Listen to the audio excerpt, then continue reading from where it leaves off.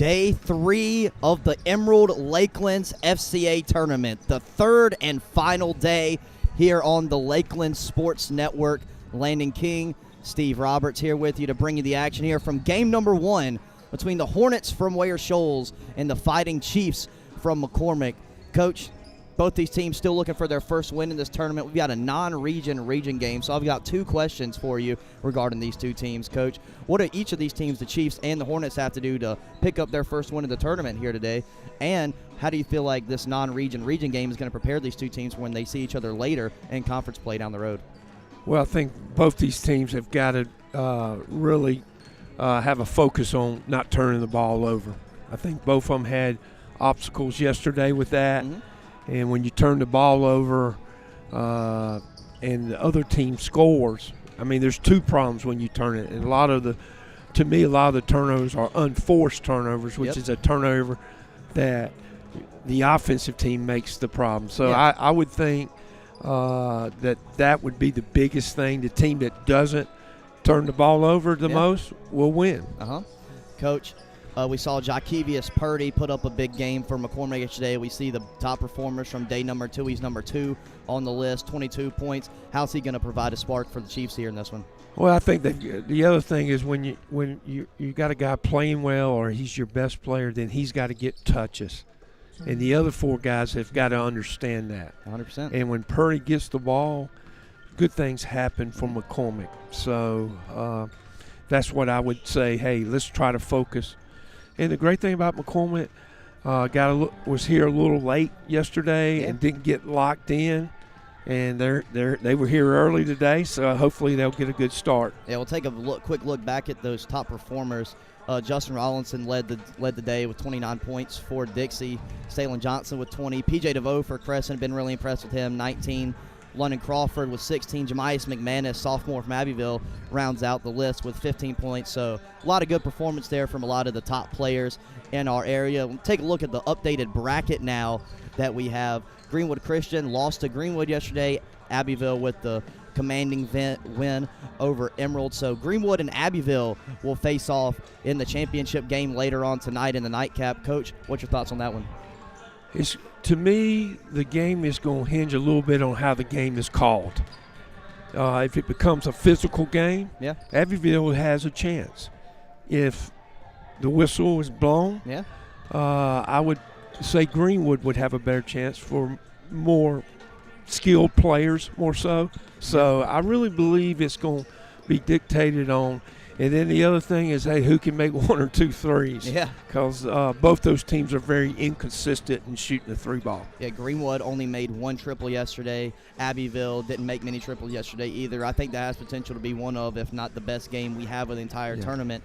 Crescent and Dixie also facing off. I think that has potential to be a really good game. Also, Greenwood Christian take on the Vikings of Emerald in the 3rd place game. So I think our slate here today is pretty good. I think all 4 of them have potential. Great matchups. Yeah.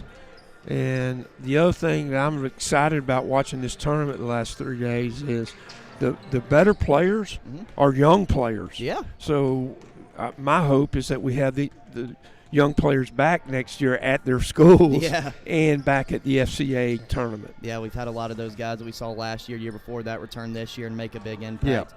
Under 3 minutes from tip-off between McCormick and Ware Shoals. We'll take a quick break here. This is the Lakeland Sports Network by Simpson Sports Media. Tip-off when we get back. Howard's on Main is the kind of place you keep coming back to.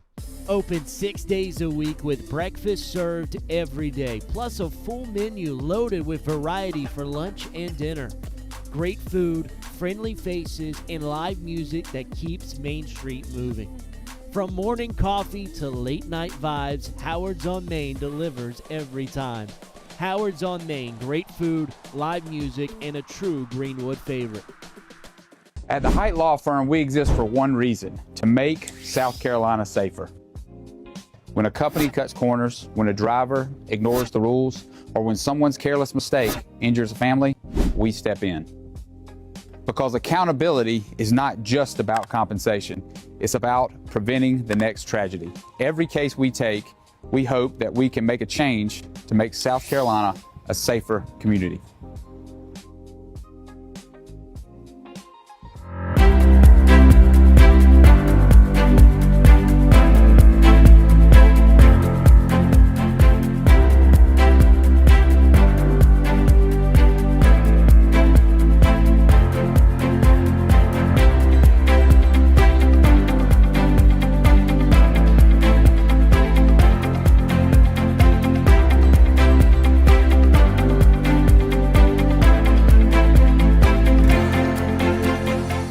Looking for a great spot to eat, watch the game, or host your next event? That's Sports Break. Great food, cold drinks, wall-to-wall TVs, and live entertainment. Want something with a view? Head to Break on the Lake, serving up steak, seafood, and cocktails on beautiful Lake Greenwood. And when it's time to celebrate, Main Event Catering has you covered. From private parties to corporate events, they make it easy and stress-free. One family, 3 great experiences. Sports Break, Break on the Lake, Main Event Catering. Looking for a home in Greenwood or thinking about selling? Work with someone who knows the community inside and out. Courtney Height Realtor is a top 5 Greenwood MLS agent with almost $20 million in sales and a reputation for guiding buyers and sellers with confidence and care. Call 864-378-4686, visit CourtneyHeightRealtor.com, and follow us on Facebook at Courtney Height Realtor, serving Greenwood, South Carolina, and beyond. When it comes to protecting what matters most, it pays to work with someone who knows Greenwood. At Frank Coyle State Farm, Frank and his team help families and businesses with auto, home, life, and more.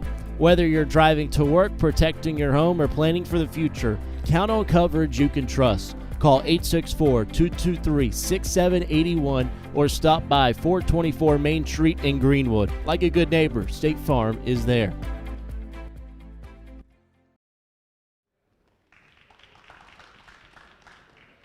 Number 42, Jaden Johnson.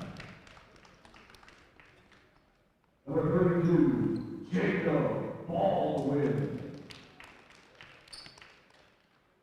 Number 13, Charles Callahan. And number 12, Tyrell Cunningham. These are your Shoals point starters. And now starting five for the McCormick Chiefs. Number 15, Amari Crawford. Number 3, Jeremiah Williams. Number 11, Amar Baylor. Number 12, Justin Middleton. And number 10, Jovius Purdy. These are your McCormick Chiefs starters. And we're ready to kick off championship day here at Abbeville High.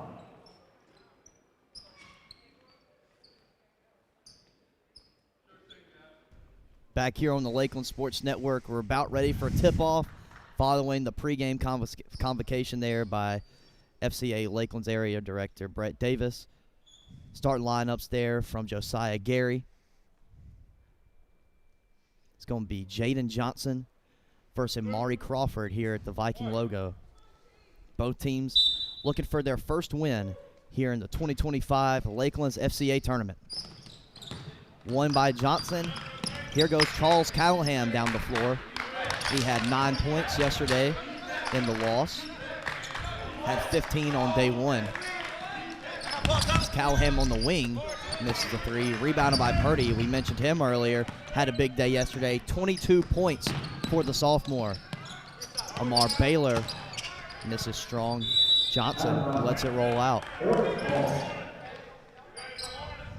Johnson, the quarterback of that very successful Ware Shoals football team that they had this past season.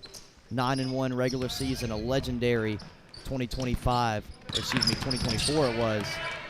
2025 for the Hornets. There goes Purdy down the floor. We've got an offensive foul. Way to get in position there by Tyrell Cunningham.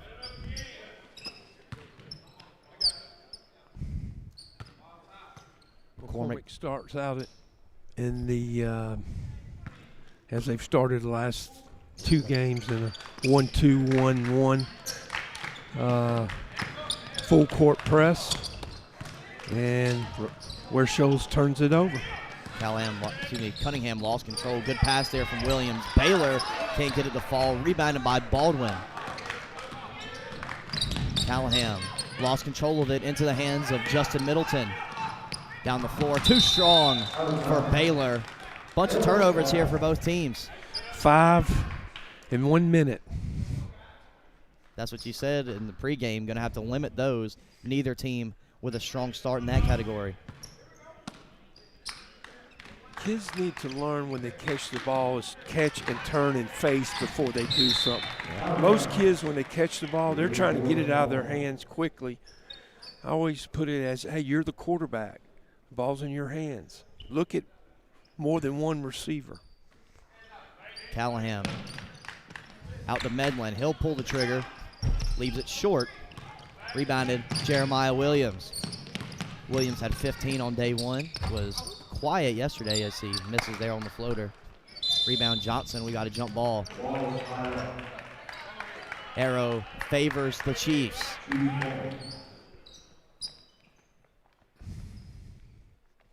McCormick have a really big region contest coming up on Saturday against the Abbeville Panthers, who we'll see later today. Looking to get things in check before they dive nose deep back into conference play.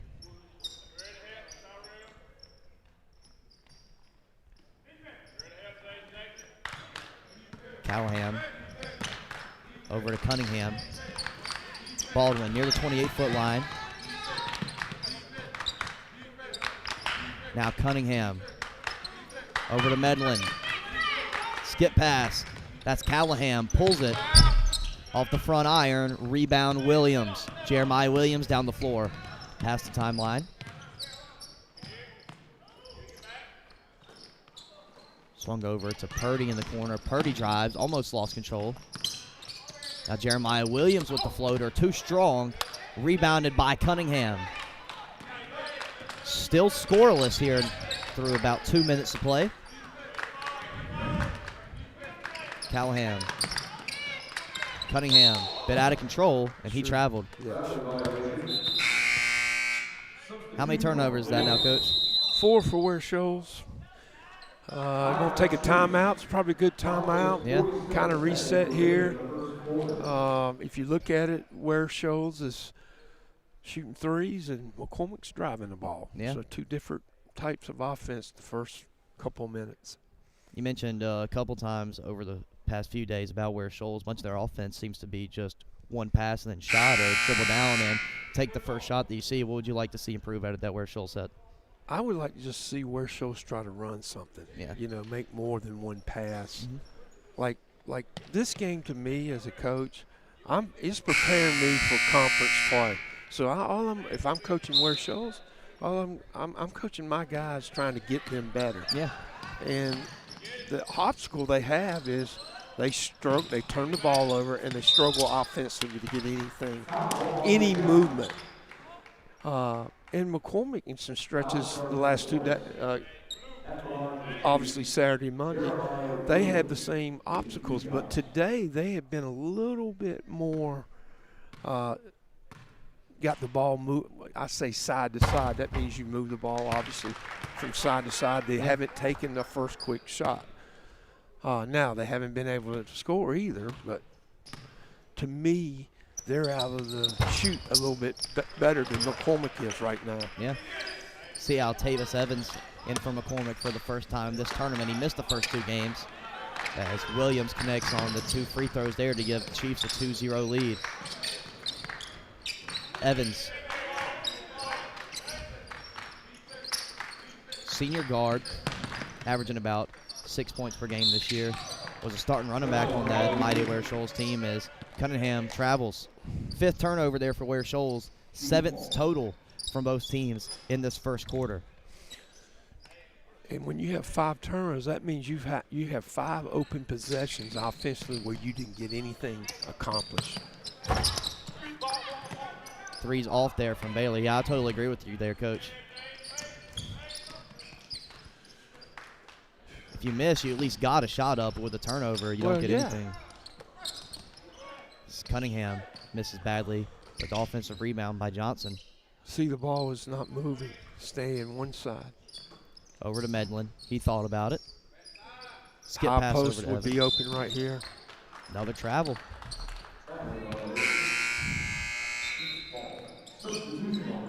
Here comes Malcolm Booker into the game for the Chiefs for the first time. You know, you can stop the traveling. You know how to do that, don't you? Yeah. Put the no dribble rule in. Now you have to move. Yeah. See, that's a small thing, but that's something we can work on today. Yeah. Now, they probably wouldn't like that, but Crawford. Now here's Purdy. nice. And Booker shot. bottoms from the free throw line. Puts McCormick up 4-0 here. Nobody in the middle. Nobody in the middle. They need to get a. There you go. Ball went side to side. Should be a layup. Callahan misses at the rim. Gets his own rebound out to Medlin. He jacks it. Bang! Brayden Medlin for three. Gets Ware Shoals on the board for the first time here in this one. Mari Crawford, 6'6", lost it. Here goes Evans down the floor. Traveled. 3:56 to play here in this first quarter. Not much scoring so far. No. Here goes Jeremiah Williams. Move the ball. McCormick Ware Shoals have stayed true to their 2-3 zone throughout the entirety of this first quarter so far. Seems to be working out pretty well for them. Right in the middle. Johnson misses. Rebounded by Purdy. He'll bring it down the floor. Purdy to the rim. Got it to go with the offhand. First bucket of the game for the sophomore. Chiefs up by 3. Almost a backcourt violation there on Johnson. Takes out to Callahan for 3. Misses. Another rebound for Purdy. His third rebound here in this first quarter. Williams. Booker was looking down low for Purdy. Medlin was all over it. Comes the second half for the Purdy twins into the game for McCormick. It's Jamias. Brennan Good into the game for the Hornets. Pass almost intercepted by Callahan. Williams able to corral it. Middleton, he's got a stroke. This is strong. Alkivas Evans fell down right there. Somehow got it to Good. Tried to feed it up to Medlin. Too strong. Out of bounds for Ware Shoals.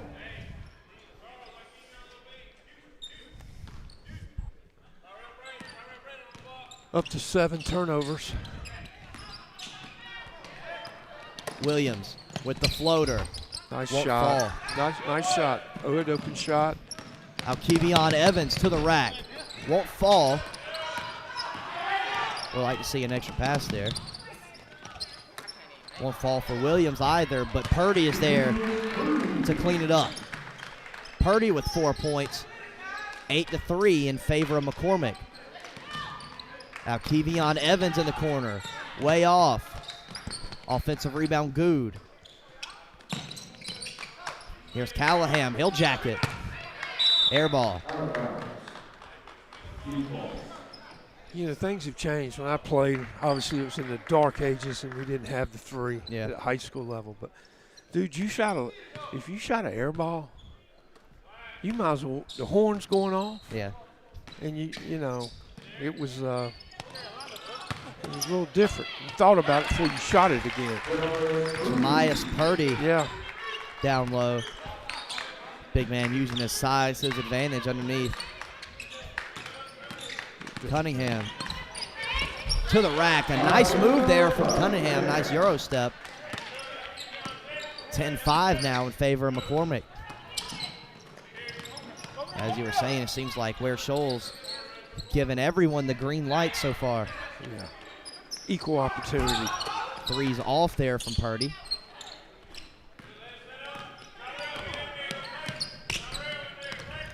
Medlin past the timeline. Cunningham That's a nice shot. Right in the teeth. gets it to roll. Right at that elbow. Cunningham with 5. Hornets cut the deficit to 3. It's 10-7 now. Booker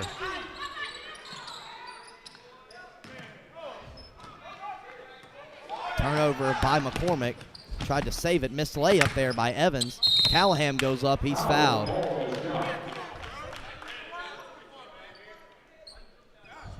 One things I'm seeing already is the energy is zapped out of these guys as far as having playing the third game in 3-4 days. Yeah. Conditioning. And away. Neither of these teams have that big of rosters either, so a lot of these guys are playing some heavy minutes. Yeah. Scott Crescent just arrived here to Emerald High School. Dixie sitting over there taking in some Hornets and Chiefs action. Yeah. Got them later on at 4:30. Decide who will take home 5th place in the Lakelands FCA tournament. His second free throw is no good. See there in the top right our schedule for this evening. We just mentioned Dixie and Crescent. Greenwood Christian will take on Emerald in the 3rd place game at 6, followed by Abbeville and Greenwood in the 2025 Lakelands FCA Tournament Championship. That'll be at 7:30. So McCormick turns it over there. 25 seconds here in this first quarter. Stolen by Purdy. Booker creates some contact, and he's fouled. That was Good who got him. Malcolm Booker heading to the line. He's got 2 points in this one. Had 6 yesterday.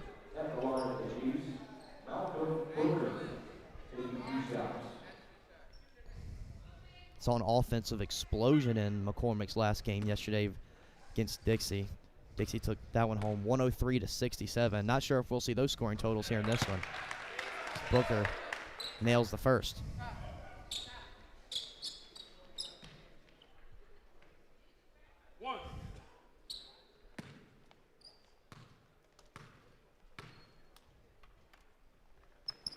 Second one's good from Booker as well. That puts McCormick back up by 4, and Booker's got 4 of his own. Callahan needs to get it in and does. 16 seconds on the clock. Time winding down for Ware Shoals to get it past half court. Almost threw it away. Here's Evans, who's able to save it. Almost tipped away again. Got 6 seconds. Medlin jacks one from deep. Misses. Offensive rebound, Evans. He'll put it up. It's good if it goes off the top of the backboard. And that concludes our first 8 minutes of play. McCormick 12, Ware Shoals 8. We'll have the second quarter back up for you here in just a few seconds on the Lakeland Sports Network by Simpson Sports Media. When it comes to protecting what matters most, it pays to work with someone who knows Greenwood. At Frank Coyle State Farm, Frank and his team help families and businesses with auto, home, life, and more. Whether you're driving to work, protecting your home, or planning for the future, count on coverage you can trust. Call 864-223-6781 or stop by 424 Main Street in Greenwood. Like a good neighbor, State Farm is there.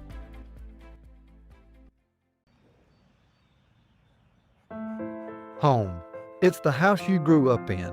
The still warm cookies in the jar at Grandma's. The warm sun on your back and the buzz of the bugs in the lake where Dad taught you to bait a hook. It's the place you put down roots, pin your hopes and dreams for the future, the connections we've made, and the adventures we've yet to take. This is home, and home is here. Back here on the Lakelands Sports Network, Chiefs and Hornets, getting ready for the second quarter of action. 12-8 lead for McCormick here.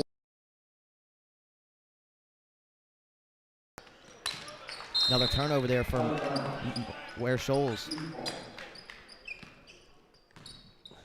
You can't you can't catch the ball one arm, one hand. Yeah. Like, that's just not happening. Catch it with 2. Even if you miss it, it knocks it down. It goes downward. Yeah. These guys for Ware Shoals, vast majority of them football guys, so I'm sure they're used to hearing that as well. Playing receiver, defensive back. Jay Watson's into the game for the first time in the tournament for Ware Shoals as well. He's a freshman, picking up some burn here in the second. Free throws off by Middleton. You know, McCormick starts 3 juniors, 2 sophomores. Yeah. To me, the future's bright down there. Very young team. Only 1 senior on the team, and he's out injured currently. Yeah. This is a great year for them to get better. Yeah. You know. We've seen some really good McCormick teams in the past. 2 years ago, they won that region championship. One of the top teams in Class 1A, led by Coach Willie Brown. One of the players on that really good McCormick team now coaching, DeQuincy Jennings down there as an assistant coach. Rebounded there by Aiden Freeman. He's into the game for the first time. Middleton traveled. A lot of travel so far in this one. Probably about the 5th or 6th, possibly even the 7th. Catch, face up, jump stop. Guys. That's Watson in the corner. Now Callahan looking to make something happen. Feeds it over to Medlin. Into Nice, Cunningham. right? Hey, that's a good shot. They've gotten 2 good shots of that. Now, they haven't made them, but they've gotten 2 shots at the elbow. That's exactly the shot you want right there. Live with them. That's exactly the shot you want right there. Yeah. Williams. Callahan bringing some pressure. Over to Freeman. Johnson got a hand on it. Here goes Jaden Johnson down the floor. Watson in the corner. He traveled. Another one. Now, as we started the second half, McCormick just started turning the ball over. Yeah. They have 3 right now. So, again. Had 3 that entire first quarter. No question. Yes. Now they got 3 in the first, 92nd to the second. Booker over on the wing. Feeds it to Crawford. Nice. Again. Purdy. Elbow in the post. Nice. Drawn up beautifully there by the Chiefs. And McCormick, Ware Shoals throw it away. I'd like to see Crawford to get more touches for McCormick as well. Seem to be pretty successful whenever they play through him in the high post. Get a full timeout here from Ware Shoals, so we'll take the break with them. 14-8 is the McCormick lead. 6:08 remain in the first half. This is the Lakeland Sports Network.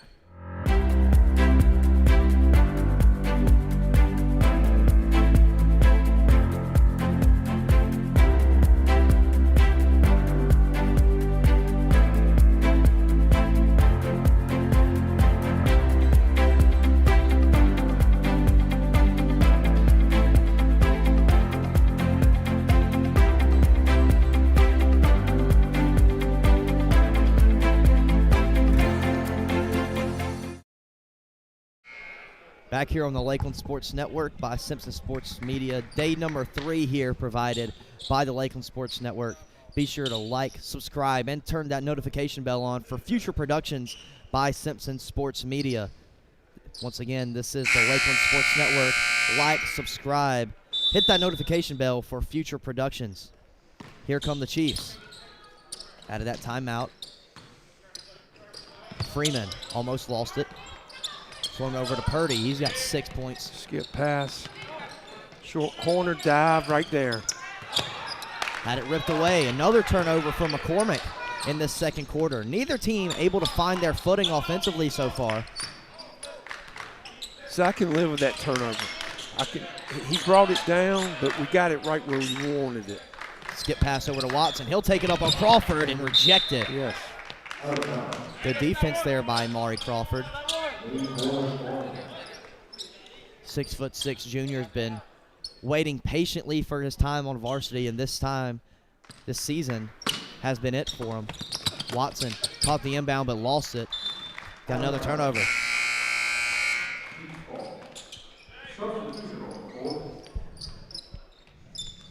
Altavis Evans back into the game for Ware Shoals. Here comes Jeremiah Williams down the floor. Booker, skip pass over to Aiden Freeman. Freeman, no good. Battle for the rebounds won by Jacob Baldwin. Braden Medlin. Over to Callahan.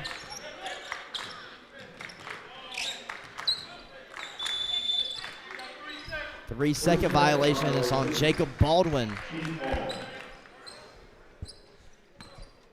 Of course, after each game this evening, we'll have members of the all-tournament team selected. Coach, who's your pick from each one of these teams to be selected all-tournament team? Let me think about it. I'm not sure yet. We got a lot of basketball to still play here.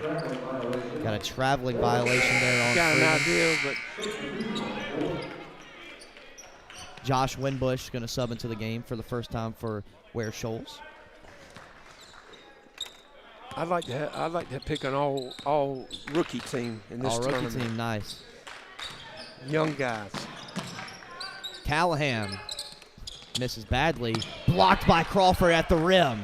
Amari Crawford being a paint protector so far. And he traveled. That miss makes Ware Shoals 1 for 11 from beyond the arc. Not sure if that's the shot you want if you're Coach Bryant. Well, look at the positive side. They've only took one in this quarter. Yeah. So playing a lot more slowing inside. down a little bit. They're Yeah. getting the ball in the elbow. Like the elbow right now is wide open. There you go. Again, Winbush off the I'm gonna glass. leave that. What is- Hornets seem a lot more composed this quarter Yes, than they in the have. first. Yep. Almost a travel there. Aiden Freeman tried to answer. Rebound by Evans. Here goes Tay. Tyrell Cunningham. You bet. Cunningham knocks down the triple. He's got 8 points. And the Hornets now only trail by 1. Freeman trying to feed it down to Purdy. Got it. Purdy, wild shot off the front iron. Williams back up. He gets it to go. Jeremiah Williams down there with the big boys. 16-13 now. Evans drives. Scoop layup. No good. Here comes Purdy down the floor. Jakevius Purdy feeds it to Williams. Now Booker lets it fly. Won't fall. Offensive rebound, Crawford. Excuse me, that's Purdy. And he gets it to go. Jakevius Purdy with 8 points of his own. Him and Tyrell Cunningham battling for the leading scorer in this one. Back up to a 5-point lead now for the Chiefs. Callahan puts it up. Won't fall. Still looking for his first bucket in this one. Rebounded by Crawford. Big man bringing it down the floor. Poked away there by Callahan. Malcolm Booker drives. Leaves it short. Freeman gets it. Now here goes Jeremiah Williams. Good pass underneath the Booker. Can't finish it. Here come the Hornets. 2:36 to play in this first half. Some momentum would be great for Ware Shoals heading into the second half. Medlin traveled. Made the floater afterwards. He doesn't like it. Substitution on the court.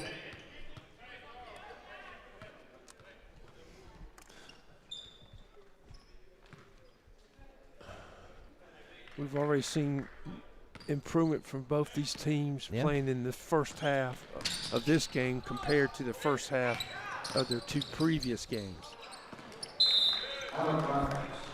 Announcer's jinx. Another turnover there for McCormick.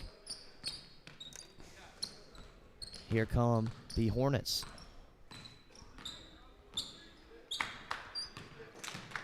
Fired over to Callahan. Callahan pulls it off the front rim. Rebound by Winbush. He was fouled.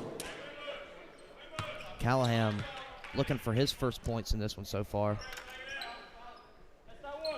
As I talked about Callahan last night, like he's got to be able to do more than just catch it and attempt threes. Like he's too athletic, too skilled not to be able to get some offensive production some other way. Offensive foul there on Jeremiah Williams. Way to get in position there by Tyrell Cunningham. Way to hustle back there by the senior.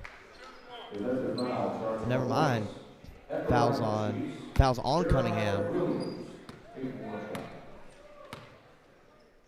Which is unusual in this term because everything's been a charge. Yeah, and the signal was initially charged there. Free throw's off.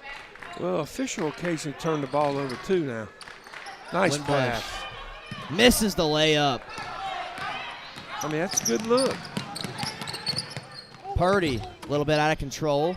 Rebounded by Cunningham. 90 seconds to go. Callahan go. to the See? rim. That's what That was nice. That's what I'm saying right there. That was nice. Split Just the two defenders. good play. He's got to do that some.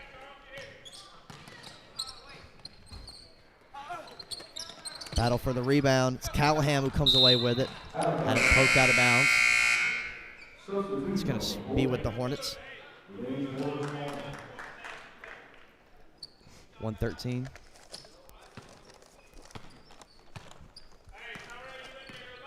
Altavis Evans down the floor.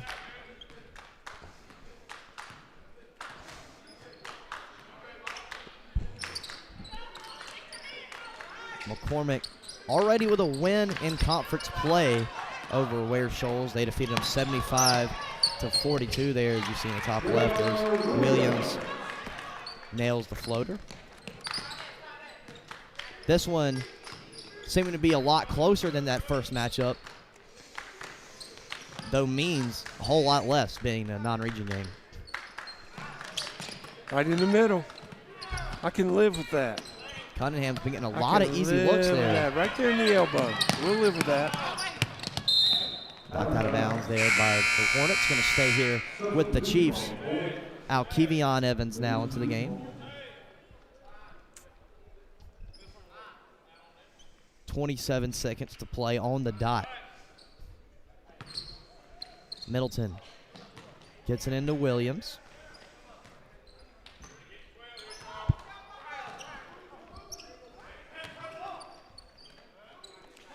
I want to take the last shot here. Yep, Not want to turn it over. Right there. Good shot attempt there Oh, from man, Williams, beautiful, and he beautiful nails it. shot. Jeremiah Williams with 8 points in this first half. McCormick starting to string together some good possessions now. Callahan left that one short at the buzzer. Leaves Ware Shoals with a 9-point deficit as both teams head to the locker room to talk things over. 24-15 is your halftime score. We'll be back here in just a few minutes for some stats, recap, and analysis on the Lakeland Sports Network. Howard's on Main is the kind of place you keep coming back to. Open 6 days a week with breakfast served every day, plus a full menu loaded with variety for lunch and dinner. Great food, friendly faces, and live music that keeps Main Street moving. From morning coffee to late night vibes, Howard's on Main delivers every time. Howard's on Main, great food, live music, and a true Greenwood favorite. When it comes to protecting what matters most, it pays to work with someone who knows Greenwood. At Frank Coyle State Farm, Frank and his team help families and businesses with auto, home, life, and more. Whether you're driving to work, protecting your home, or planning for the future, count on coverage you can trust. Call 864-223-6781 or stop by 424 Main Street in Greenwood. Like a good neighbor, State Farm is there.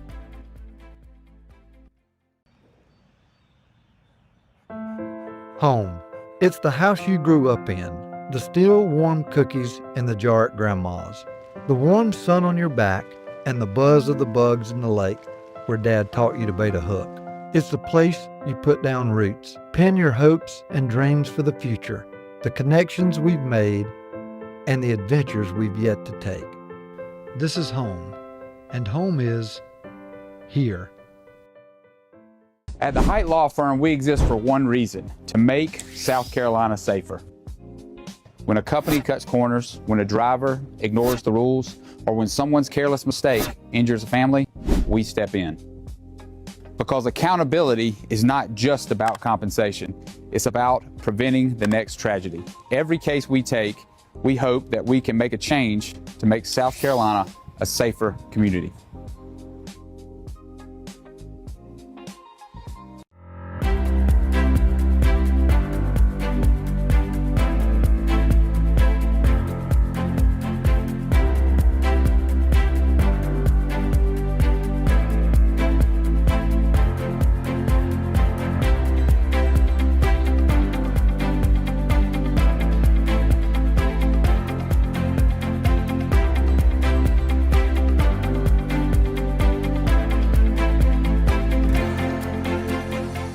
Looking for a great spot to eat, watch the game, or host your next event? That's Sports Break. Great food, cold drinks, wall-to-wall TVs, and live entertainment.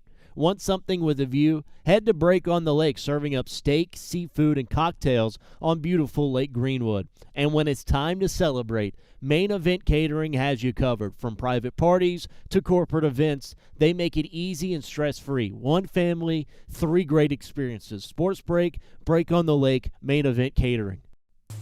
Howard's on Main is the kind of place you keep coming back to. Open 6 days a week with breakfast served every day, plus a full menu loaded with variety for lunch and dinner. Great food, friendly faces, and live music that keeps Main Street moving. From morning coffee to late night vibes, Howard's on Main delivers every time. Howard's on Main, great food, live music, and a true Greenwood favorite. Looking for a home in Greenwood or thinking about selling? Work with someone who knows the community inside and out. Courtney Height Realtor is a top 5 Greenwood MLS agent with almost $20 million in sales and a reputation for guiding buyers and sellers with confidence and care. Call 864-378-4686, visit CourtneyHeightRealtor.com, and follow us on Facebook at Courtney Height Realtor, serving Greenwood, South Carolina, and beyond.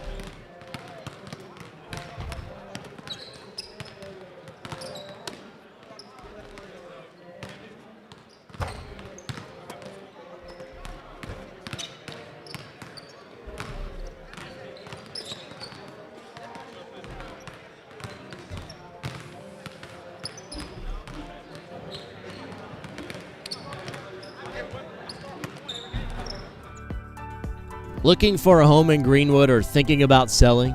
Work with someone who knows the community inside and out. Courtney Height Realtor is a top 5 Greenwood MLS agent with almost $20 million in sales and a reputation for guiding buyers and sellers with confidence and care. Call 864-378-4686, visit CourtneyHeightRealtor.com, and follow us on Facebook at Courtney Height Realtor, serving Greenwood, South Carolina, and beyond. When it comes to protecting what matters most, it pays to work with someone who knows Greenwood. At Frank Coyle State Farm, Frank and his team help families and businesses with auto, home, life, and more. Whether you're driving to work, protecting your home, or planning for the future, count on coverage you can trust. Call 864-223-6781 or stop by 424 Main Street in Greenwood. Like a good neighbor, State Farm is there.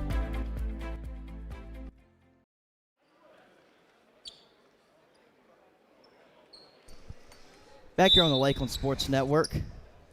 Second half ready to get underway here between Chiefs and the Hornets. McCormick with a 24-15 lead. They step back court there, trying to save it from another turnover, but got one anyway.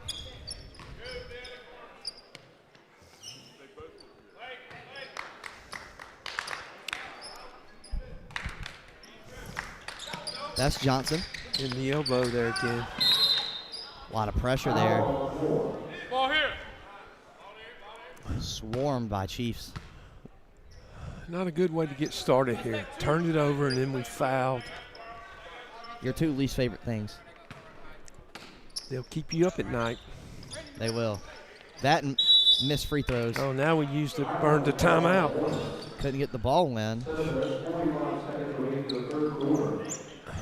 30-second timeout will stay here. Coach, we talked a little bit about it during halftime off the air. You have your all-tournament picks now for both teams? Well, we're working on it. Yeah. We're working on it. I think I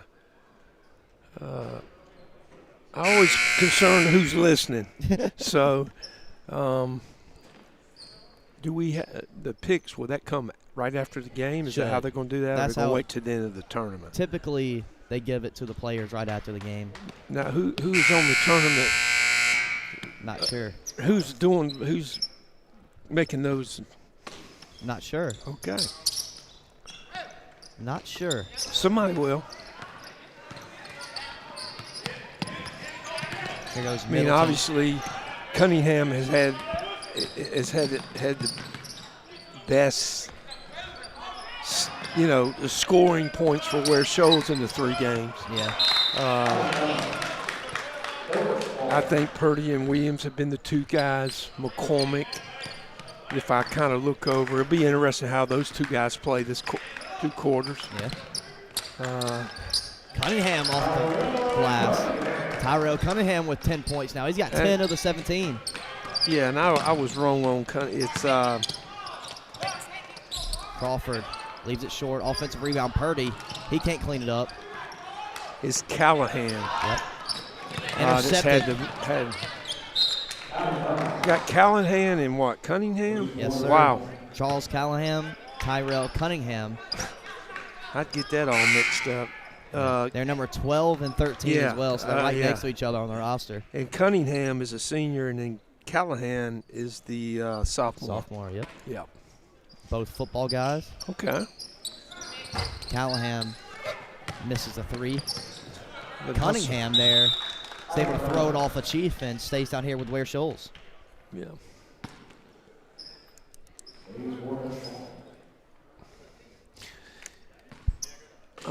I might go with the all-tournament player from Ware Shoals, the Ware Shoals football team this year.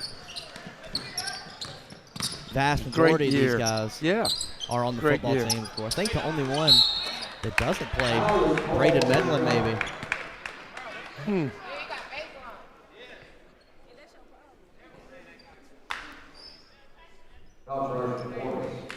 Jemias Purdy, the twin of Jakevius. Yeah. Those sophomores getting some burn here for the Chiefs. Yeah. I'm telling you, they got some pieces of the puzzle down there. Yeah. If someone will, work with them. From what I hear, they also have some pretty exciting pieces down on their JV squad. Really? Bunch of freshman and eighth graders down there. As Purdy's heading back to the line after the free throw miss. Can try to salvage. Well, I know this in the 80s and 90s. When I came and played at Lander, McCormick was powerhouse down here. Yeah. I actually played with a guy named Clayton Dorn that played down there. Kid down there named Jeff Wickerson. I've had some good players. Yeah. And I'll tell you what, it's a great atmosphere. It is. When you go down there. That gym Yeah. is electric. Someone said one time there's Duke and then there's McCormick. Yes. I mean, really, you're right on the, dude. Chieftain Hill is You a better go different breed. early and get there in time for the JV game. You're Absolutely, not getting or in. you're not getting in. Yeah, absolutely. Same way for Abbeville as well. You Oh, got to yeah. get there early or you ain't getting in. Yeah, or know the football coach. And that's what I know. Cunningham, not on the roll. Rebounded by Johnson. Wild miss.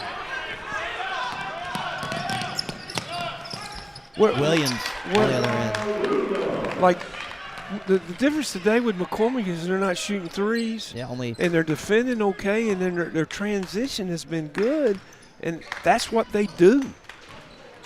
McCormick have only attempted, 3 threes today? Yeah. Medlin, nothing but nylon on that triple. He's been looking for that one all day. He's got 2. 29-20 lead. Baylor. Nice got pass. Wide open, Jemias Purdy gets it to go Very underneath. good pass, young man.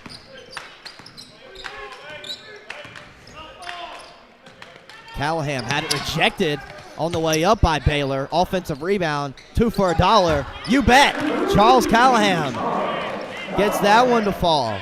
Back-to-back threes on back-to-back possessions there for Ware Shoals. Middleton.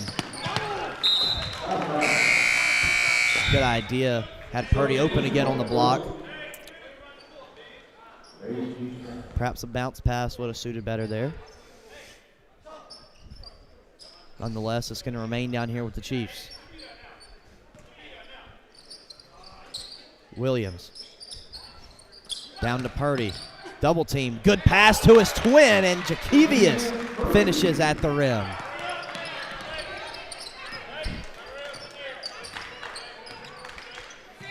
Medlin thought about it. Skip pass. Now swung back over to Medlin. He lets it fly again. Another triple for the Hornets. That's 3 threes in a row for the Purple Hornets. And they're staying in this one, down by 7. Both teams going back and forth. We've got a foul. Score at half was what, +7? Yeah. Okay. Still +7, right? If my math is correct. Your math is mathing. I always hired a assistant coach that could count, because I always want to know the spread. Yeah. Like, are we +1? What have we done? Yeah. If he couldn't count, probably wouldn't make my staff. Got to be good with the maths. That's to right. Be on the staff of Coach Steve Roberts. Callahan. Stolen away. We got a foul on the floor. I think this is going to go on Cunningham. One thing that, especially in this game, that, sat down and talked to both teams, would be pass faking. Fake a pass before you make a pass. Most kids just catch it, and if you watch them, they'll turn their eyes to where they're passing. Yeah. It's one of the first things my high school coach taught me, is always watch their eyes. Gives away the pass. Got another travel here. Evans lost control. And when you got football guys, you can explain it by, hey, the quarterback's always going to lock himself into a receiver at the high school level. Now, at college, Same thing. You're looking at his eyes. Tell you what, it's been a pretty good third quarter for both these teams. They've settled down. Yeah. And actually, McCormick is probably turning it over a little bit more than Calhoun Falls right now.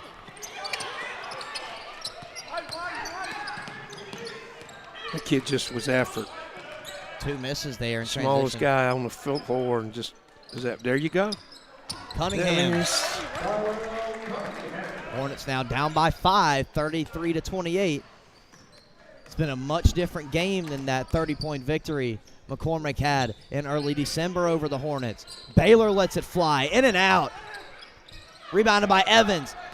He's got Watson up in transition. Watson won't fall, tapped out of bounds, was last touched by Altavis Evans, and it's going to be McCormick ball.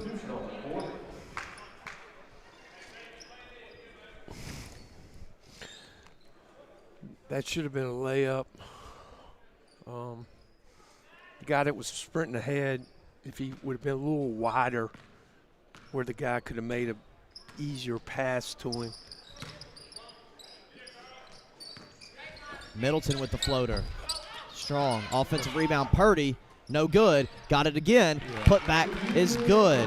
Jakevius Purdy would not take no for an answer. Callahan jacks it off the back rim. Rebounded Crawford. Crawford bring it down the floor. Tried to feed it to Middleton. Intercepted by the Hornets. It's Cunningham. He's used to getting a lot of those.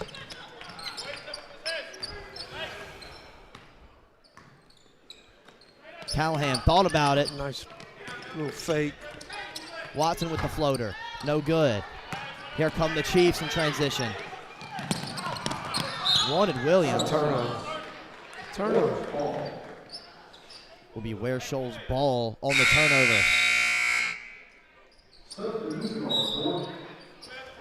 Got a 30-second timeout from McCormick. They have a 7-point lead, 35-28. 2 minutes to play in this third quarter. Coach, what do you think Ware Shoals got to keep doing to crawl back in this one? Well, the first thing I would do if you're my assistant, I'd say, how many we up? Yeah. And then I'd say, well, how many were you up at half? +7, coach. So we're up same. Yeah. Now, what was the question you asked me? What does Ware Shoals got to do to get back in I this think one? they're playing pretty well right now because now they still have some issues with their their shot selection 3-point, but they've made a lot of good plays in the lane. Yeah. They're playing as good as they played all week. All tournament, yeah, 100%. Yeah. That's the best they've looked. Without a doubt. And the tempo has started to favor Ware Shoals a little bit since the half. So they've definitely got some talent on that squad. Here comes Callahan. Over to Watson.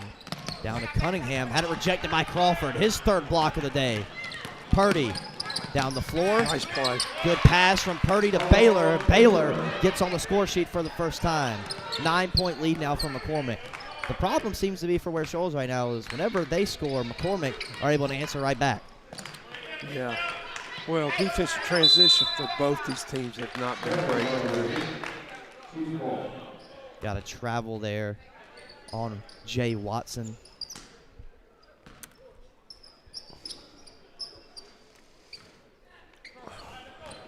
I mean, they've got to finish this quarter strong, Ware Shoals.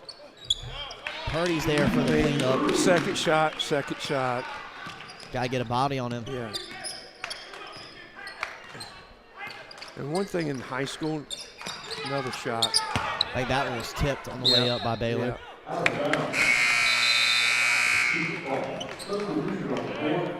Jaden Johnson subbed back into the game.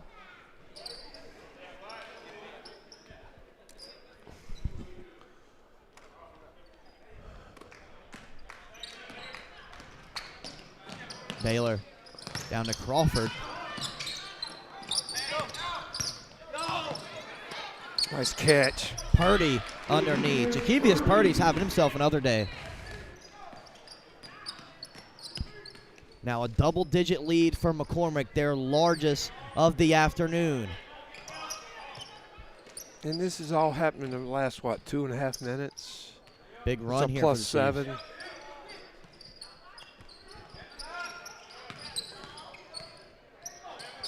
Cunningham. Here goes Evans. Floater. Misses. Got his own rebound. Lost it. That's Amari Crawford with the steal. Crawford pushing it down. Kicks it to the corner. Amar Baylor wide open. Short. Rebound Callahan. 15 seconds to play in the quarter. Callahan will walk it down.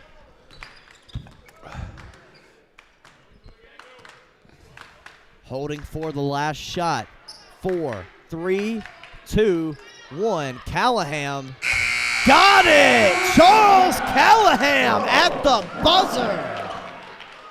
That's a way to give yourself some momentum heading into the fourth quarter, where Shoals with a 10-point deficit to McCormick. 41-31, fourth quarter action here on the Lakeland Sports Network. Coming up.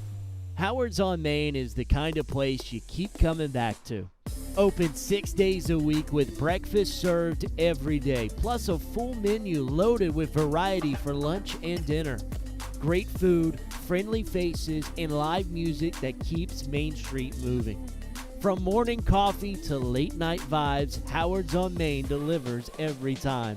Howard's on Main, great food, live music, and a true Greenwood favorite. At the Height Law Firm, we exist for one reason: to make South Carolina safer. When a company cuts corners, when a driver ignores the rules, or when someone's careless mistake injures a family, we step in. Because accountability is not just about compensation, it's about preventing the next tragedy. Every case we take, we hope that we can make a change to make South Carolina a safer community.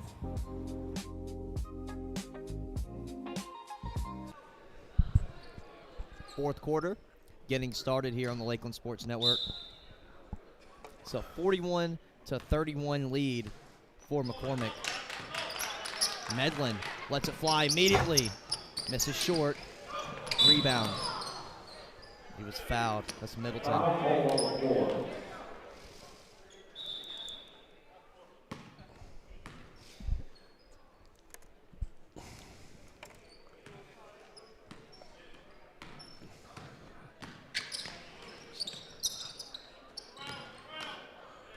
Middleton on the wing. Chiefs swinging it around. Try to get it down to Purdy. No good.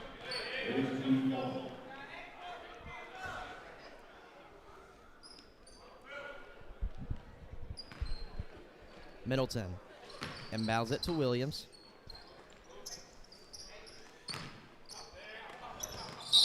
Travel. Yep. Knew I heard that whistle. Well, no one hurt except you and him, King.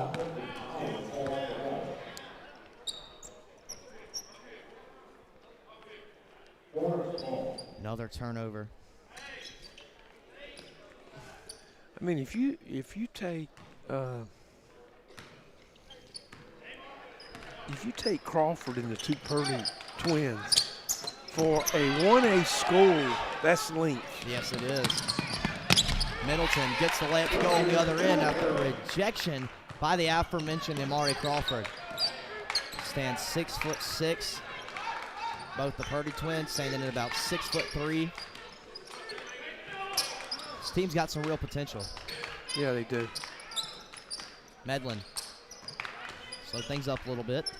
I need to take my old station wagon down there with some basketballs and do a little skill work with those guys, because I'm telling you, and they got Williams on the perimeter. There's Williams with the left-handed finish. He's had himself a good night. He's got 14 points here in this final game for the Chiefs of the FCA tournament. Callahan, that's a good look. No good.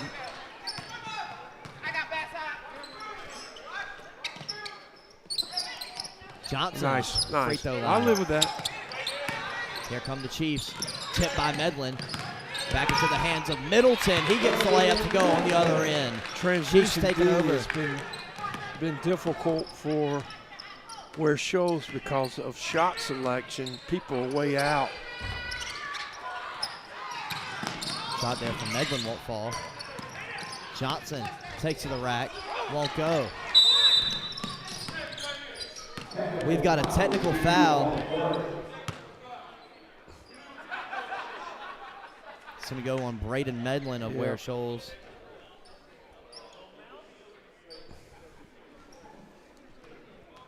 Things getting a bit chippy. 6-0 run to start the fourth for the Chiefs.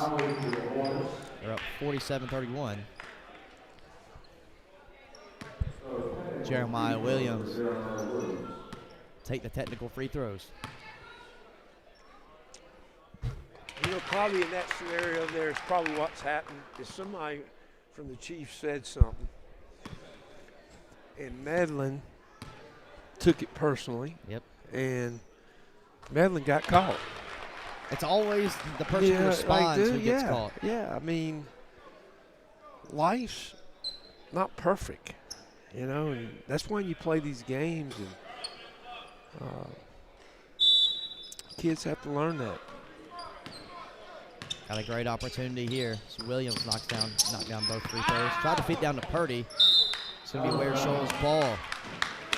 Hornets on the 8-0 run here in this fourth quarter. Excuse me, Chiefs on an 8-0 run. Hornets still scoreless in this fourth after Charles Callahan nailed a deep three to end the third quarter. That's who has it right now is Callahan. He gives it over to Evans. Right in the teeth. Good. Pitch out. Evans. No good. Here goes transition.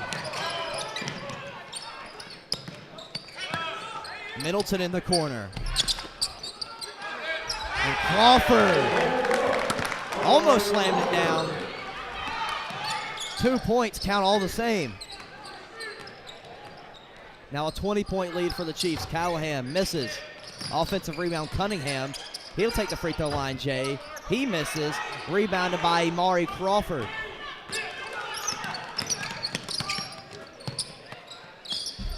No good there from Middleton. Rebounded, goes to Johnson. Full timeout from Ware Shoals. They trail 51-31, have 4 minutes, 40 seconds to crawl back into this one. They trail by 20. The Lakeland Sports Network will be right back here with you by Simpson Sports Media.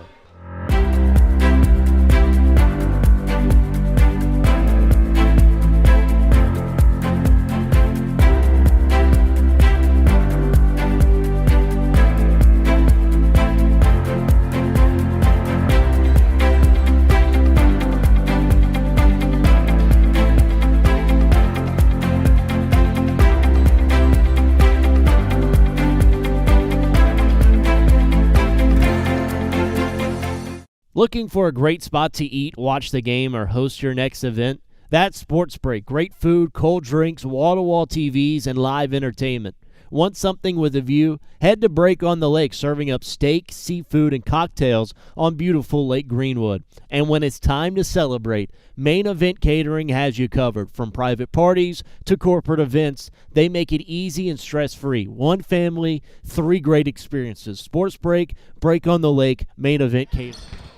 Out of the timeout, it's Ware Shoals' ball here on the Lakeland Sports Network, and they turn it over immediately. Middleton, no foul. I think he wanted it. Chiefs have upped their run to 10-0 now. It's lasted the entire fourth quarter, about 4.5 minutes.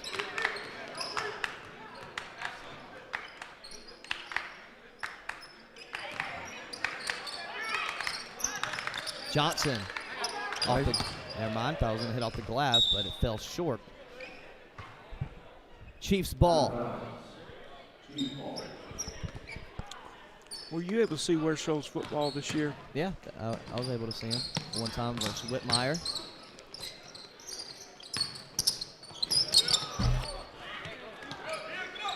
Rebound there by Cunningham.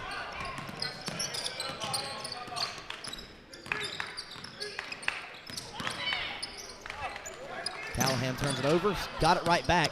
Johnson with the lay, won't fall. Here goes Justin Middleton down the floor. Middleton over to Purdy, floater, leaves it short, offensive rebound, Crawford. Won't go, try to clean up again, and again, and again, and again. Imari Crawford finally gets it to go. 6'6". Evans, scoop layup. First points of the quarter for the Hornets. Kills the scoring drought. Purdy with the J from the elbow. Can't get it. Last touched by a Chief. It's going the Hornets' way.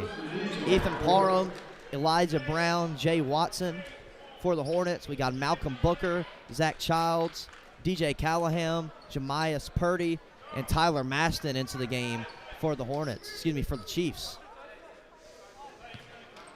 Big substitutions for both squads here.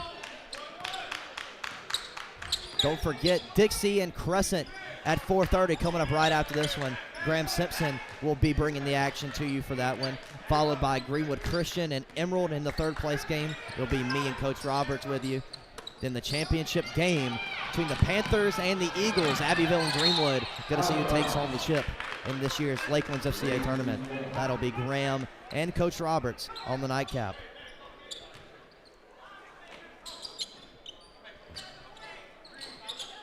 Maston lets one fly. Long rebound. Out of bounds, was last touched by Zach Childs of McCormick.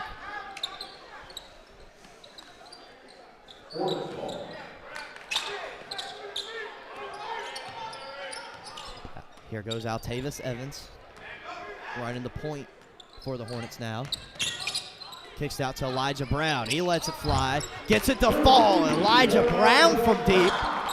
Ware Shoals with their 7th triple of the game, I believe.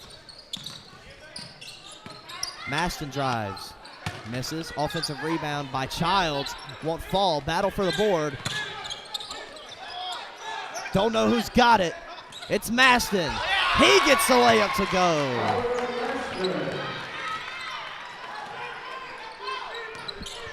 Here come the Hornets back the other way. Evans tried to get it to Brown near the elbow, but was thrown out of bounds. Chiefs ball. Jacob Baldwin, Josh Winbush into the game for Ware Shoals.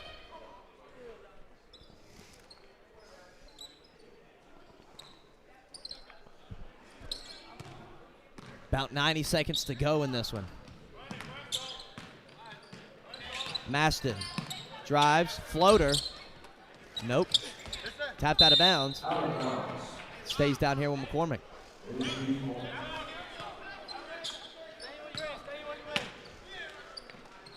Maston. Over to Booker. Booker tried to get it down the Purdy, but he wasn't able to corral it. Jay Watson in transition. Layup no good. Ethan Parham with the offensive board. Down to Winbush. Winbush got fouled.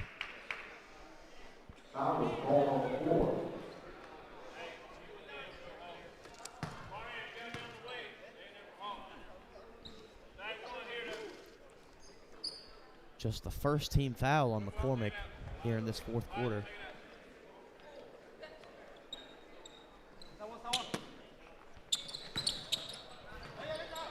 Baldwin saves it. In the hands of Winbush. Winbush. Skip pass over to Watson on the wing. Watson. Tapped by Callahan. Stolen away by Childs. Here come the Chiefs. Booker drives. Layup, no good. It's going the Hornets' way. 33 seconds to play in this one.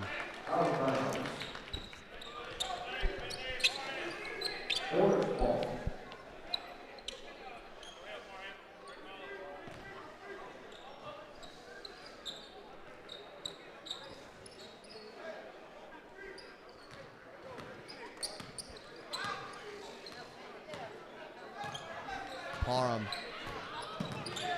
Unside double team. Feeds it over to Watson. Watson had it tipped. Booker now in transition. Layup's good for Booker. 21-point lead now for the Chiefs. Hornets may try to get one last bucket here.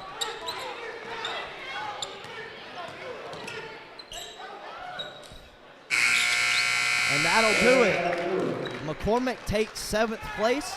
57-36 is the final score. They improved to 4-3. Hornets dropped to 2-7. We'll hear from leader of the Chiefs, head coach Willie Brown, here in just a few moments on the Lakeland Sports Network by Simpson Sports Media. Home.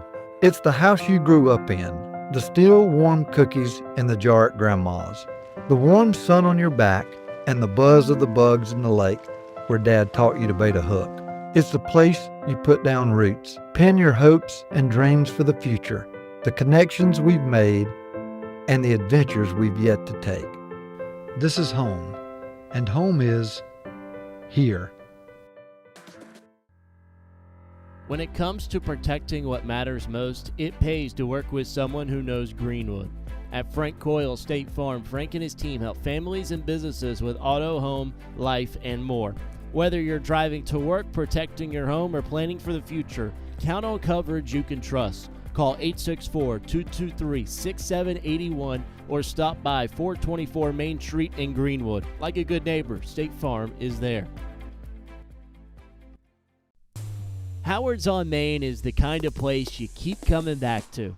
Open 6 days a week with breakfast served every day, plus a full menu loaded with variety for lunch and dinner. Great food, friendly faces, and live music that keeps Main Street moving. From morning coffee to late night vibes, Howard's on Main delivers every time. Howard's on Main, great food, live music, and a true Greenwood favorite. At the Height Law Firm, we exist for one reason: to make South Carolina safer. When a company cuts corners, when a driver ignores the rules, or when someone's careless mistake injures a family, we step in. Because accountability is not just about compensation. It's about preventing the next tragedy. Every case we take, we hope that we can make a change to make South Carolina a safer community.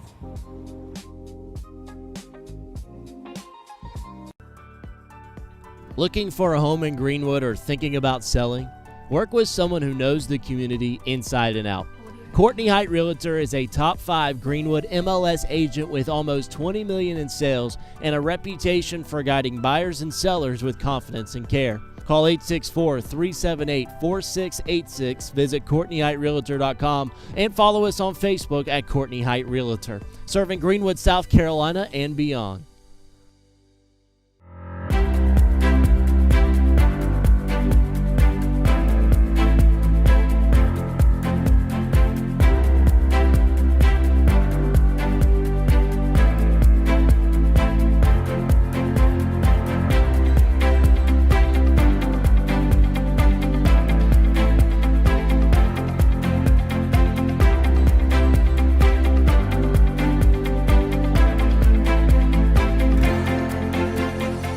Looking for a great spot to eat, watch the game, or host your next event? That's Sports Break. Great food, cold drinks, wall-to-wall TVs, and live entertainment.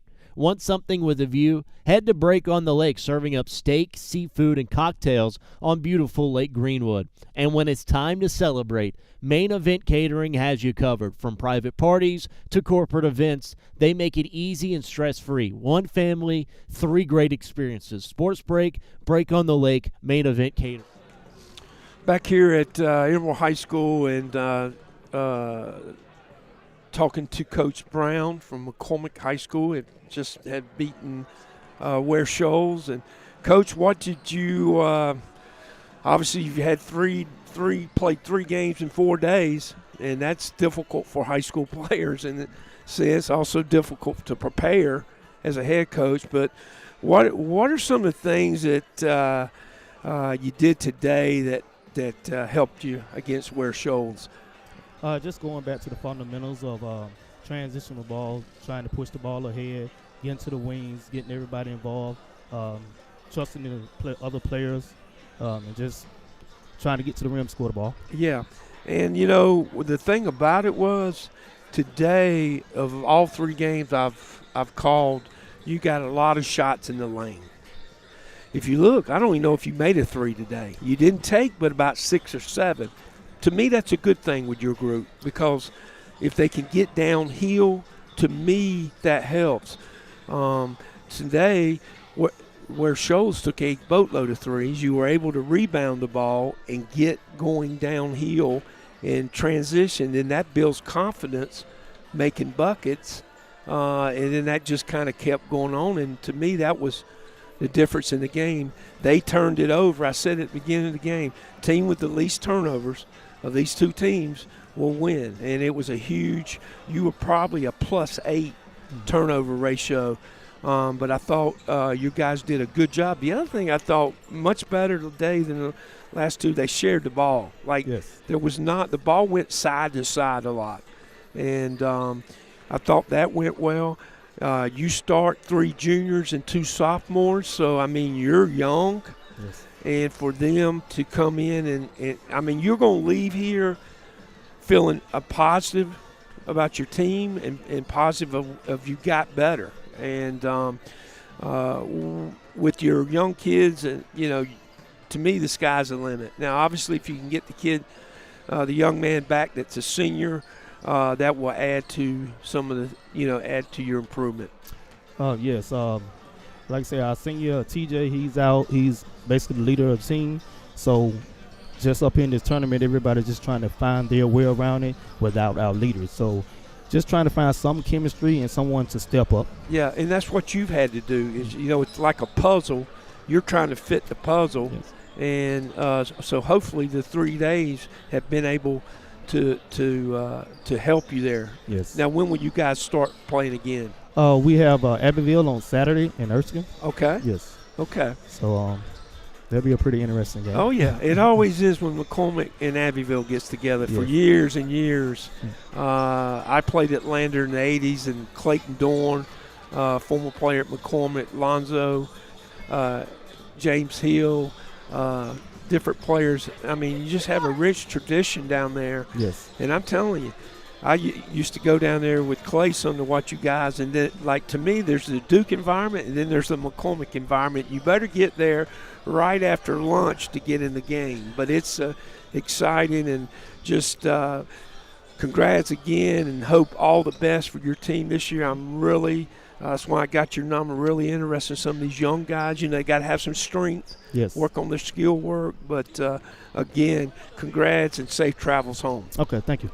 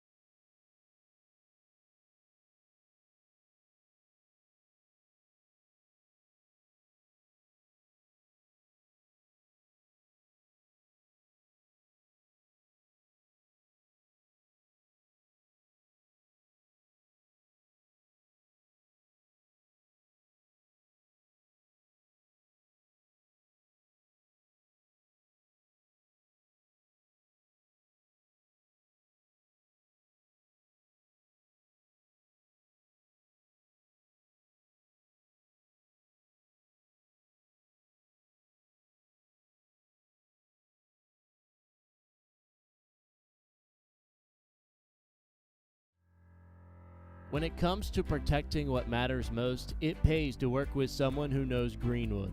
At Frank Coyle State Farm, Frank and his team help families and businesses with auto, home, life, and more. Whether you're driving to work, protecting your home, or planning for the future, count on coverage you can trust. Call 864-223-6781 or stop by 424 Main Street in Greenwood. Like a good neighbor, State Farm is there.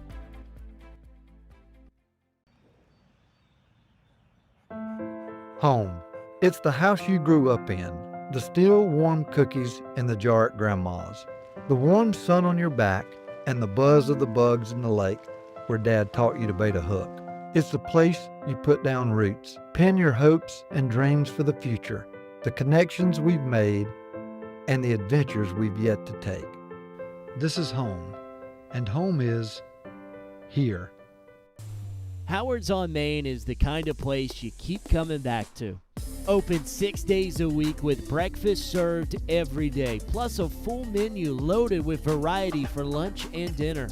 Great food, friendly faces, and live music that keeps Main Street moving. From morning coffee to late night vibes, Howard's on Main delivers every time. Howard's on Main, great food, live music, and a true Greenwood favorite. At the Height Law Firm, we exist for one reason: to make South Carolina safer. When a company cuts corners, when a driver ignores the rules, or when someone's careless mistake injures a family, we step in.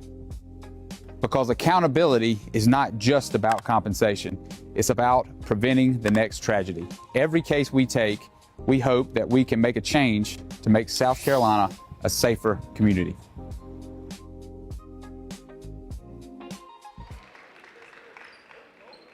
Number 3, Max Locke.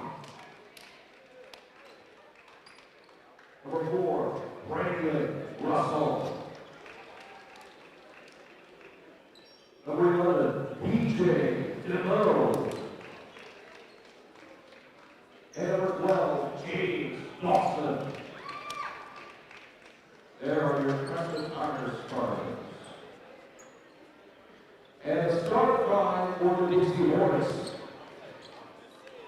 Number 3, Justin Robinson. Number 5, Bill Carter. Number 21, Brandon Nix. Number 2, Stalen Johnson. And number 20, Blake Bruton. There are the Dixie starters.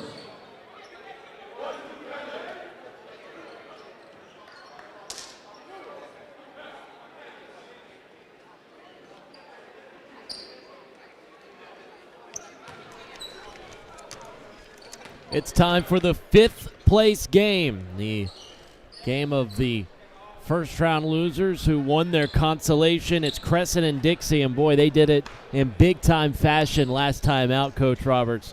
Big wins for both of these teams for yesterday. Absolutely.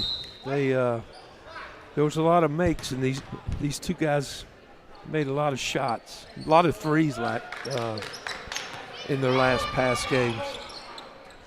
Tip is one for the Dixie Hornets, coming off a big-time win over McCormick yesterday. They shot a ton of threes. Justin Rollinson had 29 points, the top all performers in day 2 of the tourney. Carter can shoot it. Misses on his first try and gets it right back.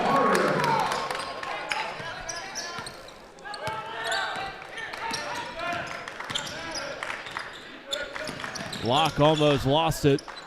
3 on the way, and a little strong from DeVoe. Dixie with the ball in the lead.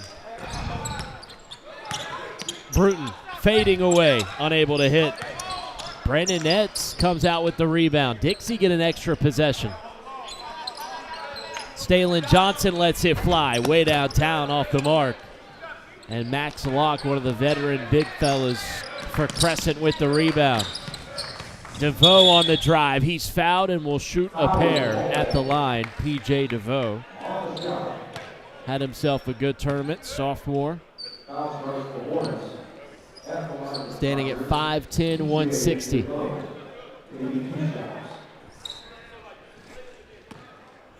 This game is there's a lot of young players playing and being productive. 19 points yesterday for P.J. DeVoe. And DeVoe's one of those kids.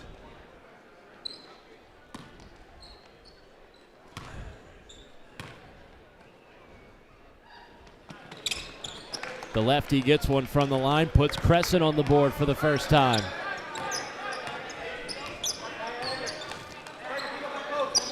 See if Dixie can bring that hot shooting that they had yesterday onto today's contest. They're already 0 for 2 from 3. Will Carter with the only bucket for the Green Hornets. Bruton, he's 0 for 1 from the floor. Puts it on the drive. Over 2 black jerseys, rattles out. Locke with the board. Owen Woods played such a smart game yesterday. Had a big-time win over the Ware Shoals Hornets. Now against a different 1A Region 1 opponent.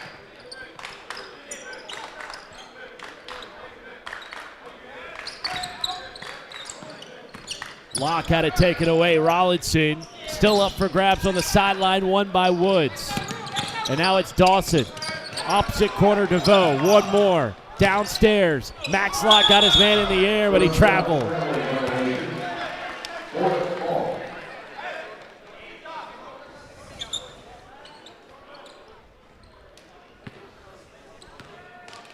Coach, this Crescent team yet to play a region contest, so this tournament's crucial for them right before the turn of the year. Yeah, and they played quite a few games. Rollinson almost had it. Well, he was cooking yesterday, almost had a 30 ball. And a turnover on Owen Woods, uncharacteristic from the Tiger point guard. Woods now a junior.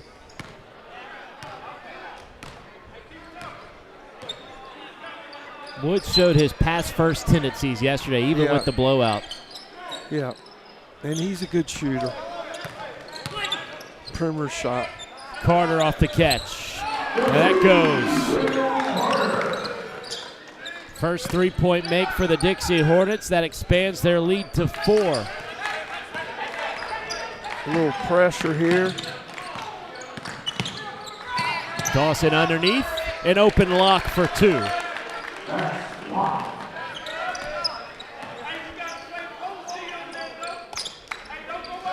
One thing about Max Locke, he's got good hands. I've yet to see him fumble anything. Bruton just left of the lane. Tries to find Carter. He just made a 3-ball. He caught fire from deep against Greenwood. Rollinson to Nance in the corner. Unable to hit. Rollinson again on the follow. That won't go. And out of play, it'll be Crescent ball.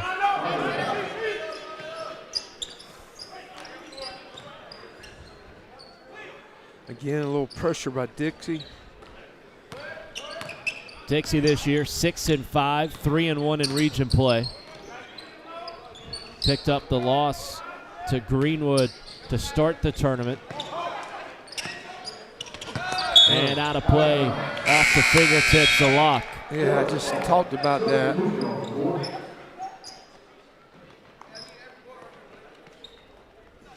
Locke was on a post-up, and as the ball came to him, didn't hold his position and didn't try to catch it with one hand. Crescent is in kind of a 1-2, 3-2 matchup. They're covering guys that come to their spots. Turnover there by Dixie. Turnover again. Here's Rollinson, attacks the lane, floats it up, and he cannot get the roll to fall down. Rollinson, who was making everything yesterday, still trying to find his stroke. Owen Woods probes and kicks. Cross court to Dawson. Bruton did a good job keeping it alive. Stalin Johnson with it now. Runs into two defenders. And a foul called on Crescent.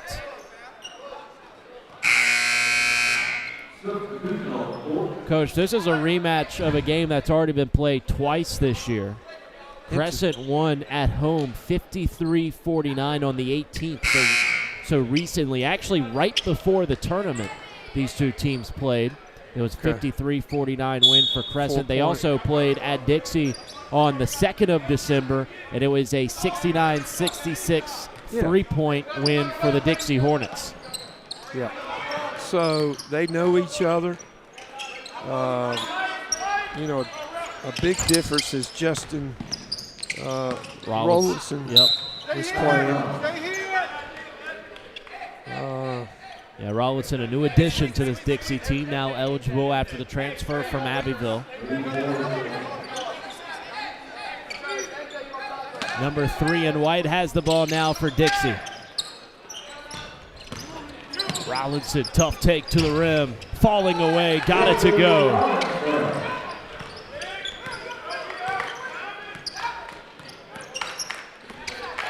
They're in a 1-3-1 here. Dixie. Scott traveled.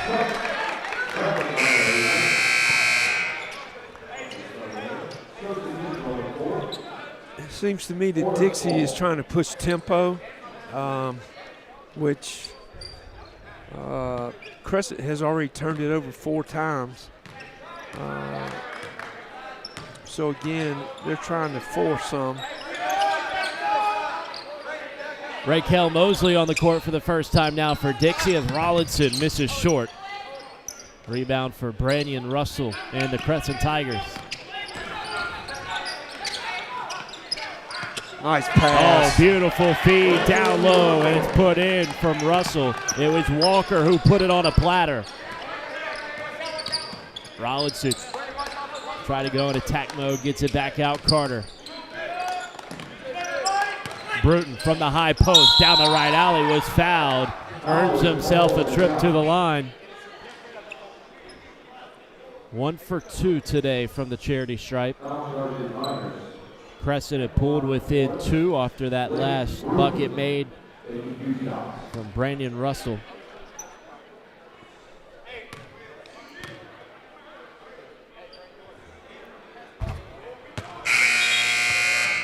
Second game today, we saw McCormick pull away from Ware Shoals, a 57-36 final in Game 1. Of course, this is the last day of the FCA tournament.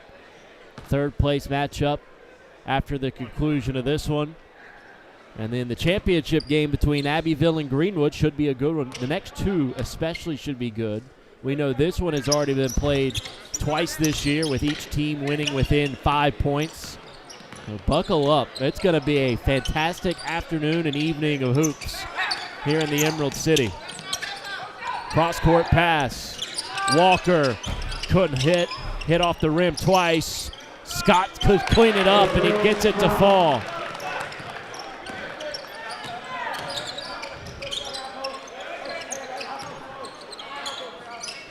Carter, no hesitation. Nothing but nylon for Will Carter.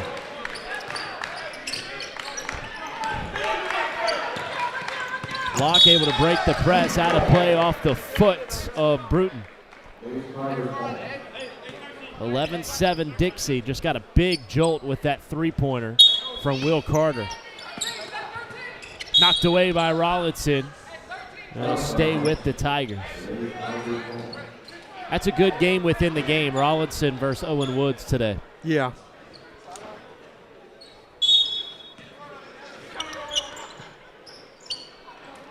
Here's Scott, had space.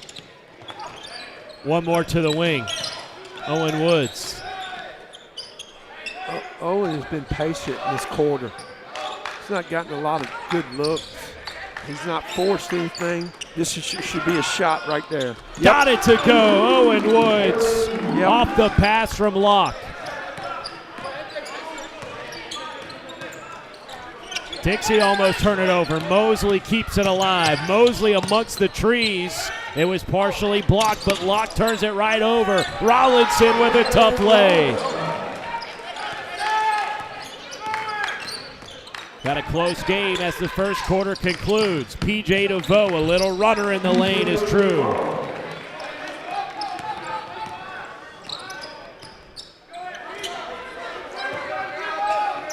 Crescent have cut it to 1. Final 10 seconds of the quarter. Carter peeks at the clock. Gives it up Rollinson. He's got 2 seconds. Carter, NBA range. And Dixie hold a 1-point lead as we head to the second stanza. A thrilling 8 minutes, one more before we hit halftime. You're watching the Lakelands FCA tournament on the Lakeland Sports Network. Howard's on Main is the kind of place you keep coming back to. Open 6 days a week with breakfast served every day, plus a full menu loaded with variety for lunch and dinner. Great food, friendly faces, and live music that keeps Main Street moving. From morning coffee to late night vibes, Howard's on Main delivers every time. Howard's on Main, great food, live music, and a true Greenwood favorite. At the Height Law Firm, we exist for one reason: to make South Carolina safer. When a company cuts corners, when a driver ignores the rules, or when someone's careless mistake injures a family, we step in. Because accountability is not just about compensation, it's about preventing the next tragedy. Every case we take, we hope that we can make a change to make South Carolina a safer community.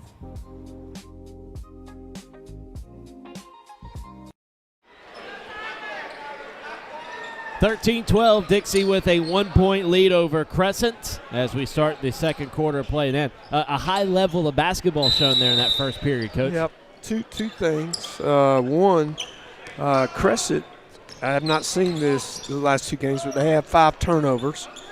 And have not, they're 2 for 4 from the 3. And Dixie is 2 for 2 of 8. So Dixie has taken the most threes, which I would have thought Crescent may have took, but they've been they've done a good job of moving the ball, and they've shot a lot of power layups. Some of that's caused because Dixie has pressed. But hey, 1-point game. Owen Wood, 16 points against Ware Shoals. He was one to make a 3 in that first period. Yeah, and it went inside. They went short corner, and the big fella saw him on the other side, Max Locke. So James Dawson puts it in. 2 teams trying to fill them. They know each other, so it's not. There's nothing new here. Tied up at 13. Now, if you look at Crescent, what they're doing, they're in a zone. Dotson with a soft roll. They're in a zone, but they're making them catch the ball further out. That's why Dixie has had good opportunities just like there to score inside. Locke. He's a good passer. Mid-post. 2 defenders attractive. It's out. Now DeVoe has Rollinson in his grill. They'll feed the post again. Locke going That's a nice work. cut. Woods in the teeth of the defense. Good pass. Dawson a 3. A little short rebound. Rollinson and the Dixie Hornets. Eyes up to Mosley. And the young fella will slow it down for the Hornets, up by 2.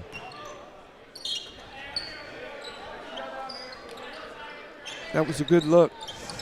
Johnson, Or shot Crescent. fake. Nice Mosley pass. finds himself open, and he was fouled.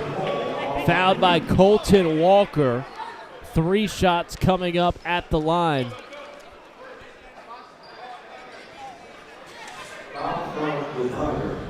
That was a pass from brother to brother. Big brother to little brother. Yep, that's right. And That's going to be an interesting combination this year. How is this foul on the floor is my question. Mosley clearly fell down after the shooting motion. And they will say on the floor. Dixie's going to a little bit of a weave here. Oh, Mosley with the moves. The scoop won't go. Yeah, need to capitalize here. Transition. Woods unable to hit off the heel. Kept alive by Walker. And on the weak side, tapped out by Wojciechowski.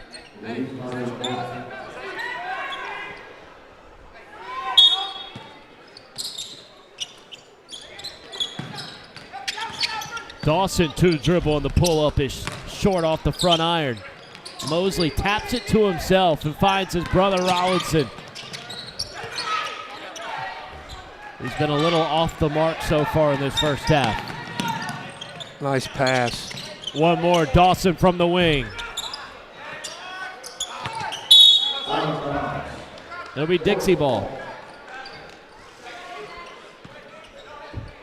That's something about Owen Woods now. He takes some threes, but like he just missed one. He had another one right there. He didn't take it, didn't feel comfortable. I mean, he understands what's a good three, what's not a good three, when to shoot the three. A lot of basketball IQ in that young man, knowing what to do.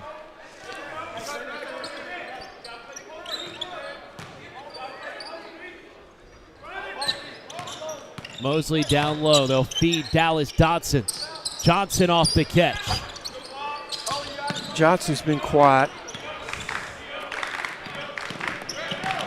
Dixie were lights out from deep. Woods with space. Knocks it. Oh, it just rattled out. Mosley line drive attack, fouled on the floor. You got to stay in front of him. Low center of gravity. Yeah, you know, like of those guys, probably just because he's the youngest one, he's going to play a lot off the drive instead of looking to shoot it. So on Crescent, I got to play somebody and guard somebody off the dribble to defend him. Levin would be good for Johnson in wide open. Crescent had a little mishap defensively. Dixie couldn't make him pay, but Stalen Johnson gets the steal. Up ahead, misses the lefty layup. Rollinson off the window and in.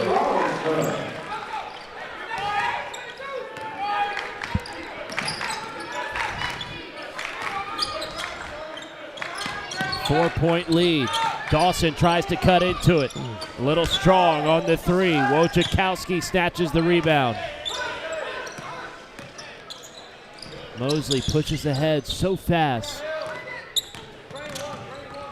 Bounces, Rollinson fires. Unable to knock it in. Here's Owen Woods for the Tigers. Woods crosses to his right, runs into traffic, and a foul on the floor. Goes on Justin Rollinson.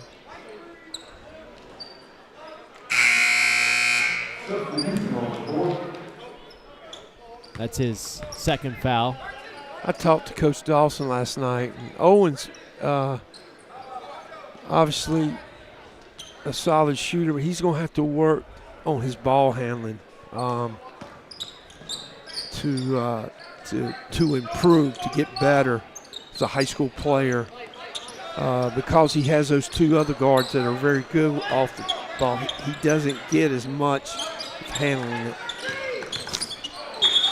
DeVoe pushed off and an offensive foul called.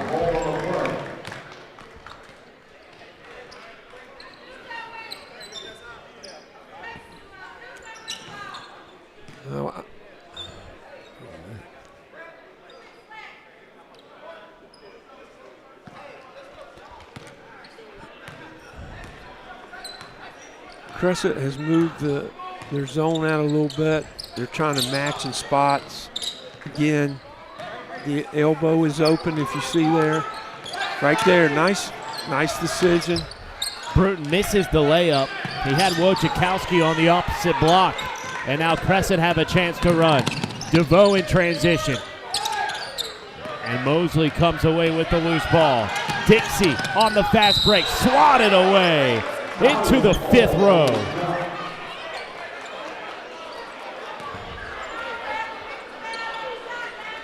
As Mosley gets older, he'll be able to finish that. He'll remember that.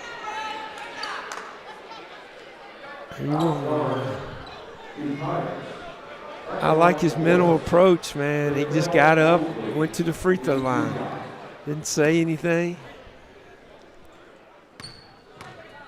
See if Mosley can make him count at the line. First one is in.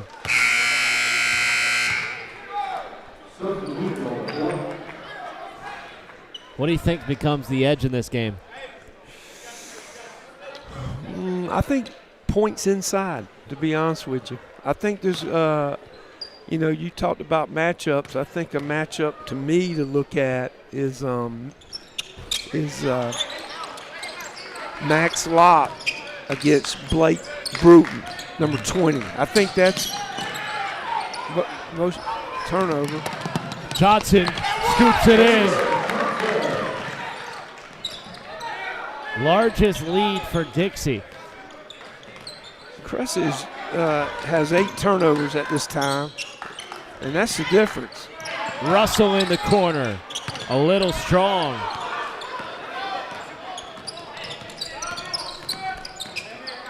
Mosley fires. That's an air ball as well, so both teams trading some three-point misses. Dawson, he's a sharpshooter, instead gives it up. Nice cut by Owen Woods. Max made a great pass there. Okay, there's a whistle. Seems like everybody's good. Yeah. It'll stay with Dixie.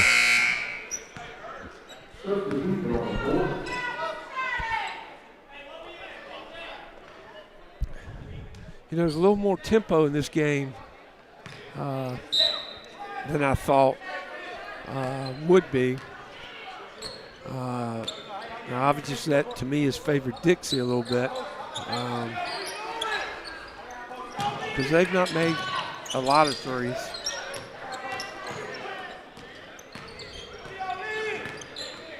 They're up 8 with 2 minutes to play. Let's see what happens here in the last 2 minutes of this game.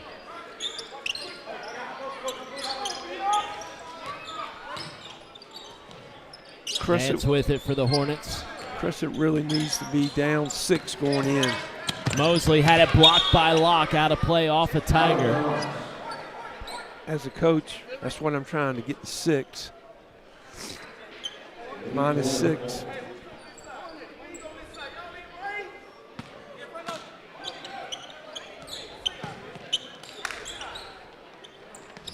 Johnson just gets it off, finds Brandon Nance. Star running back for the Hornets, puts it on the floor all the way to the rim, but couldn't finish. Good look. Keeps it alive Nice to hustle. Stalen Johnson. Teardropper short. Another chance for the Hornets. Falls to Carter. Misses everything on a 3. Both teams cooling off offensively. My thing, you work hard, you get a rebound. Hey, let's hold this ball. Let's don't give Crescent we don't want to give Crescent a shot. Russell feeds locked down low. Somebody needs to, everybody's standing. 3 was missed by P.J. DeVoe. And he got the tap, but it still finds Nance in the corner. Johnson, NBA range. Off the heel, offensive board to Carter, finds Nance. 40 seconds to work with. Nance had it rejected. Russell being a rim protector today for Crescent. Max Locke, one-on-one with Bruton in the post. Everybody clears out. Locke goes to work, lost it. DeVoe with 20 seconds. Woods lets it fly, and it rattled out. It was in and out.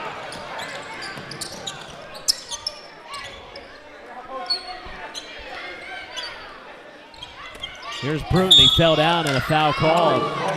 Looks like it's on Locke. That's okay. No, maybe that's the 5th foul. Yep, going to shoot him. Dixie in the double bonus sends Blake Bruton to the line. Still 6.7 seconds to go here in the second period. My job right here is Crescent is get the ball to 11. He's got almost 7 seconds. Let him take it and go.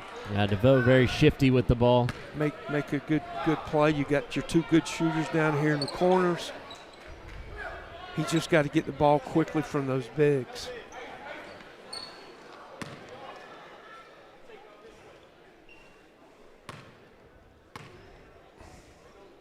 Big foul shot for Bruton. And he rolls it in. Got to go. 9-point lead for Dixie. Dawson stepped on the sideline. A turnover, and the Hornets have 3 seconds, 3.6.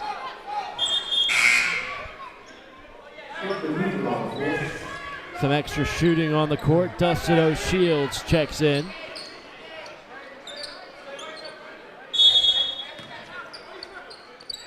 Dixie will have the final shot to end the half.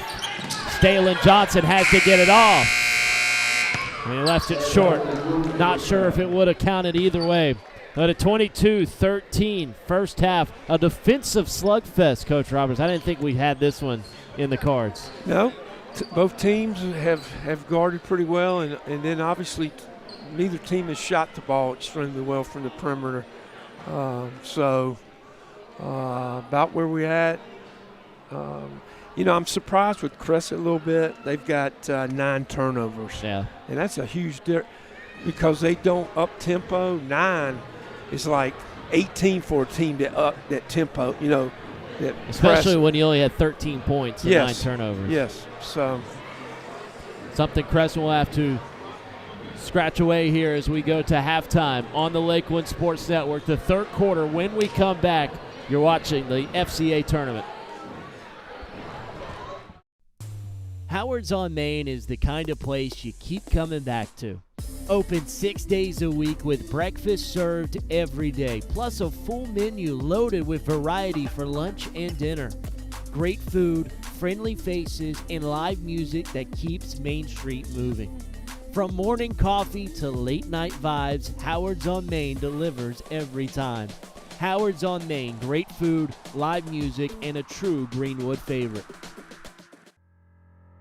When it comes to protecting what matters most, it pays to work with someone who knows Greenwood. At Frank Coyle State Farm, Frank and his team help families and businesses with auto, home, life, and more. Whether you're driving to work, protecting your home, or planning for the future, count on coverage you can trust. Call 864-223-6781 or stop by 424 Main Street in Greenwood. Like a good neighbor, State Farm is there.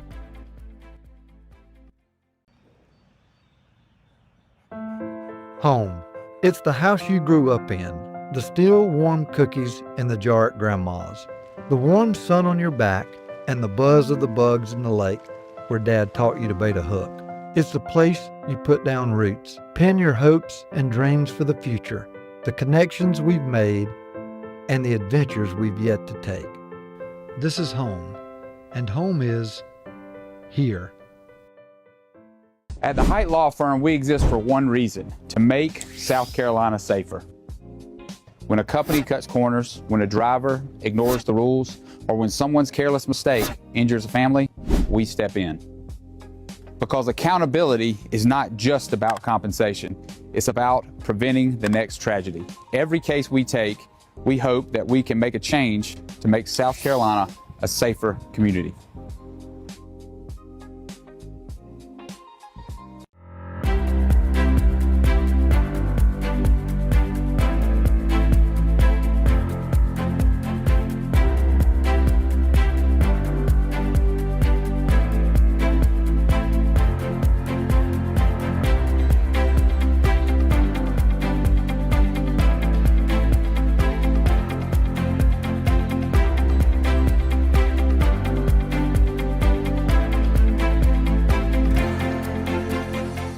Looking for a great spot to eat, watch the game, or host your next event?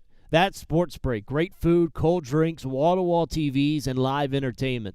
Want something with a view? Head to Break on the Lake, serving up steak, seafood, and cocktails on beautiful Lake Greenwood. And when it's time to celebrate, Main Event Catering has you covered. From private parties to corporate events, they make it easy and stress-free. One family, 3 great experiences. Sports Break, Break on the Lake, Main Event Catering. Howard's on Main is the kind of place you keep coming back to. Open 6 days a week with breakfast served every day, plus a full menu loaded with variety for lunch and dinner. Great food, friendly faces, and live music that keeps Main Street moving. From morning coffee to late night vibes, Howard's on Main delivers every time. Howard's on Main, great food, live music, and a true Greenwood favorite. Looking for a home in Greenwood or thinking about selling? Work with someone who knows the community inside and out. Courtney Height Realtor is a top 5 Greenwood MLS agent with almost $20 million in sales and a reputation for guiding buyers and sellers with confidence and care. Call 864-378-4686, visit CourtneyHeightRealtor.com, and follow us on Facebook at Courtney Height Realtor, serving Greenwood, South Carolina, and beyond. Home. It's the house you grew up in. The still warm cookies in the jar at Grandma's. The warm sun on your back and the buzz of the bugs in the lake where Dad taught you to bait a hook. It's the place you put down roots, pin your hopes and dreams for the future, the connections we've made, and the adventures we've yet to take. This is home, and home is here. When it comes to protecting what matters most, it pays to work with someone who knows Greenwood. At Frank Coyle State Farm, Frank and his team help families and businesses with auto, home, life, and more.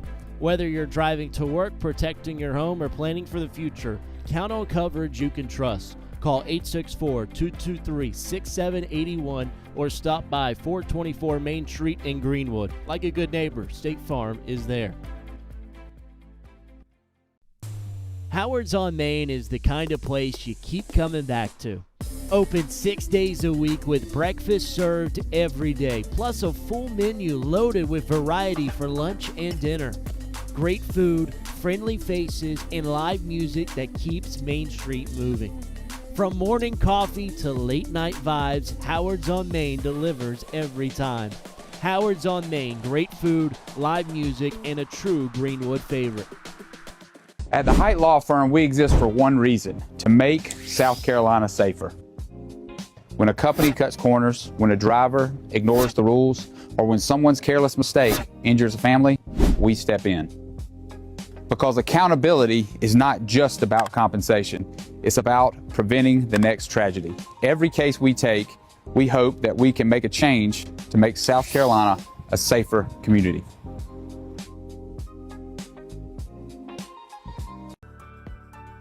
Looking for a home in Greenwood or thinking about selling? Work with someone who knows the community inside and out. Courtney Height Realtor is a top 5 Greenwood MLS agent with almost $20 million in sales and a reputation for guiding buyers and sellers with confidence and care. Call 864-378-4686, visit CourtneyHeightRealtor.com, and follow us on Facebook at Courtney Height Realtor, serving Greenwood, South Carolina, and beyond.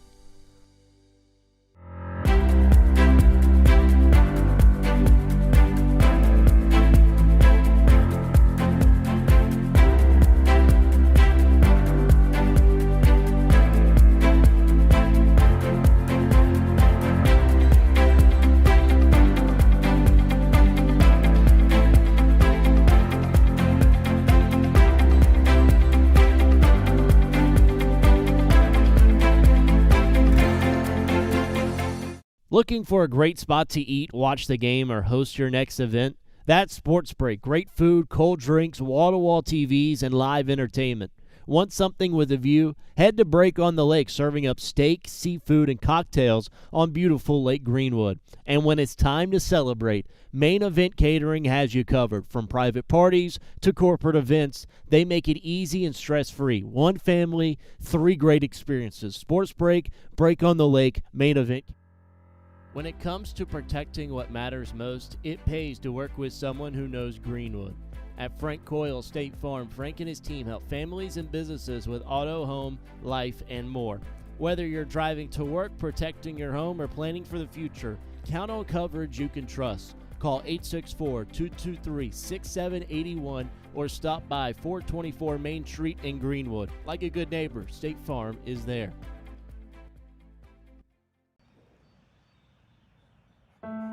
Home. It's the house you grew up in. The still warm cookies in the jar at Grandma's. The warm sun on your back and the buzz of the bugs in the lake where Dad taught you to bait a hook. It's the place you put down roots, pin your hopes and dreams for the future, the connections we've made, and the adventures we've yet to take. This is home, and home is here.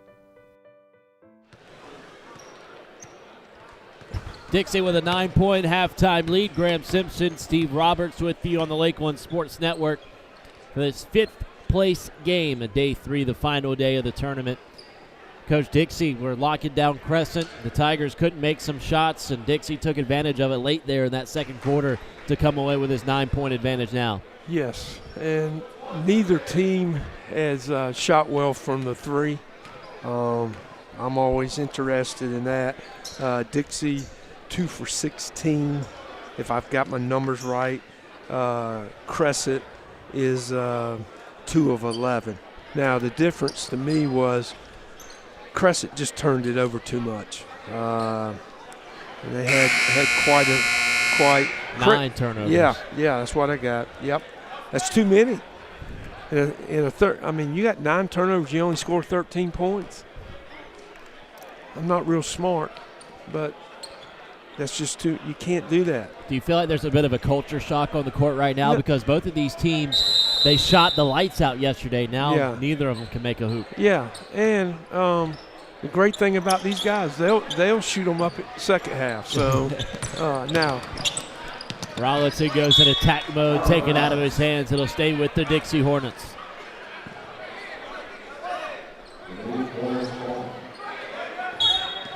Stalen Johnson to inbound for Dixie. Hornets have a very athletic starting 5 out there right now. And, you know, Stalen Johnson is a good player, too. He may be the difference. Bruton attracts 2 defenders. That left Johnson open momentarily, gives it up to Will Carter. See, they've been more patient in this possession than they have the first half.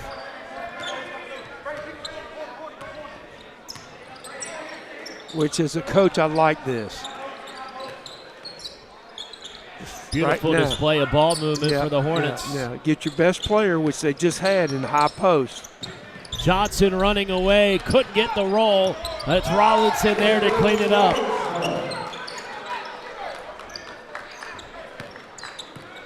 A long first possession for the Hornets ends up in points. Dawson to respond, rattles it in from deep. And that play was all by Max Locke. They threw it to Max in the middle, and he pitched it to 12 Davison. James Dawson, who just made the triple. Now Bruton works inside, knifes through Russell and locking out a play off of Russell. Russell and Locke, a good big man tandem for the Crescent Tigers. They've been especially good defensively in the post. Bruton knocked out of his hands. It'll be off his knee. But no, that's what Owen Woods thought. Instead, it'll stay with the Hornets. You know, making that 3 right out of the half, this should help Crescent a little bit on their confidence. Oh, went away. Oh, Will Carter snuck behind everybody for the deuce. That's just a mental mistake there. Crescent, their zone.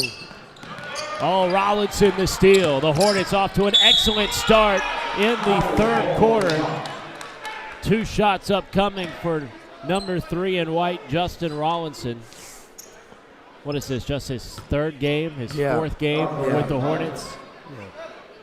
Seems to fit like a glove. Yeah. Took it from Woods. Obviously, we talked the first half that Woods would have to become better ball handler.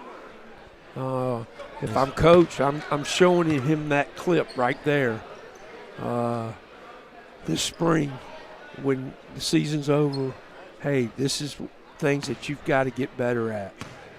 Yeah, Wood's just a junior. Yep.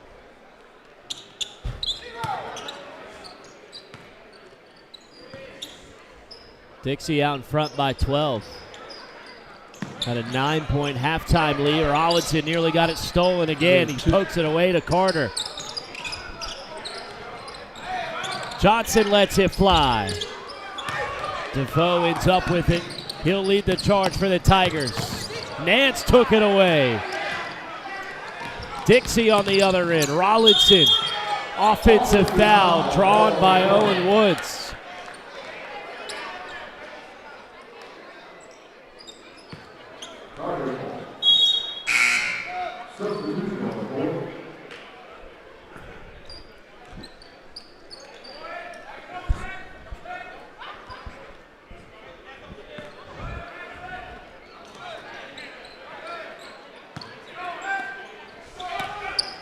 Crescent have had some trouble breaking the press. Woods turned it over again. Here comes Mosley. His pass deflected and stolen by DeVoe. Now the Tigers see if they can get some rhythm. It'll start here. Woods knocks it down. You can tell he let off a little emotion after knocking down that bucket. Yep. Tigers in need of someone to get hot. Brandon Nance right into the teeth. Earns himself 2 at the stripe. Brandon Nance, small in stature, 5'5", but packs a punch on the court. Yeah, and both those bigs, when he drove it, if they'd have just went straight up with their arms instead of leaning in, it would have made him have to make a tough shot. We call that going vertical.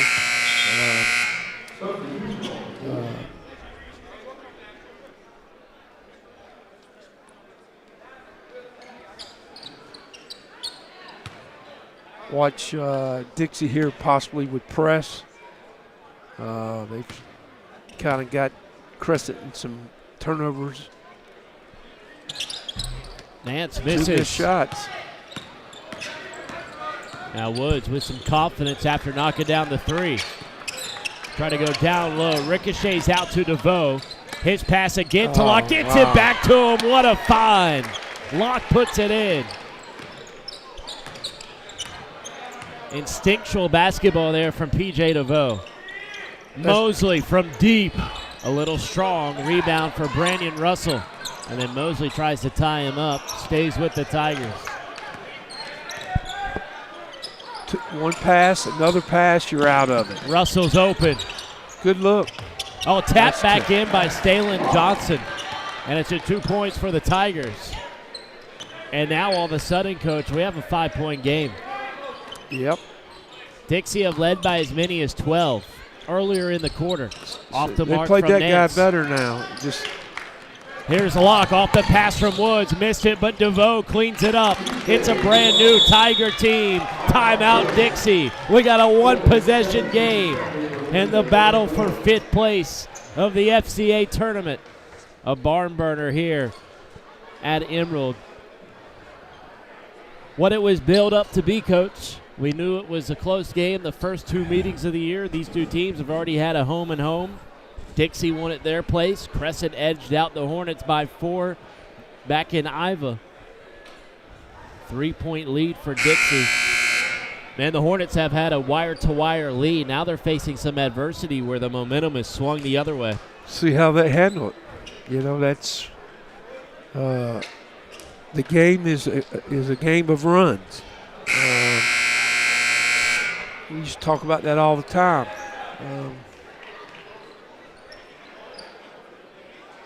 Crescent's on a run.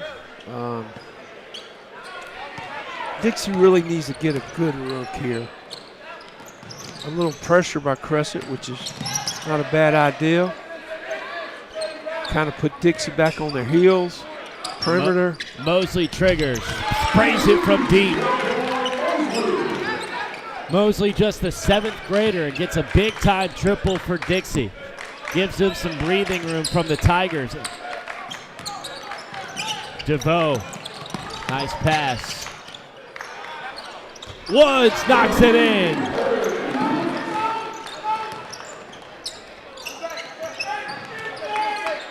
Back to a three-point game again. That's his second three of the half, isn't it? It is. Starting to heat up. Yep.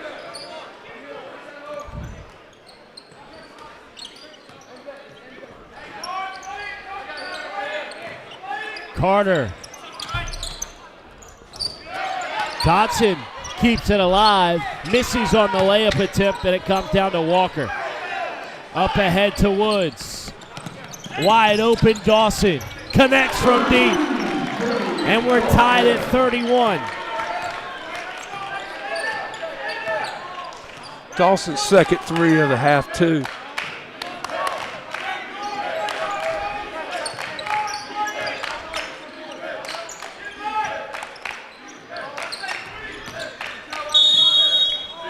Three in the key. Goes on Dotson. The last play, Owen Woods, he knocked down a three. He had a chance to make another three, and he gave it up to his teammate. That's Dawson, who made the three. That tells me a lot about that young man. 4 triples this quarter for the Tigers. They just turned it over there. Dixie have a chance to regain the lead.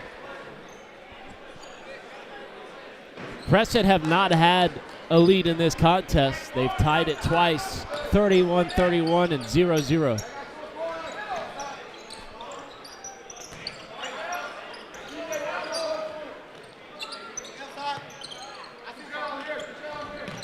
Mosley for the lead. Off wide right. Comes down to Scott for the Tigers. Crescent have owned the third quarter, and Dawson couldn't give them the lead. DeVoe keeps it alive. Back to DeVoe in the corner. And Rollinson out with it for the Hornets. Lid on the basket for both teams, and a foul on the Johnson drive. Goes on Scott, the sophomore.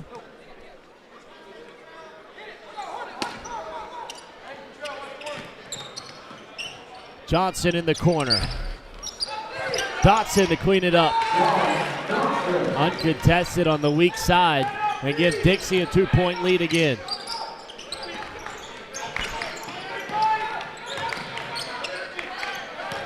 DeVoe finds Scott underneath. He's open and puts in the deuce. Crescent is playing really well together. Playing really well together.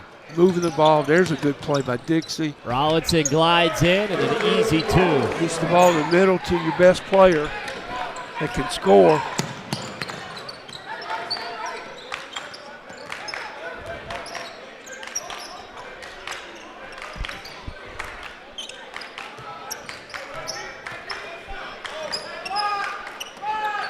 Tapped out. Hornets with the steal. Mosley gives it up to Rollinson.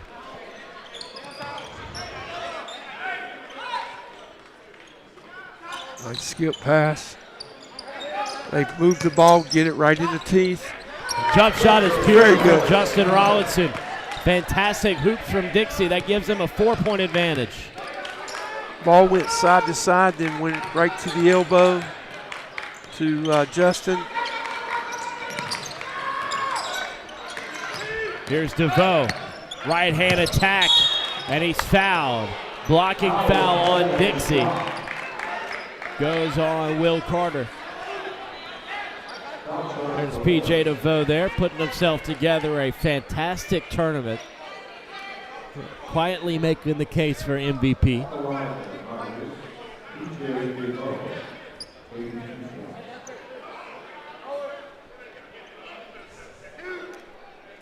PJ DeVoe at the line.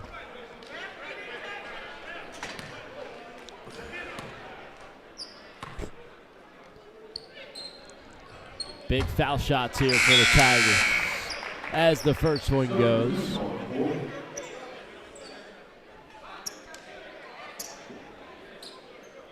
We'll have Greenwood Christian and Emerald at the conclusion of this one. That'll be for third place before Abbeville and Greenwood give us the nightcap at a 7:30.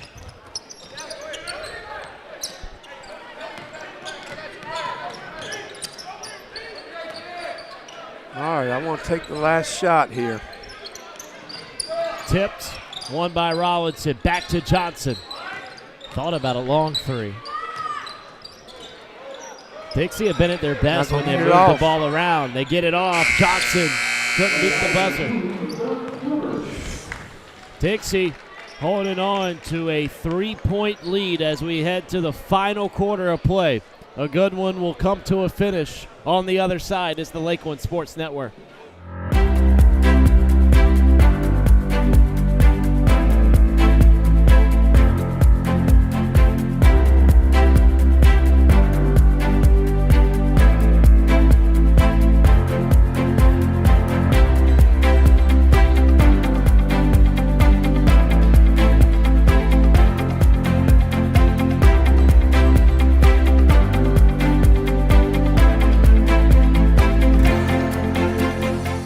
Looking for a great spot to eat, watch the game, or host your next event? That's Sports Break. Great food, cold drinks, wall-to-wall TVs, and live entertainment. Want something with a view? Head to Break on the Lake, serving up steak, seafood, and cocktails on beautiful Lake Greenwood. And when it's time to celebrate, Main Event Catering has you covered. From private parties to corporate events, they make it easy and stress-free. One family, 3 great experiences. Sports Break, Break on the Lake, Main Event Catering. A slim Dixie lead as we head into the fourth and final quarter here from Emerald High School, day 3 of the FCA tournament. Graham and Coach Roberts with you on the Lakewood Sports Network as Crescent start with possession. The ultimate decider between Crescent and Dixie this year. This is their 3rd meeting. Both teams winning at home. Dawson had a chance to tie it with the 3. Instead works it inside to Locke. Skips it to Russell, to the tie. Off the rim, no good, and a Dotson rebound. Dixie won at home, Crescent won at home, both within 5 points earlier on in the regular season. Rollinson from the high post, drives inside. The roundhouse layup wouldn't go, but Dotson puts it back in.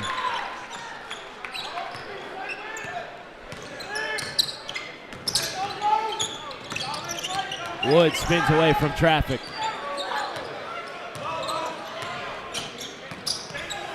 DeVoe probing inside. Try to use the window a little strong. Mosley poked out. Fortunate bounce to Dotson. And a blocking foul on Russell.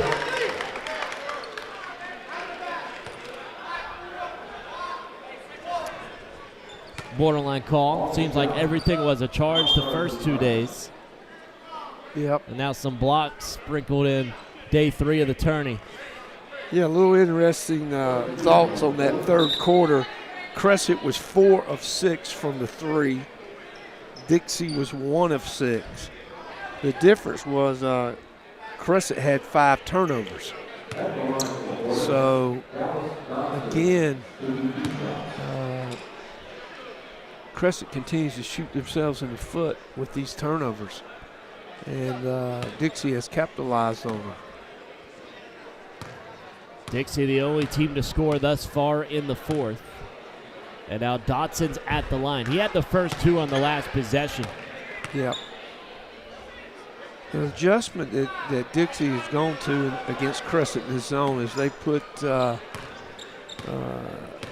put Justin Rollinson at the elbow, and he's just really good one-on-one. They get it to him. That's a walk. Yep, that's a walk. He's been active there, and they've been able to get first or second shots.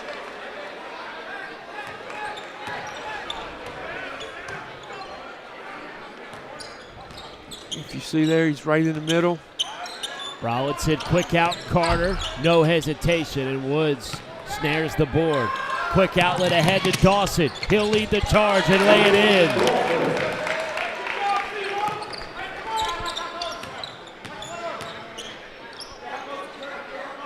thing about these Crescent guys, they're all back for next year, too. They are. Young team. Yep. Yep, right there in the middle again. He's got to turn and face. Mosley unable to hit from three. Carter follows it.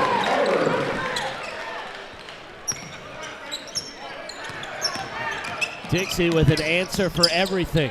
DeVoe cuts inside, fouled hard by Mosley. And DeVoe will have to earn it at the line.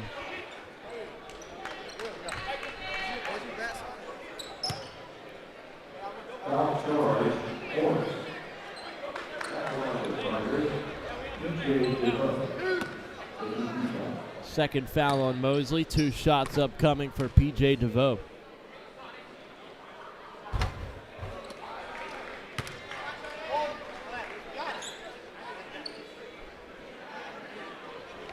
DeVoe just a sophomore.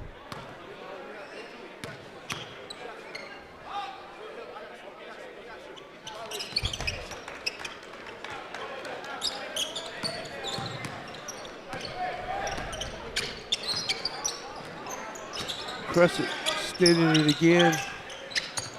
Rollinson, pure from the elbow.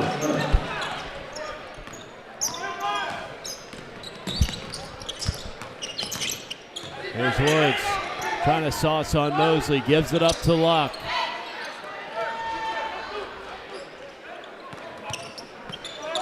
Dots it on Luck in the post. Woods curls, missed the 3 short. That was a good screen to give him a look.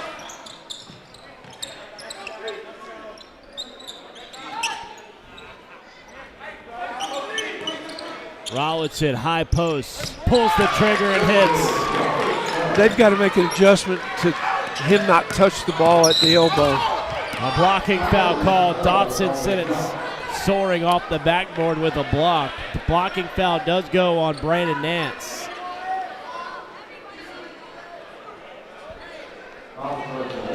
Looks like they will not question whether if it was I was goaltending thinking or about not. that. DeVoe went 1 of 2 his last time. Time running out for Crescent. They've got to defend Rollinson in the high post. I mean, Dixie hadn't made a 3 this half. So if I'm correct, they've made maybe 1 3. I don't know. Has Carter made a 3? I don't have him down. Maybe no, he's made 1 earlier. I don't think though in this second half he hasn't. So maybe they've made 2. Here's not made a Philip lot. DeVoe. Puts it in from the line. Crescent trying to claw their way back. They're within 2 possessions. Again, attacking it out of a 1-3-1, right back to the, and let him go. Rollinson ran into traffic, but somehow comes away with it. Got the foul and almost had the and 1.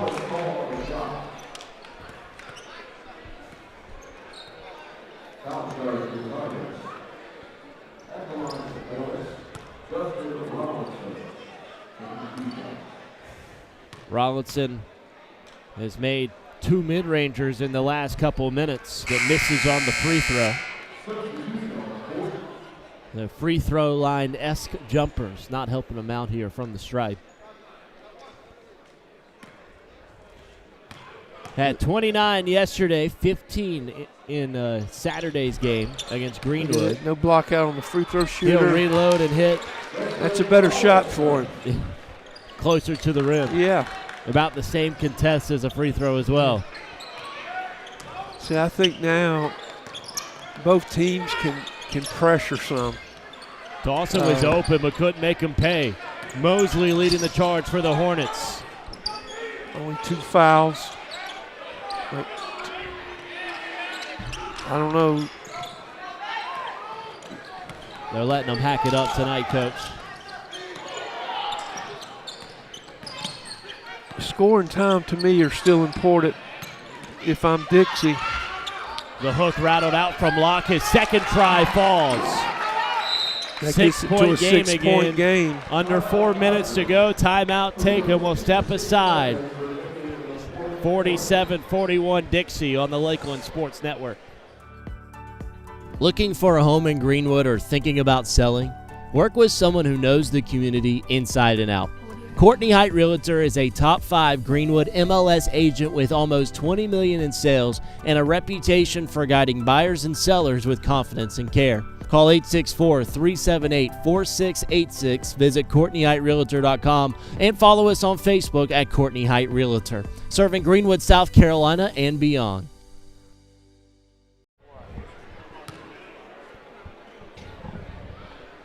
(47-41) Dixie back here on the Lakeland Sports Network.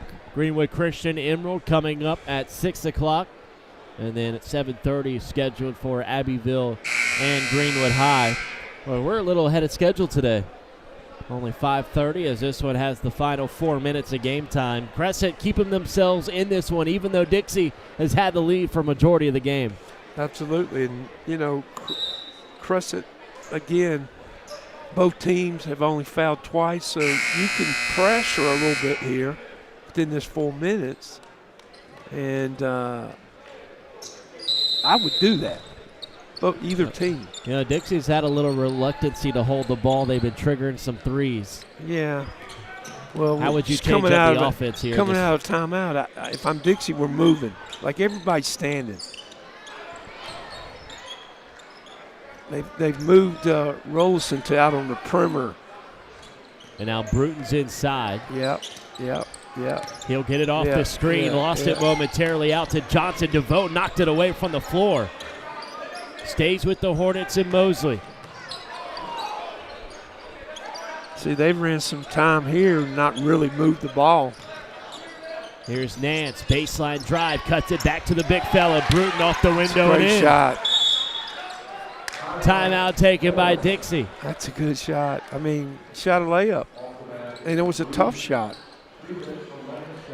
And that is exactly what they wanted. They had one possession, called a 30-second timeout of their own, 3:11 to go, and now they stretch the lead to 3 possessions. Yeah. I've always had mixed feelings about calling timeouts after I score late. I think it's sometimes it's helped, sometimes it's hurt. How could it help in this situation for Dixie? Well, how it could help is say, hey, the first thing I would say, hey, guess what? That was a great possession. We need to do that the next time. Second of all, you guys, it's not the first shot's going to beat us down. It's the second, so we all have to rebound. And remember, they can be aggressive, so chin the ball. Be smart with the ball because they can foul without getting us to the line. Yep, got to beware of the shooter, especially 12. Dawson, 0 Woods. Yeah. Got a rebound. That's got to be the emphasis for Dixie. Final 3 minutes of this game for 5th place of the FCA tournament. Here's Woods at the top of the arc. Dawson open for 3. And a rebound for Stalen Johnson, a big-time board for the Hornets. That's a three-pointer that Crescent were making with their eyes closed yesterday. Well, nice pass inside. Rollinson going to work and creates contact. They just don't have an answer for him. Difference. And see, they didn't play against him the last 2 games. Yep. They did not see him, and it's a totally different Dixie team.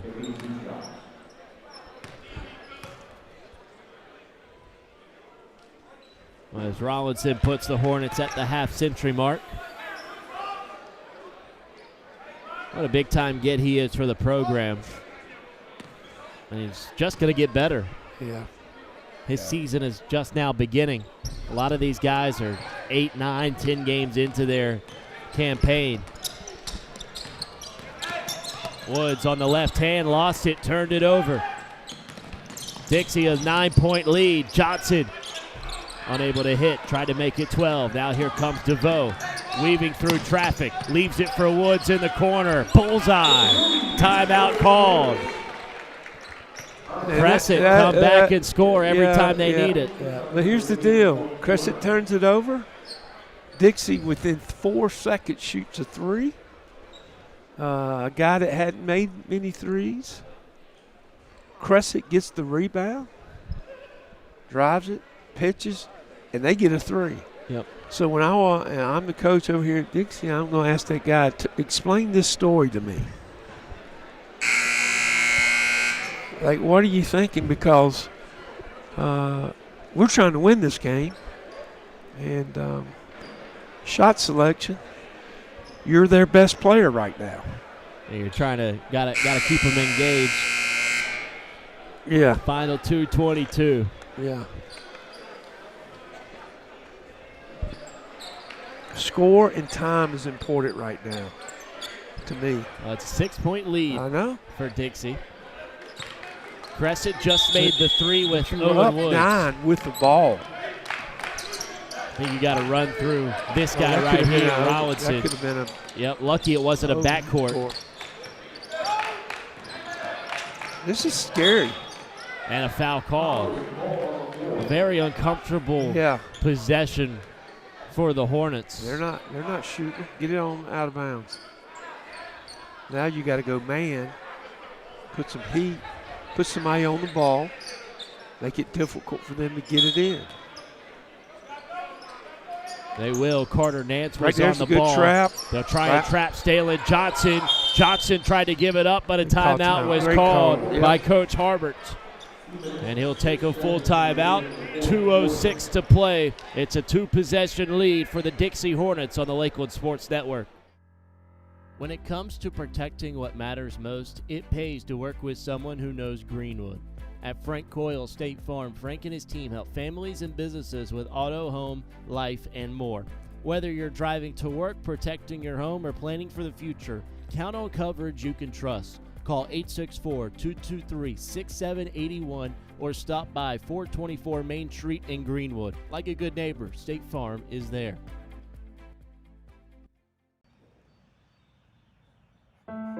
Home. It's the house you grew up in. The still warm cookies in the jar at Grandma's. The warm sun on your back and the buzz of the bugs in the lake where Dad taught you to bait a hook.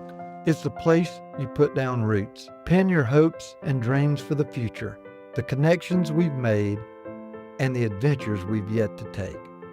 This is home, and home is here.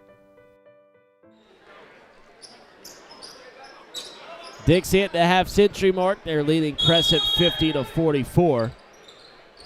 As the Hornets will inbound, final 2 minutes of this fourth quarter before Greenwood Christian and Emerald battle for third place. Mosley down low. It was swatted away. DeVoe blocked Nance. DeVoe almost had it stolen. Stalin Johnson gets the loose ball. Could not convert on the lay-in. DeVoe was fouled as he was catching the rebound. Both teams a little out of control offensively. You got your hands raised, Coach. I don't know. This is a great learning experience for these guys on a tight game. We're not making, got to make better decisions. Big possession here for Crescent. 1:40 to go, down 2 possessions. Woods nearly lost it. He's being doubled. Woods with 3 white jerseys around him. Turns it over. Right to Mosley. Mosley on the fast break. He lays it in. A huge bucket for Dixie. This guy has to have the ball in his hands for them to win. DeVoe misses. Scott couldn't put it in. And now Rollinson could ice it here for the Hornets. Dixie might need to foul. Mosley away from traffic. Gets it back Rollinson. He'll hold. Rollinson splits the D all the way to the rim. Got it, and a foul.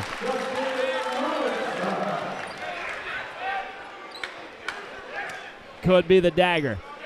Yeah, you made a good point there, Graham. Why needed to foul. Like, didn't foul, drove it, scored, and then fouled. After he made it. Yeah, can't make that up. Well, timeout was taken. Final 60 seconds of this one will unfold on the other side. A 10-point Hornet lead on the Lakeland Sports Network. Howard's on Main is the kind of place you keep coming back to. Open 6 days a week with breakfast served every day, plus a full menu loaded with variety for lunch and dinner. Great food, friendly faces, and live music that keeps Main Street moving. From morning coffee to late night vibes, Howard's on Main delivers every time. Howard's on Main, great food, live music, and a true Greenwood favorite.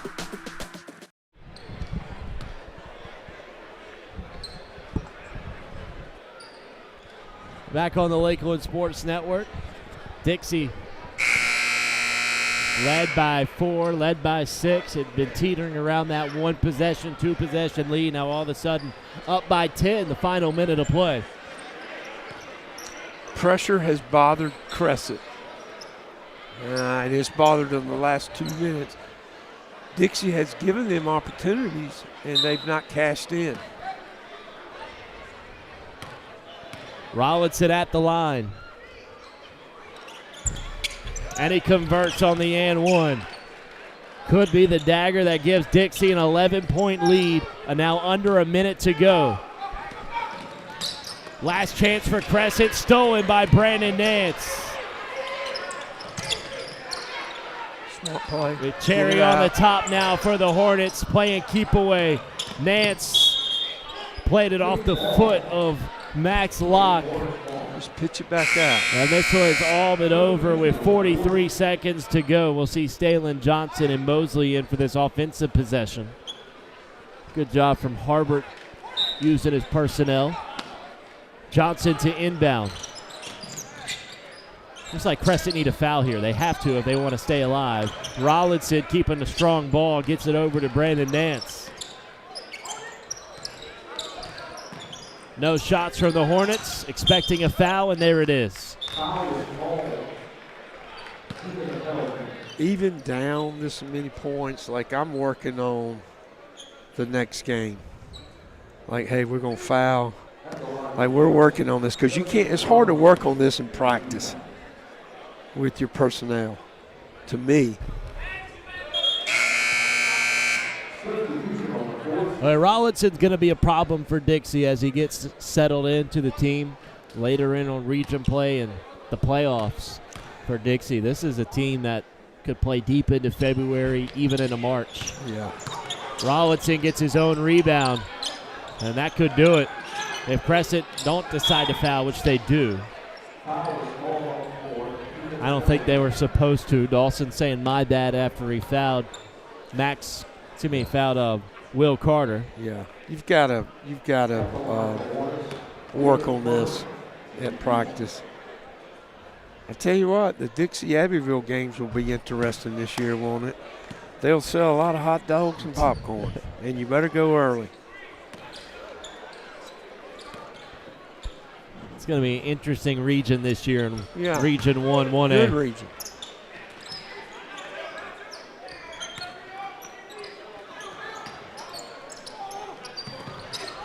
Dawson has to rise to catch.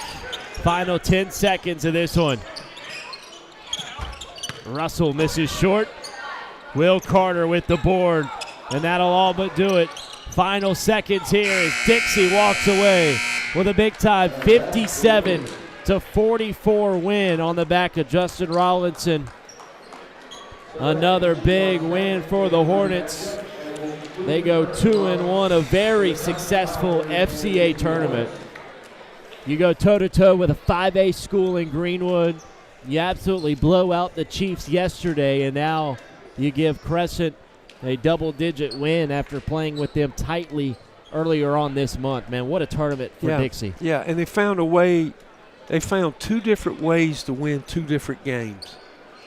Last night they made threes. Tonight they didn't make threes.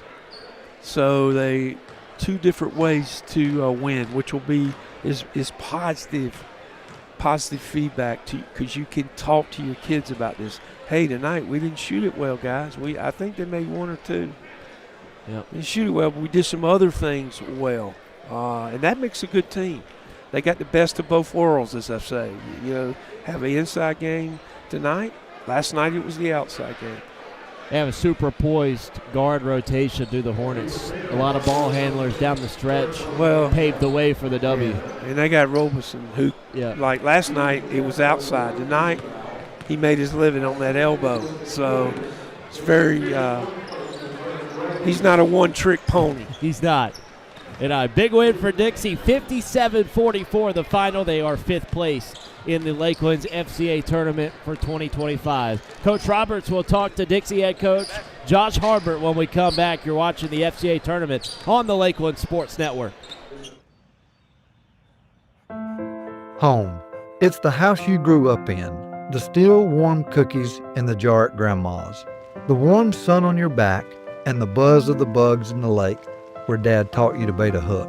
It's the place you put down roots, pin your hopes and dreams for the future, the connections we've made, and the adventures we've yet to take. This is home, and home is here. When it comes to protecting what matters most, it pays to work with someone who knows Greenwood. At Frank Coyle State Farm, Frank and his team help families and businesses with auto, home, life, and more. Whether you're driving to work, protecting your home, or planning for the future, count on coverage you can trust. Call 864-223-6781 or stop by 424 Main Street in Greenwood. Like a good neighbor, State Farm is there. Howard's on Main is the kind of place you keep coming back to.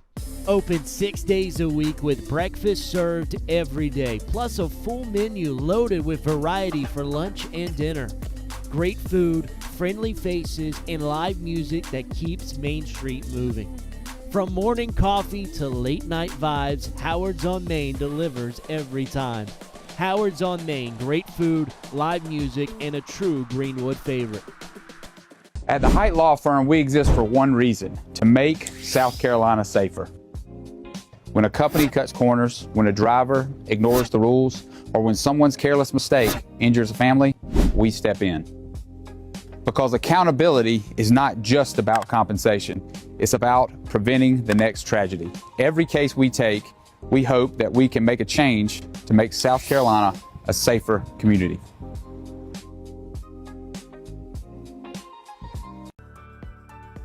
Looking for a home in Greenwood or thinking about selling?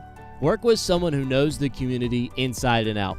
Courtney Height Realtor is a top 5 Greenwood MLS agent with almost $20 million in sales and a reputation for guiding buyers and sellers with confidence and care. Call 864-378-4686, visit CourtneyHeightRealtor.com, and follow us on Facebook at Courtney Height Realtor, serving Greenwood, South Carolina, and beyond.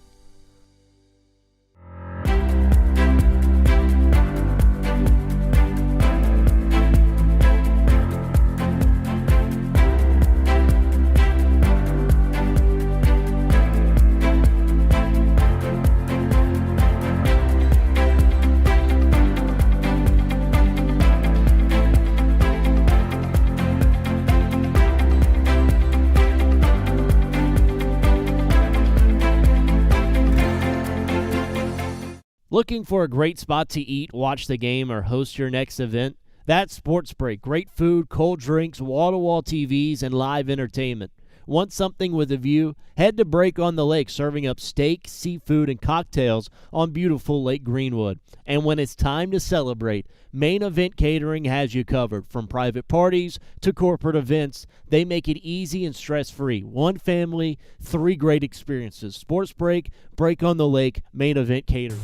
Howard's on Main is the kind of place you keep coming back to. Open 6 days a week with breakfast served every day, plus a full menu loaded with variety for lunch and dinner. Great food, friendly faces, and live music that keeps Main Street moving. From morning coffee to late night vibes, Howard's on Main delivers every time. Howard's on Main, great food, live music, and a true Greenwood favorite.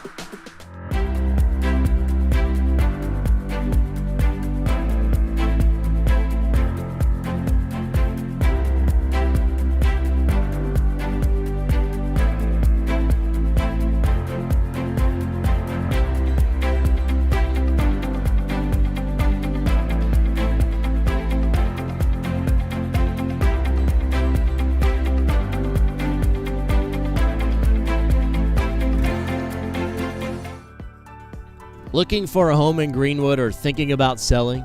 Work with someone who knows the community inside and out.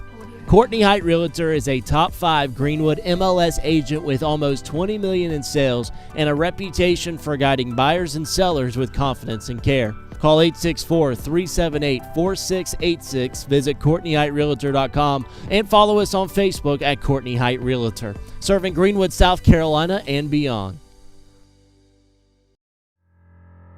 When it comes to protecting what matters most, it pays to work with someone who knows Greenwood. At Frank Coyle State Farm, Frank and his team help families and businesses with auto, home, life, and more. Whether you're driving to work, protecting your home, or planning for the future, count on coverage you can trust. Call 864-223-6781 or stop by 424 Main Street in Greenwood. Like a good neighbor, State Farm is there.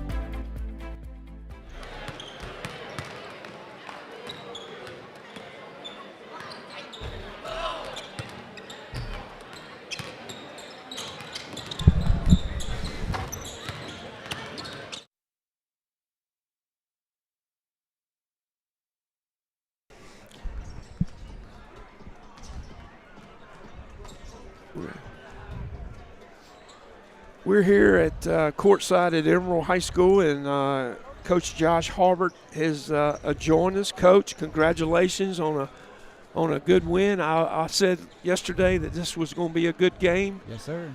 You guys had split previous, not far from each other. You know each other. Yes, sir. Obviously, the kids know each other with the media now, but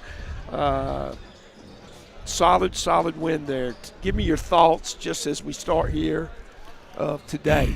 We didn't shoot the ball well today, but I was really proud of the fight and the defensive effort. We held them to, was it 40-something? We held them to 40-something. Crescent is a great scoring team. They got a couple of guards, number 11 and 0, that can score. They got some shooters and a big man inside. So I was proud of the defensive effort. Like you said yesterday, you're a defensive coach. I'm a defensive guy as well. I don't even have anything to do with the offense on our team. So right. I'm the defensive guy. So I was proud of that. And I was proud of the way we fought through, because we weren't hitting our shots like we were the first 2 games. So second half, we put our mind to it. We're going to play inside out. We played through Rollison at the free throw line.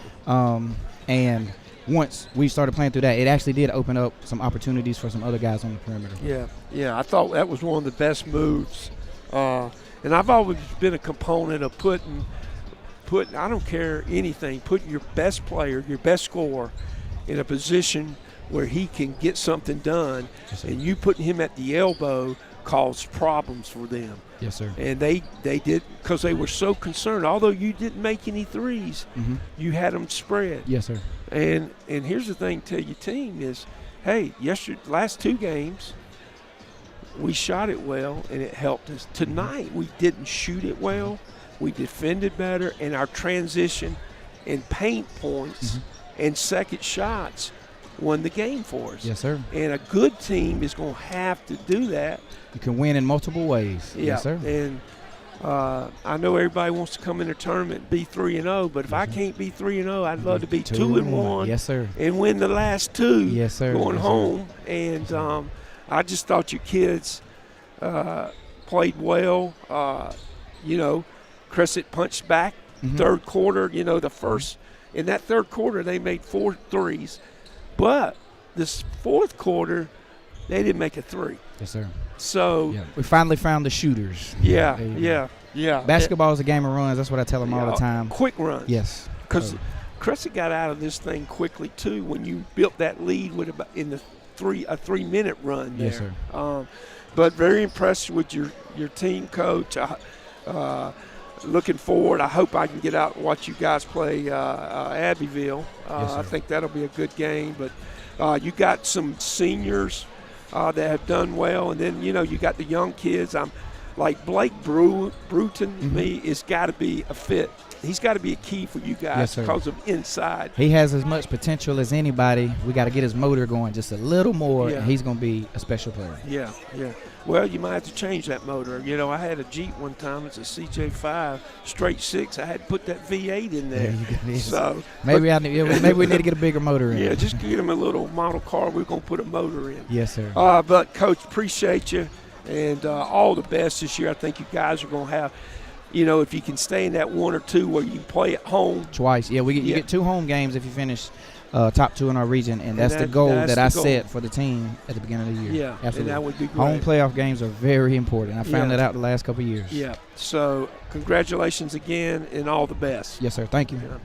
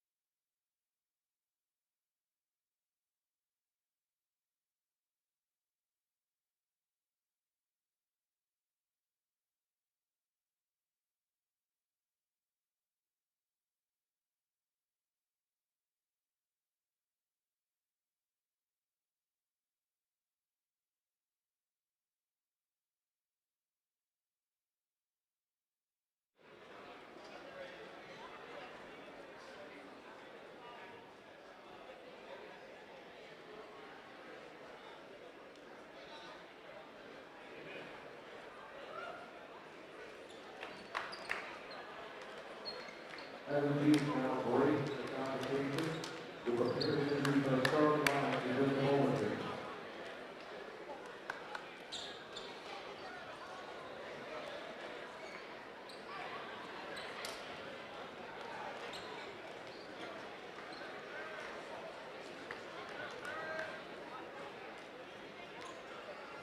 Now let's meet the starting lineups. First for the Greenwood Christian McCormick.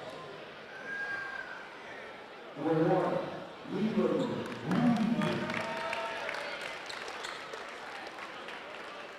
Number 2, Kennedy. Number 3, Reese Harper. Number 13, Holden. And number 20, Dixie. These are your GCS starters. And let's keep the starting five for the air hockey.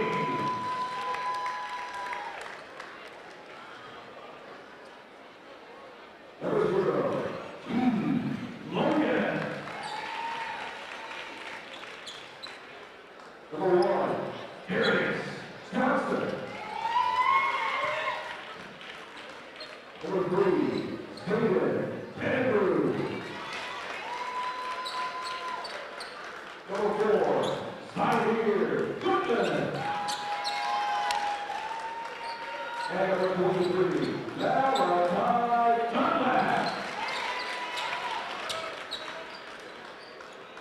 Youth Center Emerald Vikings Stars.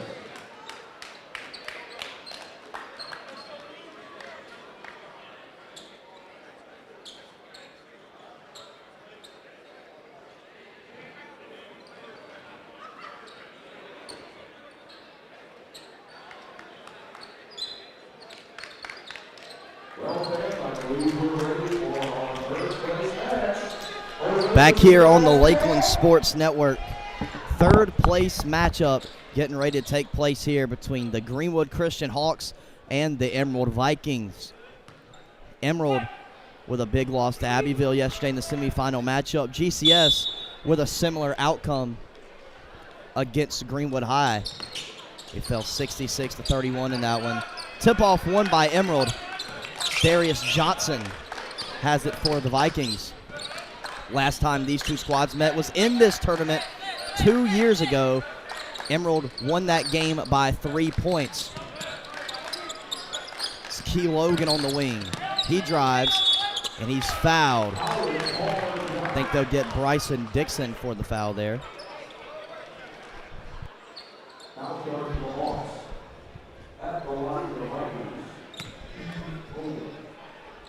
Coach, both these teams coming off a loss.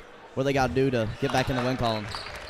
Hey, first of all, they got to stick to what they do well, not try to change anything. Like this young man right here, he's got to get some touches. Goes 2 for 2 at the line. Get him the ball early. There's some pressure from the Vikings. Yep. GCS struggled with that. Which I think that's two very positive things for Emerald. Now, Greenwood Christian should be familiar with this because they went through this last night. Yeah. We'll see. Greenwood Christian struggled with the Eagles press last night in the semifinal. Strength and athleticism. Yep. That's just it. They won't see that all year. And that's the way I make Greenwood Christian dude, we're going to work on this. I know what we need to do. Reads the inbounder, finds nice Kennedy. Play there, yeah. As long as, Kennedy's got it, get everybody out, clear out. Didn't have his best day yesterday, only 9 points. Didn't shoot very well from the field. Yeah. Holden Poole goes up, can't get it to fall. Dixon battling down there for the board. Holden Poole needs to play well. He played well the first game. Last night did not play as well as he did the first game. But he needs to play well because he's a glue guy. Perfect description of Mr. Poole there as Kennedy has it in the corner. Poked away by Key Logan. Here goes Johnson down the floor now for the Vikings. Kicked over to Dunlap. This is only his third game of the year. Senior point guard for the Vikings.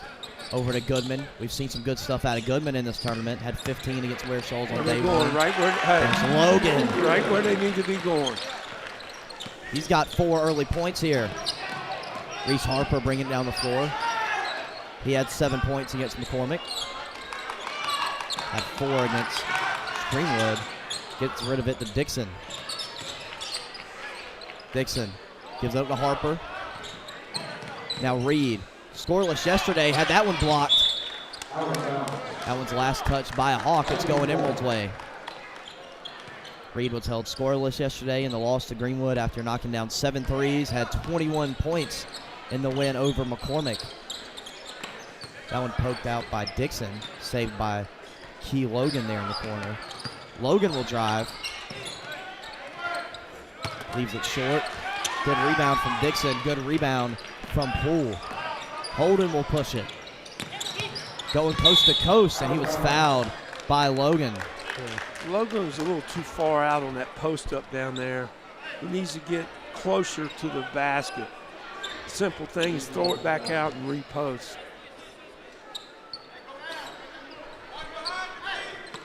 Reed will inbound. He's looking for Kennedy. Pettigrew got a hand on it. On the floor now, it's saved into the hands of Poole. Poole puts it up. Off the backboard, gets it to go. Holden Poole with the first points of the game for the Hawks, and that's what you just mentioned earlier, Coach. He's got to have a good game tonight. Absolutely. kind of expect what you get out of the those two guards. He's just the third guy. Johnson off the front of the rim. Rebound by Reed. Almost had it poked away. Here goes Reed to the rack. No good. Rebound, Pettigrew. Zayden Pettigrew kicks it over to Darius Johnson underneath to Logan. Logan had it tipped by Kennedy on the follow. It's Key Logan once again.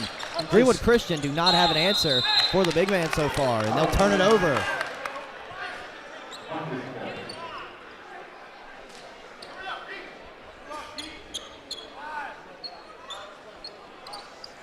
Emerald ball.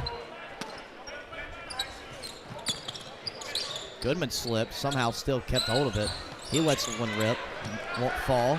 Here goes Ty Kennedy down the floor. Kennedy averaging about 25 points per game. He's not hit that mark in this tournament yet. Reed almost lost it. Over to Kennedy. This is Reese Harper being guarded by Malachi Dunlap. Here goes Harper to the cup. Reese, no good. That was last touch by Bryson Dixon. If you're just now joining us, this is the third place game on the final day of the Lakelands FCA tournament.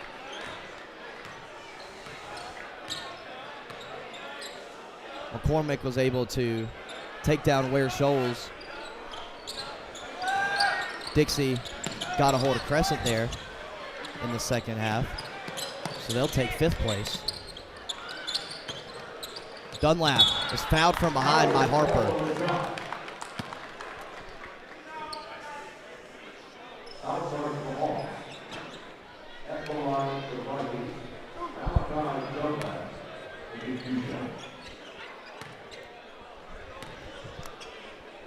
Dunlap to the line. First one's good. He had 15 against Ware Shoals on the first day. You like this kid, Coach? Yes, he's done a good job. You know, I call him a small fry.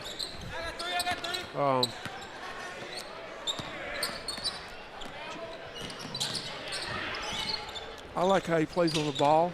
Now, you can't get so up. That's really good there. Harper at the top of the key. He'll drive, takes the floater. I also think he has to play well for them to play well. Johnson in transition. Won't fall. Here goes Kennedy down the floor.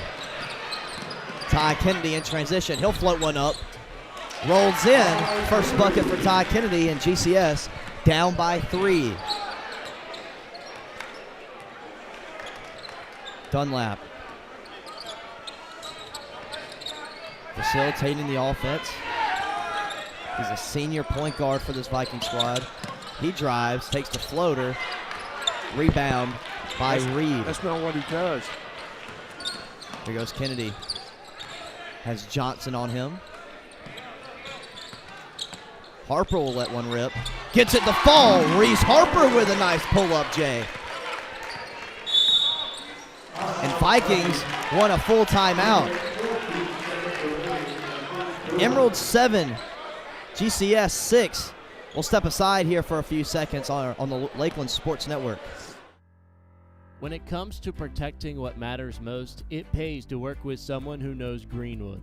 At Frank Coyle State Farm, Frank and his team help families and businesses with auto, home, life, and more. Whether you're driving to work, protecting your home, or planning for the future, count on coverage you can trust. Call 864-223-6781 or stop by 424 Main Street in Greenwood. Like a good neighbor, State Farm is there.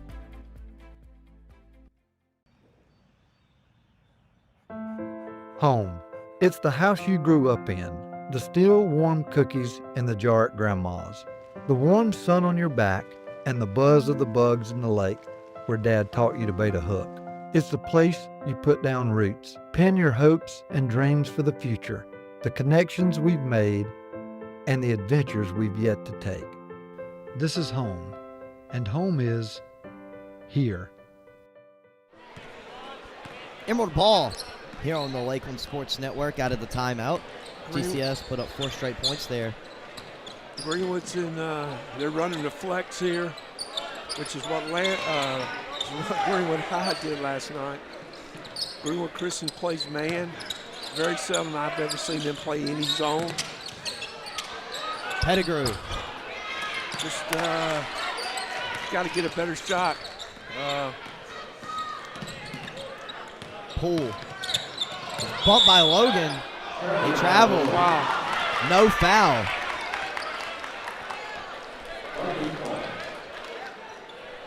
Here's what I would say to that, okay? Yeah, he traveled, but he traveled after he got bumped. Exactly.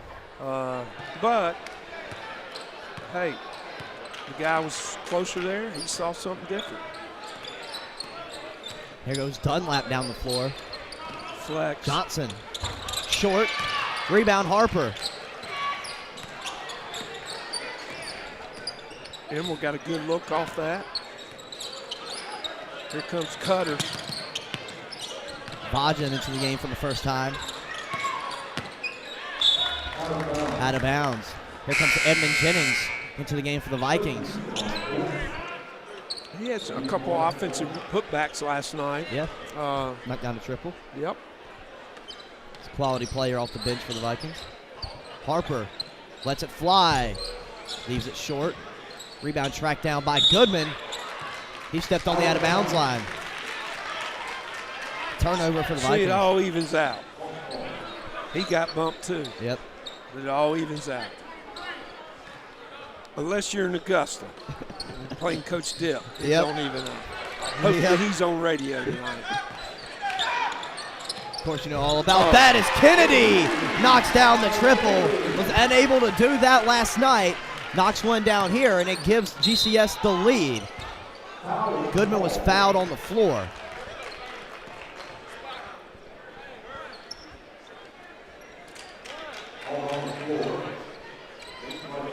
Of course, if you're unaware, Dip Mitras, head coach of Augusta University, one of the premier Division II basketball teams in the Peach Belt Conference, as Logan count the basket and the foul. He's got 8 in this one.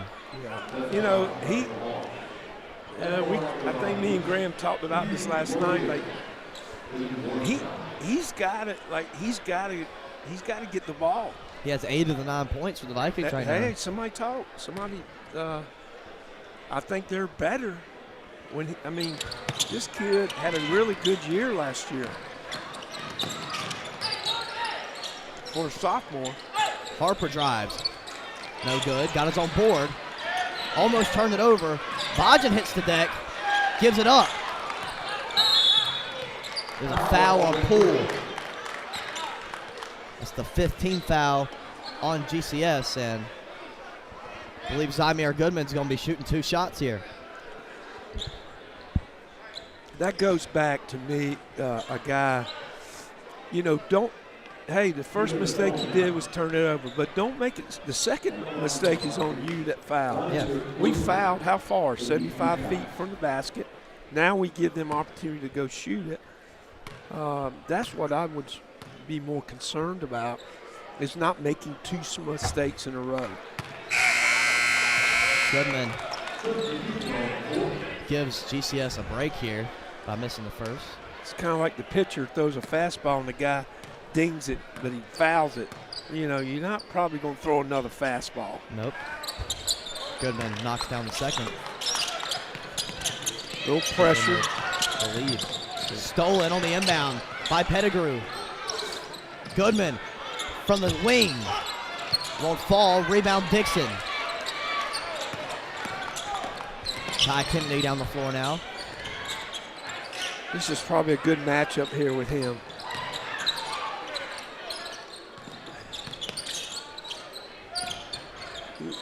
Vajan. Here's the volleyball line. Trying to find Kennedy. He's not there. Down to Dixon. Dixon had a good day yesterday. 8 points. Yeah. That's Edmund Jennings who'll get the foul called on him there. I will live with that because we've only Emerald's only fouled twice. So being aggressive there, I can live with that. Vajan gives it to Harper. Now Dixon almost had it stolen, and he did. Pettigrew hits the deck. Now Dixon gets it back, feeds it to Harper. Harper, mid-range shot, bottoms. Reese Harper. He's looking for his shot tonight. I talked to Coach last night, and I thought, man, this guy is, he's got a good shot. Need to get him involved. He's one of Wardlaw's best players last season. Yeah. Again, where did they go? They're feeding the big fella. Here comes Jordan Porter to the scorer's table. He was starting for a little bit.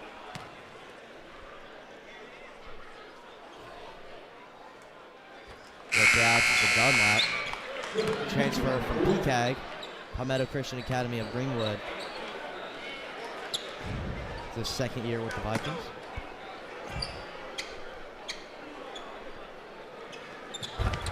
In and out for Key Logan, rebounded by Vajan.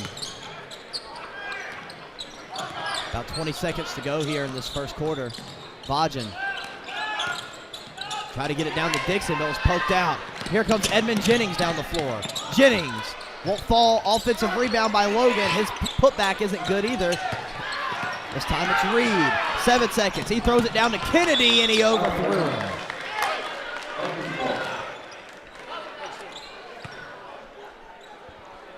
Reed, the quarterback for the Hawks. That one may have been picked off if it was on the gridiron. Yeah. Dunlap letting it roll here with 5 seconds. Harper pressures him. Dunlap right by him. Floats it up. Won't go. Prayer shot from Reed falls way short. And we are all knotted up at 11. 11-11, make a wish after 8 minutes of play. Second quarter action coming up in just a few here on the Lakeland Sports Network. Looking for a home in Greenwood or thinking about selling? Work with someone who knows the community inside and out. Courtney Height Realtor is a top 5 Greenwood MLS agent with almost $20 million in sales and a reputation for guiding buyers and sellers with confidence and care. Call 864-378-4686, visit CourtneyHeightRealtor.com, and follow us on Facebook at Courtney Height Realtor, serving Greenwood, South Carolina, and beyond. When it comes to protecting what matters most, it pays to work with someone who knows Greenwood. At Frank Coyle State Farm, Frank and his team help families and businesses with auto, home, life, and more. Whether you're driving to work, protecting your home, or planning for the future, count on coverage you can trust. Call 864-223-6781 or stop by 424 Main Street in Greenwood. Like a good neighbor, State Farm is there. Back here on the Lakeland Sports Network, second quarter action ready to get underway here. All knotted up at 11 after 8 minutes. From a GCS ball. Reed tried to get it in to Harper, ended up in the hands of Vajan. There goes Vajan. Kennedy tracks it down. He's trapped in the corner, nowhere to go, gives it up to Dunlap. Porter down the floor now. Jordan Porter. Skip pass over to Goodman. Down to Logan. Hawks haven't had an answer for him yet. Still don't. Key Logan, 11 points. Give the Vikings a 2-point lead now. My adjustment, I reckon you're always thinking about adjustments from up here is we're going to have to start doubling down there a little bit and see if we can get him to turn it over. At least he think that there's someone doubling down. Yeah. Because, I'm not sure how well Emerald shoots it from the perimeter, so I'm not okay. I'm okay because Emerald scored all their points from in the paint. Yeah. Vajan collects the inbound. Wanted Kennedy, wasn't there.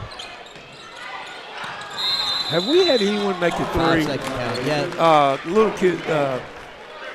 Ty made a 3. Ty Kennedy, he's the only person to make a 3. And for Emerald,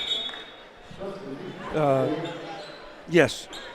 So there's only been 2 threes. Yeah. I've got to teach King here how to look at this game as an assistant. Now he's got to remember the point spread. That's the big thing. He's done a good job this week. Dunlap. There's two. Right on. Puts the Vikings up by 5.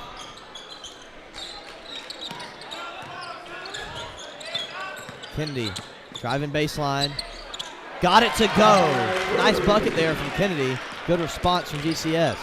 Here comes Dunlap down the floor. Nice Logan, had it poked away by Kennedy. They'll get him for the foul. Logan should have caught that and kept the ball high. He brought it down.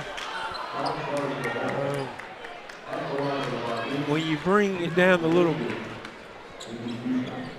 cookie crumbers, snap at you. Snapping turtle is what I used to call it. Don't let it snapping turtle. Pettigrew subs back in.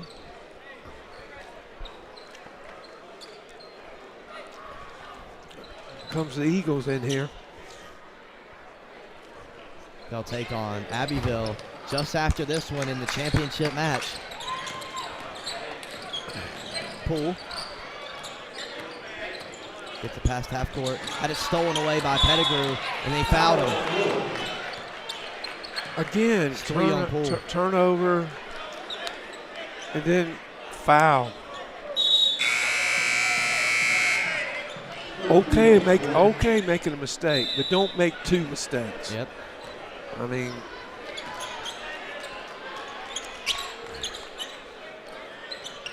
Logan. too far out. Repost. Quarter. Going to Goodman in the corner. He'll let it rip. Long.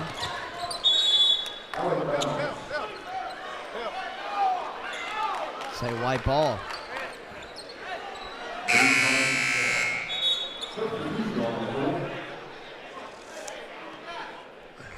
Low scoring game. Just 16-13 here. Yeah. 6 minutes to play in the second quarter. Logan, good move. Got Dixon in the air, cleans it up. Won't fall. Got his own rebound again. Was stolen away by Kennedy. Can't get any closer than that. Good pass from Dixon. Was poked out by Dunlap.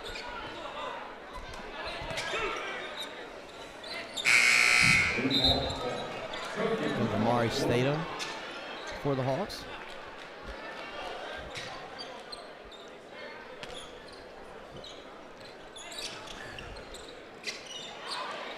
Kennedy in the corner. Good run out right here if you're Emerald. Good Adams hustle with the deck. like Greenwood Christian. Pettigrew. Missed everything. Reed finds Kennedy. Up to Statham. Statham had it rejected by Logan. Key Logan doing a little bit of everything.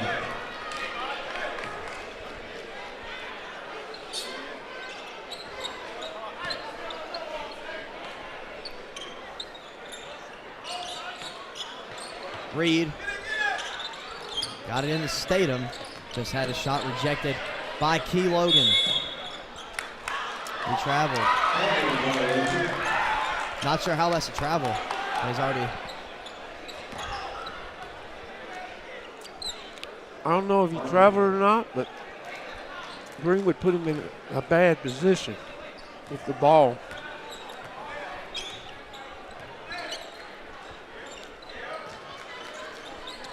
Down to Logan. They doubled there. Good call, Coach Davis. It's going the Hawks' way.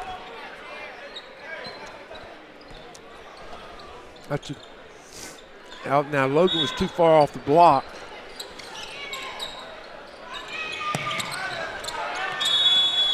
Yeah, Greenwood, they struggled last night with this.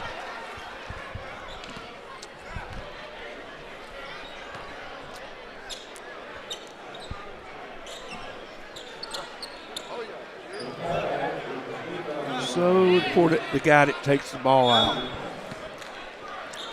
are so important. Dunlap in the corner. Won't fall. Nice rebound there. Here come the Hawks.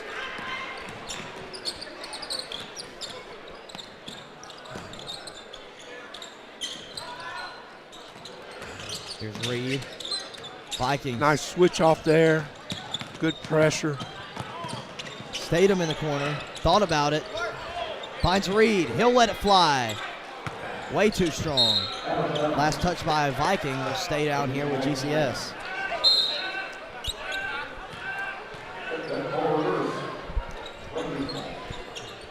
Check that. It's going to be Viking ball.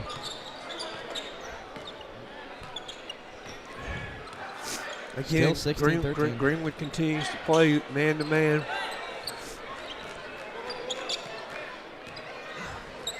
Flex here. Dalen Adams on the wing. Down screen, trying to get a post up. Got a foul on the floor.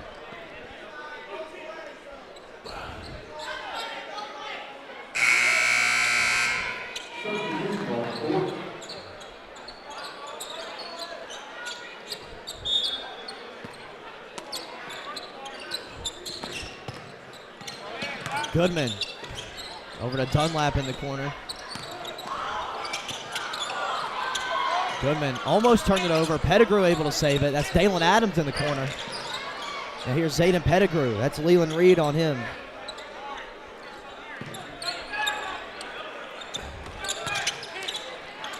Pettigrew from the wing. No good. Rebounded by Kennedy. They've got a jump ball here.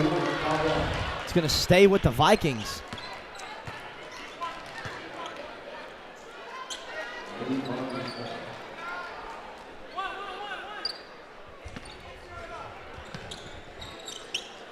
Screen down for a shooter.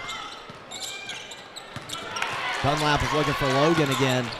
Bounce pass, probably would have got through that. Air pass don't. Timeout GCS. We've got a full timeout on the floor. 16-13 in favor of the Vikings. 3:29 to play in the first half. This is the Lakeland Sports Network by Simpson Sports Media. Howard's on Main is the kind of place you keep coming back to. Open 6 days a week with breakfast served every day, plus a full menu loaded with variety for lunch and dinner. Great food, friendly faces, and live music that keeps Main Street moving. From morning coffee to late night vibes, Howard's on Main delivers every time. Howard's on Main, great food, live music, and a true Greenwood favorite.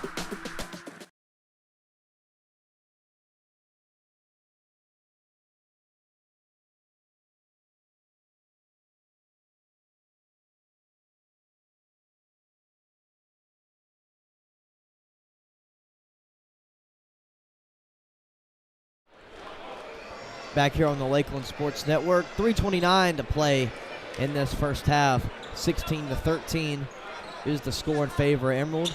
Hawks not able to stop T. Logan so far. Coach, what's your answer for him? Well, I think one, they've struck the last time they doubled down. I think that'll help. I still think, I don't think they got it in them, but just play a little zone because I don't think, Emerald, neither team is shooting it well from the perimeter. So that would be adjustment. The other thing you do is you can front the post. Yeah. But Lowe, he doesn't he likes catching at 14 to 15 feet. You can't front that. Now, what Emerald needs to do is when they throw it in there to him, they need a Laker cut, which is a cut going to the basket, whoever threw it to him. Ty Kennedy. That takes away the locking down on him. Wide open. Too strong. Rebounded by Vajan.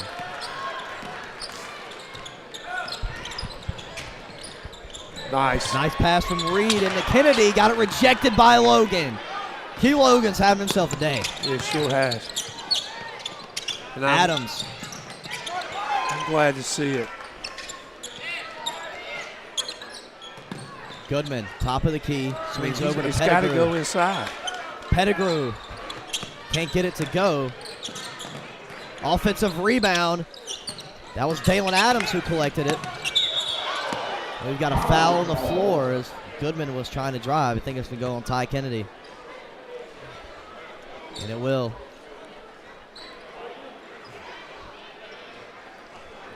Hardest thing in basketball is to defend the drive. I don't always understand that, but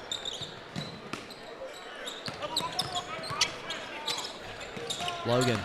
Now here's Pettigrew. Elbow jumper. Rebound Statham. Neither team able to get a bucket here. Reed. Way off. Key Logan down the floor. Darius Johnson in the corner. Here's Pettigrew. Now Goodman on the wing. That's Vajan on him. Goodman's had himself a nice tournament. Kicks it to Adams in the corner. He'll shoot it. In and out. Long rebound. Tracked down by Darius Johnson. Vikings into Logan. Logan at the rack. Gets it to go. Key Logan has 90% of Emerald's points at the moment. Hawks still desperate to find an answer for the big man.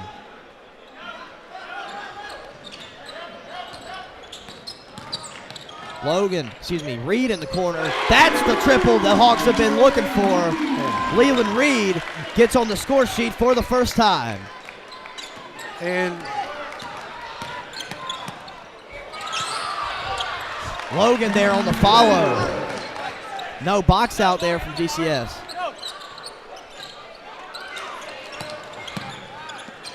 Inbounded to Kennedy. Johnson poked it out.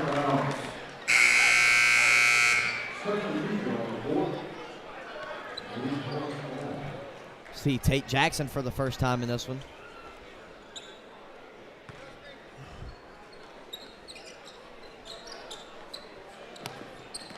Here goes Kennedy. Kennedy drives. He's fouled. And the basket. Ty Kennedy. He'll head to the line for the first time. Kennedy with 9 points in this one. You See Malik Wright for the kind of first look time. at these two teams, and you can tell that they had tough games last night. You know, there's not as much energy. Yeah. Kennedy converts a three-point play. It'll probably be a dog fight to the end. Under a minute to play now. Emerald lead by 1, 20-19. My attitude is, hey, we're gonna try to get one thing done.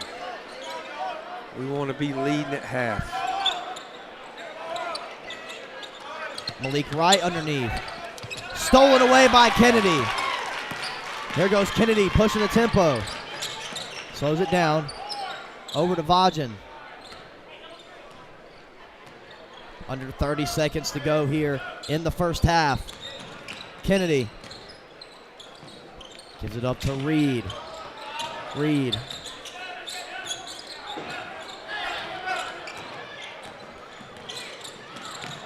Stolen away by Johnson, but he stepped out. Stays down here with GCS. 11.6 on the clock.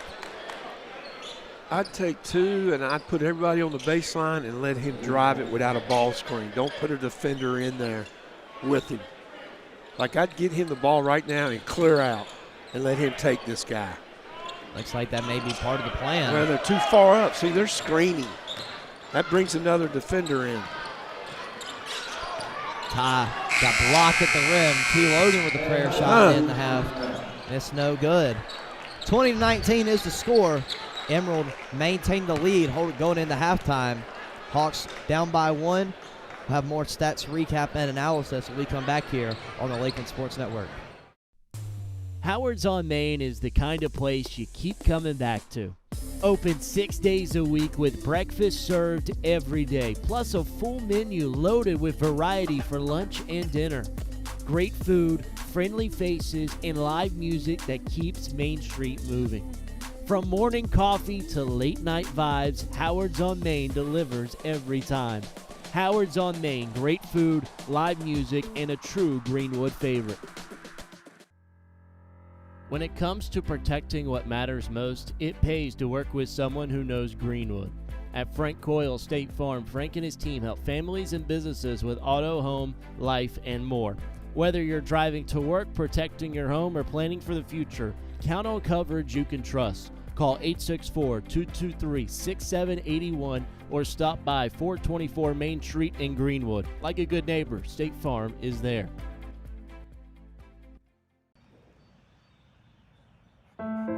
Home. It's the house you grew up in. The still warm cookies in the jar at Grandma's. The warm sun on your back and the buzz of the bugs in the lake where Dad taught you to bait a hook. It's the place you put down roots, pin your hopes and dreams for the future, the connections we've made, and the adventures we've yet to take. This is home, and home is here. At the Height Law Firm, we exist for one reason: to make South Carolina safer. When a company cuts corners, when a driver ignores the rules, or when someone's careless mistake injures a family, we step in. Because accountability is not just about compensation, it's about preventing the next tragedy. Every case we take, we hope that we can make a change to make South Carolina a safer community.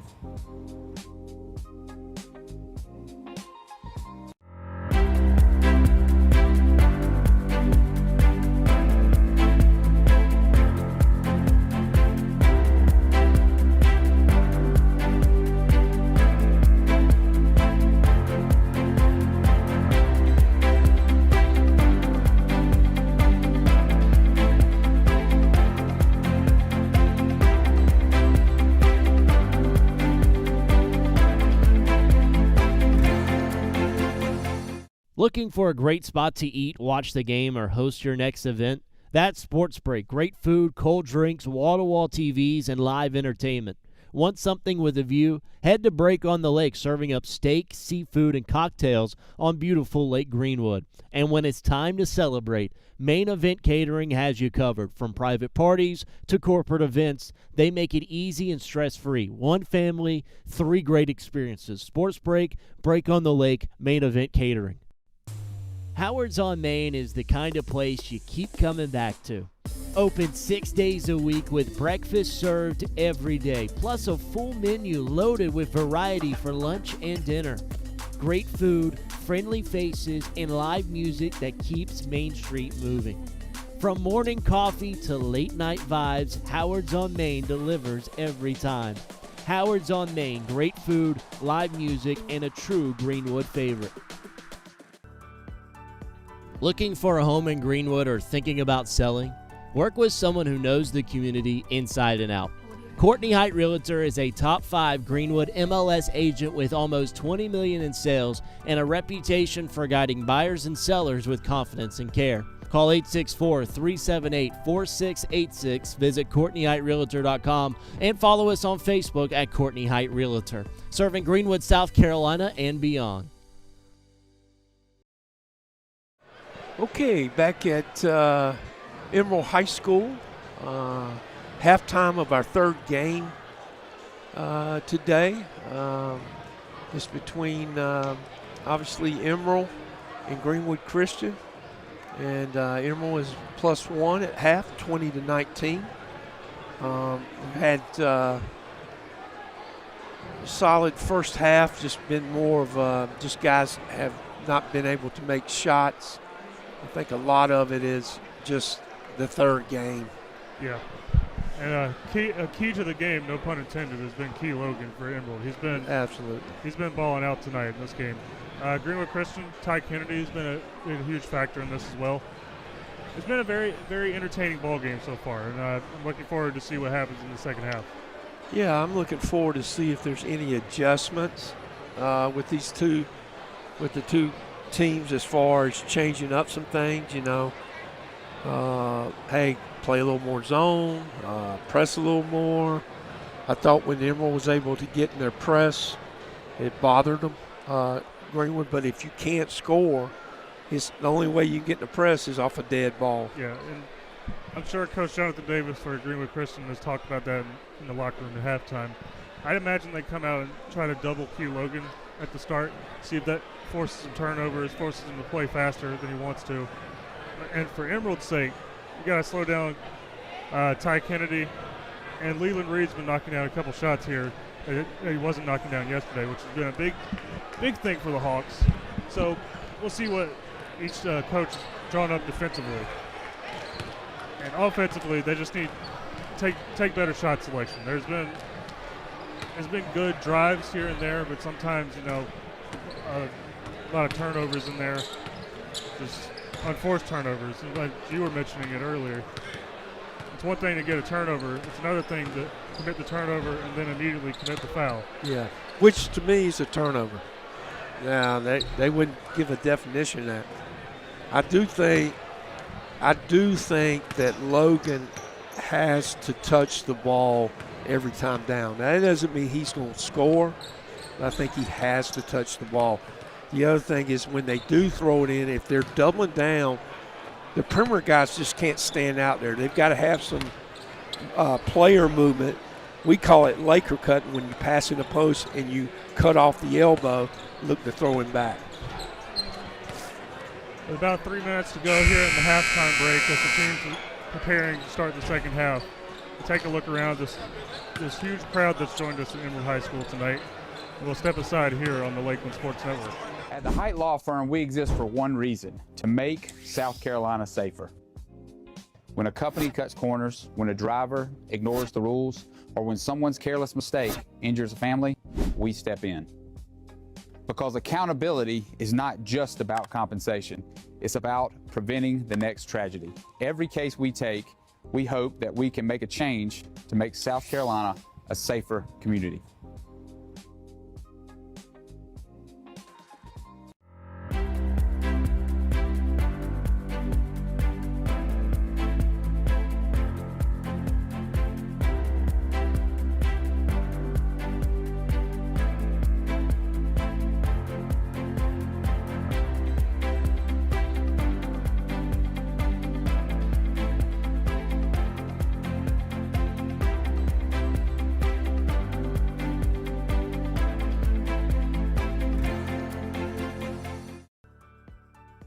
Looking for a home in Greenwood or thinking about selling? Work with someone who knows the community inside and out.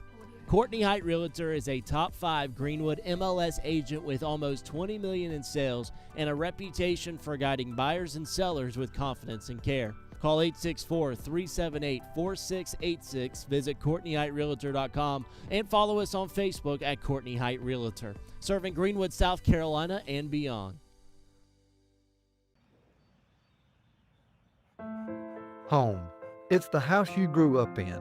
The still warm cookies in the jar at Grandma's. The warm sun on your back and the buzz of the bugs in the lake where Dad taught you to bait a hook. It's the place you put down roots, pin your hopes and dreams for the future, the connections we've made, and the adventures we've yet to take. This is home, and home is here. When it comes to protecting what matters most, it pays to work with someone who knows Greenwood. At Frank Coyle State Farm, Frank and his team help families and businesses with auto, home, life, and more. Whether you're driving to work, protecting your home, or planning for the future, count on coverage you can trust. Call 864-223-6781 or stop by 424 Main Street in Greenwood. Like a good neighbor, State Farm is there. Back here on the Lakeland Sports Network, second half action of this third place game between GCS and Emerald. Getting ready to get underway here will be Greenwood Christian ball to start things off. They trail by 1, 20-19. Coach, what are some of your keys to victory here for the Hawks? One is obviously, it's been a key all day. Don't turn the ball over. That young man's got to have some touches. I think Leland's really got to help. I kind of expect what Ty's going to do, but if you can, they just need 2 more guys to do some things offensively. Johnson drains it. His first bucket of the ball game. Gives Emerald the lead by 2. Kennedy drives. He was fouled.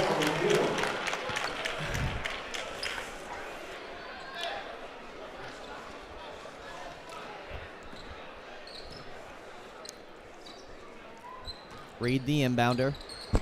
Now it's simple with Emerald. They got to get it to 0. Yeah.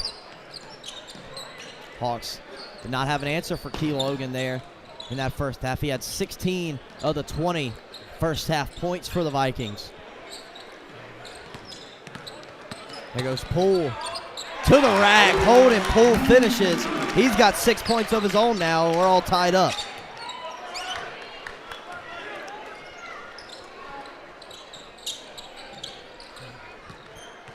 Poole gets the steal, but he stepped out. Good hands there from Holden Poole.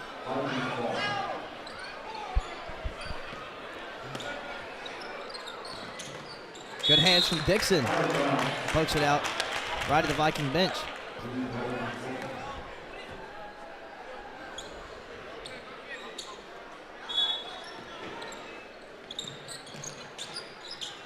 And mounted to Pettigrew. That's a read on him. Brings it to the logo. Go ball. Here comes the flex. First cutter, down cutter. Pettigrew, pull up midi. Not the roll. Offensive rebound by Goodman. He can't get the layup to go. Got his own miss and put it back up. Second chance points for the Vikings. They've got a lot of those today. Hawks are going to have to prevent those if they want to come out with a win here in this one. Poole. Nothing there. Gets it out to Harper. The problem with Greenwood Christian right now is spacing. The guys drive it. There's good spacing there. See, there was no, drove off the baseline. There was no one down there. Everybody was spread. All knotted up at 25 now is Goodman. The basket and the harm. Gives Emerald a 2-point lead, 27-25. Nice job there. Goodman has been hurt or injured, and, really his coming out has been this tournament, and he's came out aggressive. Yeah. Had a really good day on the first day. Had a good game yesterday despite the loss. I think he's a key component of those guys and them being successful. Now, spacing again. Kennedy in the corner. He'll drive. Up and under. He's heading to the line.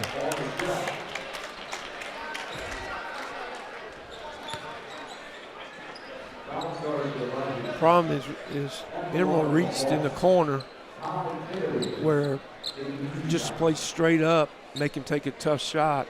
Johnson gambled there in the corner. Yep.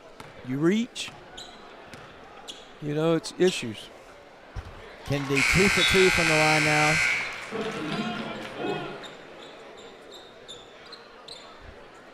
Brings it within 2 for the Vikings, for the Hawks.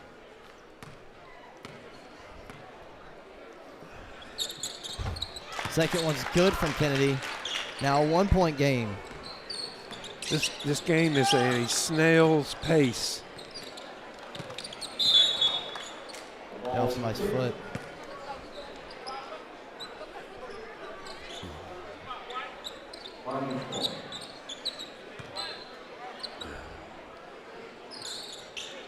Down screen, go look for the shooter in the corner. Porter. Everybody runs that. Last touch by Porter is going to be GCS ball. 5:16 to go in this third quarter. Reed needs to get it in. Another 5-second count on GCS. The pressure of the Vikings get into the Hawks here.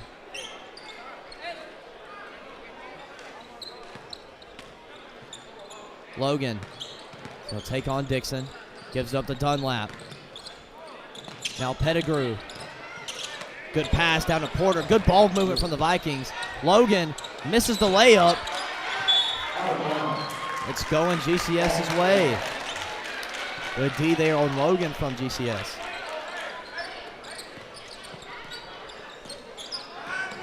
Poole brings it down. Now here's Reed. They Good got pass to Kennedy. They got an open post. They're bringing their post guy up, so the back door is there. Timeout Vikings.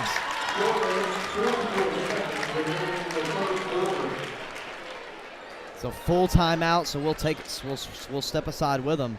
Yeah. 29-28, 1 point lead now for GCS. Their first of the game here on the Lakeland Sports Network.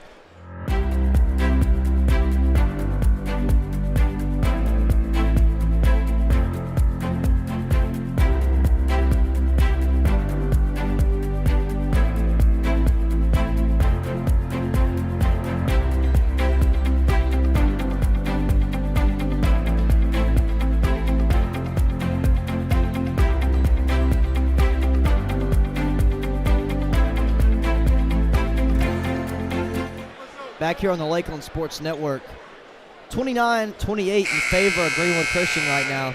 See there, Ty Kennedy getting a sip of some H2O on the bench, averaging 24.6 points per game. That's second in the class of 2026, all classifications, high school league or SCISA in the state of South Carolina. He's having a good showing here today. He's going to be one of the keys for GCS to come out with a victory here. Was the Index Journal's Lakeland's Player of the Year last season. Also hit the 1,000-point milestone as a junior. On pace to becoming Greenwood Christian's all-time leading scorer. Goes the flex, down screen. Logan. Rebounded by Reed. Here comes Leland down the floor.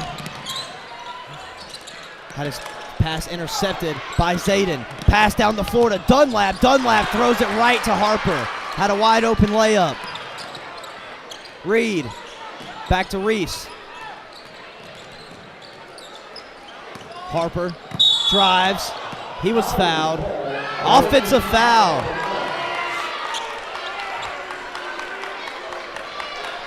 Jordan Porter is who absorbed the contact.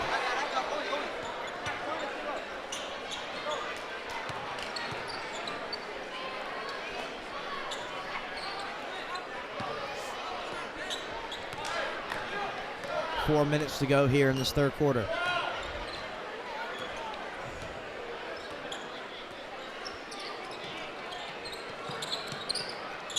Dunlap. Over to Porter. Kennedy on him. Now Logan at the free throw line. Mid-range. Leaves it way short. Hawks ball. Hawks looking to improve their record to 6-4 with a win in this one. Emerald currently sit at 3-5. Poole out of control. God, that's two possessions that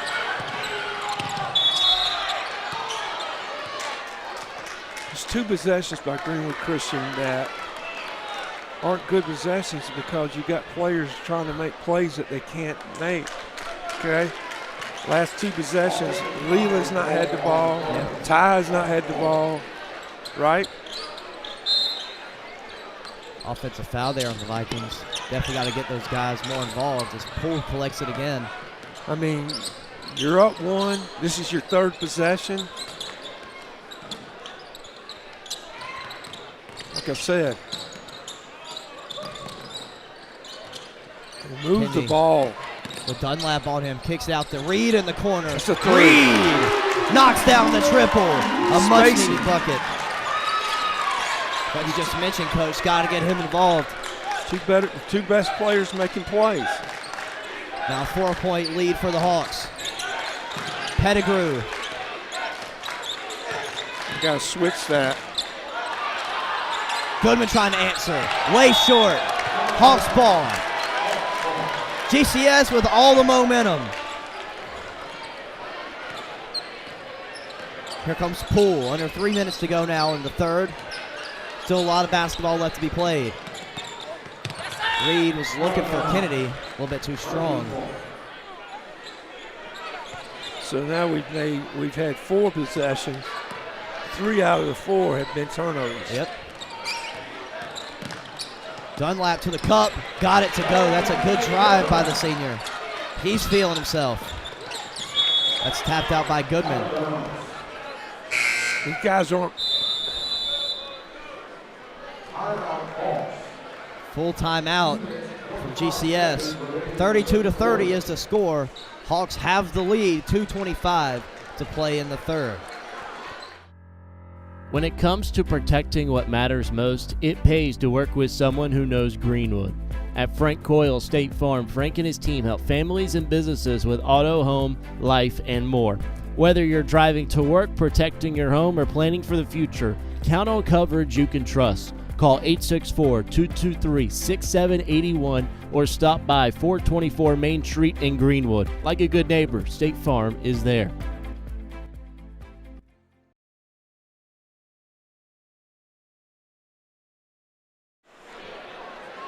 Back here on the Lakeland Sports Network, you see Emerald head coach for football Tad DuBose in the building, checking out the final day of Lakeland's FCA tournament action. Vikings had a pretty successful season this past year. Looking to build on that for the future.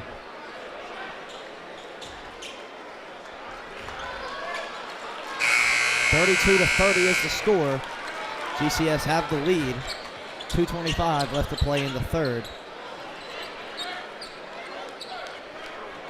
Emerald continuing to bring the pressure. This time it'll be man-to-man, full court press. There you go. Much better there. Stack. Got the ball in the right guy's hand. Hey, Kennedy. Good play. All the way. Does it himself. Back up to a 4-point lead for the Hawks. Very good play. I needed play. Now, Emerald, I want to get back of feeding the big fella. Johnson is looking for Logan. Gives it to Goodman. Goodman pulls up. Bucket. Good shot there by Zymir Goodman. Harper gets it past half court. See, I like to match up with two or one handling the ball. Ty is able to get Goodman in the air, and he hits the deck hard. Foul's going to go on Zymir.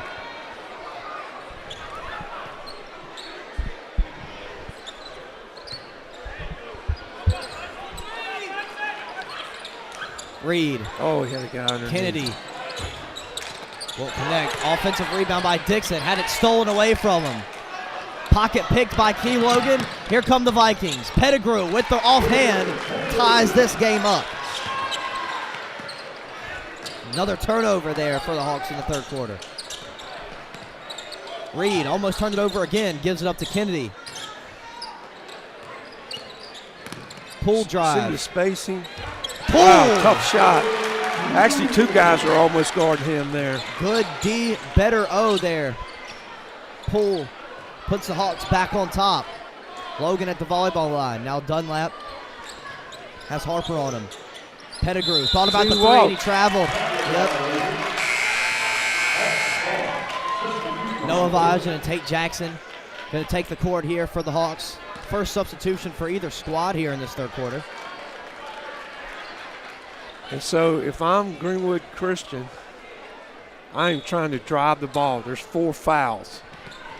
If I'm looking at this correct. I'm going to get the ball in Ty's hands, and I'm going to drive the ball. That.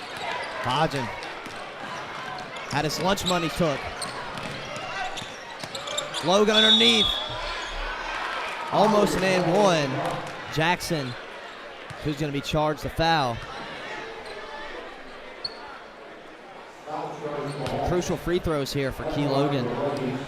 He's gone to the line a few times here in this one. Oh, that's a huge turnover there. I think all turnovers are huge. First free throw from Logan. It's off. Try to.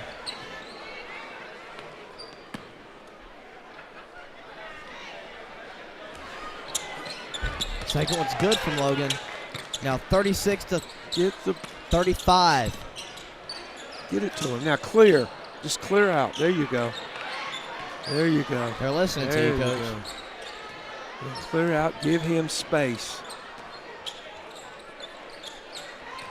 Here goes Vajan. Gets it out the pool. Pull walk. Yep, that's a walk. So realistically, they probably had what? 2 out of 8 possessions, 6 possessions. Turnovers. Probably. That does not equal winning. No. Now, let's see what Emerald does. GCS do have the lead in this one. Yes, sir. Not a very sustainable way to play if you want to find long-term success. Pettigrew. You bet. Zayden Pettigrew for 3. And the Vikings are going to head into the fourth quarter with a 2-point lead. It's 38-36. Vikings on top as we have 8 minutes to settle it in the fourth quarter. We'll catch you right back here for it on the Lakeland Sports Network. Looking for a home in Greenwood or thinking about selling? Work with someone who knows the community inside and out. Courtney Height Realtor is a top 5 Greenwood MLS agent with almost $20 million in sales and a reputation for guiding buyers and sellers with confidence and care. Call 864-378-4686, visit CourtneyHeightRealtor.com, and follow us on Facebook at Courtney Height Realtor, serving Greenwood, South Carolina, and beyond. When it comes to protecting what matters most, it pays to work with someone who knows Greenwood. At Frank Coyle State Farm, Frank and his team help families and businesses with auto, home, life, and more. Whether you're driving to work, protecting your home, or planning for the future, count on coverage you can trust. Call 864-223-6781 or stop by 424 Main Street in Greenwood. Like a good neighbor, State Farm is there.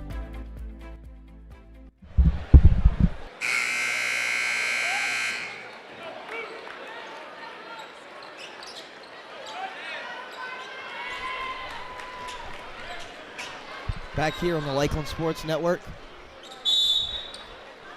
2-point lead for Emerald as the fourth quarter begins with a mid-range jump shot by Key Logan. It's no good. Rebound Poole. Vikings still applying the pressure. Poole to the rack, too strong. Rebounded by Key. Here goes Pettigrew. He'll drive on Reed. Kicks it to Johnson in the corner. Johnson for 3.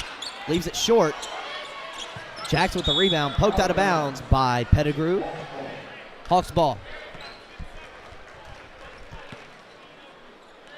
The winner of this will claim third place in this year's Lakelands FCA tournament. Abbeville and Greenwood after this one to settle who will take home the 2025 FCA tournament trophy. Jackson catches it. Gives up the Vajan.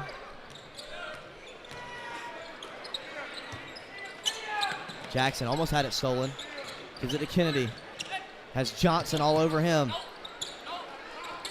Now Vajan to Jackson. Jackson puts it up. Way off. Last touch by Emerald. It's Hawks ball still. Jim is filling out. We're gonna have ourselves a nice crowd for the tail end of this one and for the championship game. Pull underneath, had it blocked by Johnson. Battle for the rebound, and believe a Viking fouled there.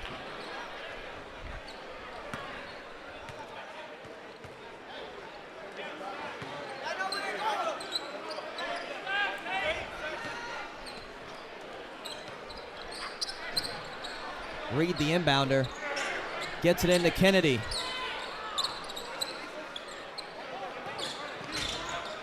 Now Poole drives.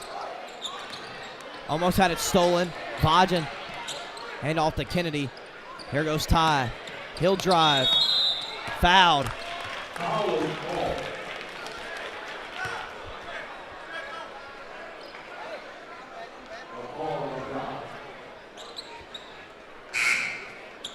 Ty going to be heading to the line for 2. It's 3 for 3 from the line in this one.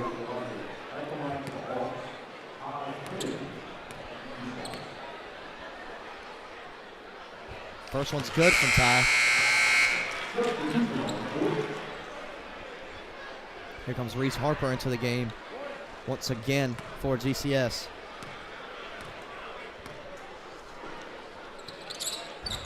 In and out on the second. Last touch by Harper. Viking ball.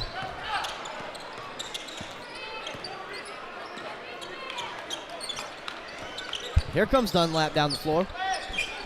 Vikings up by 1. Flex cut. He walked. We got a travel on Zamir.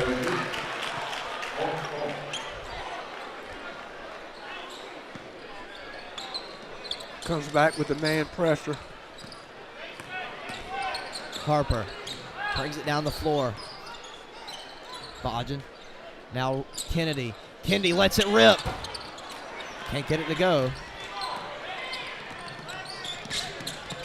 Pettigrew over to Dunlap. Dunlap thought about giving it to Logan. Pettigrew lets it rip. Rebound by Kennedy. Guy was open on the block.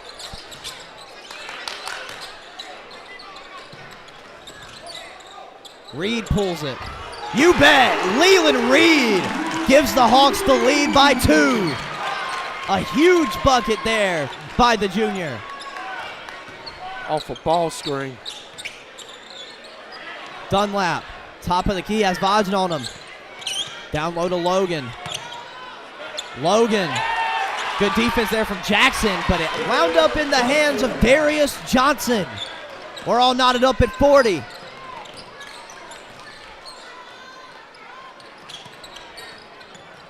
Harper, he has Johnson on him. Hawks swinging it around. Kennedy to Reed. Reed. There you go, hand back. Floater Missed no it. good. Good Rebound look. Key. Key Logan He's down going the floor. all the way. Gives it up to Zamir. And Reese Harper will be charged with the foul. He doesn't like it. Key Logan's going to be heading to the line for 2. Zamir Goodman head to the line for 2. 2 crucial free throws here from Goodman. Could give the Vikings to lead with just 1 make. But if you're Coach Sammy Robinson, you'd love 2 here. Absolutely.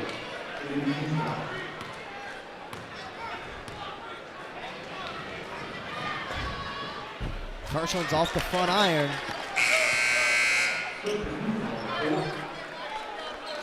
The last 2 possessions, I've liked Coach Robinson's matchups in the man who he has on certain players from Greenwood Crescent. He's changed a little bit out of it. Goodman's second free throw is good. Coming out of the third. I like this matchup right here. Foul by Pettigrew. See, that could, young man there sticking the ball in the guy's stomach, to me, could be a technical. Yeah.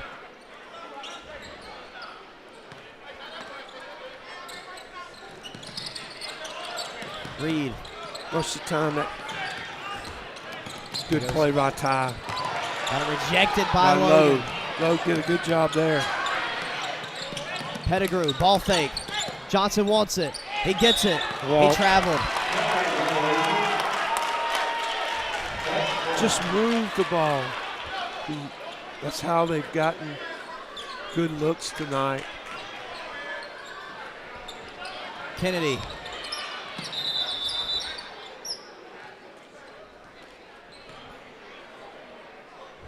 I think we may have had a little bit of interference there. I think Assistant coach was trapping a little bit. Coach Dexter Baylor actually got and a he piece acknowledged of it. Yeah. Him and Reed dapped each other up after. Yeah. Good sportsmanship. That's a pretty good defense there. Here comes the cutters. Again, get it to a driver. This guy drives pretty well. Yep. Johnson on the other end. 3-point lead now for Emerald, and Poole kind of just gave up on the play there after his turnover. 3 of them gave up. Like, hey, we assume this guy's going to make a layup. Jackson had it stolen away. Logan. Poole. See what's off of. Things going to be off Poole.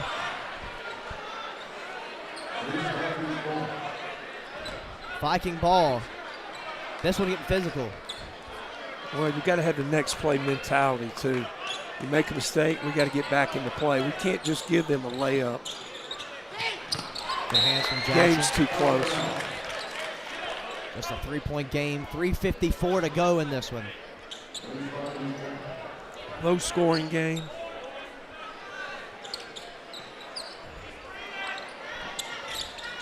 Dunlap thought about the three. Takes the baseline floater. That's a good play for Dunlap. 5-point lead now for Emerald.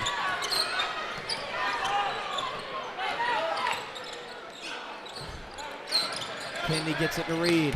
That might have been a push off. Offensive foul on Leland. This first half, King, you asked me about 23, and I don't really know what to say, but I will say this. I've seen him play last couple of years. He plays with some passion about the game. You know, he's always around the ball. And he plays happy. I like to see kids play when they're happy. Yeah. Hard not to be happy when you're on a basketball court, ain't that right, Coach? Yeah. Well, you got to. Dunlap. That would have been huge. Greenwood Christian's got to get a shot. You know, they got to get something.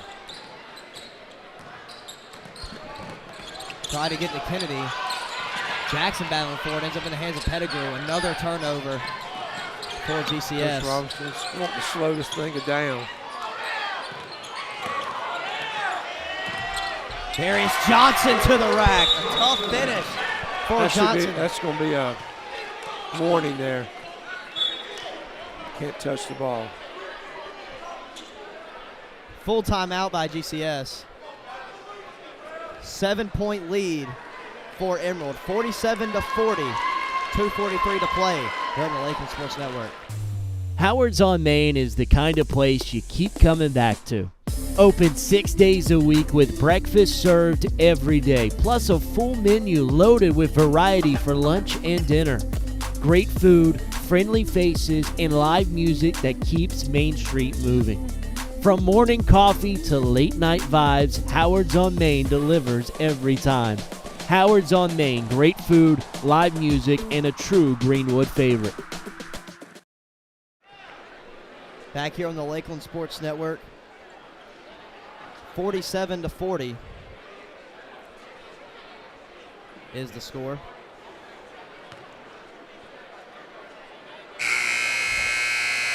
Last minute and a half, Emerald's kind of pecked away.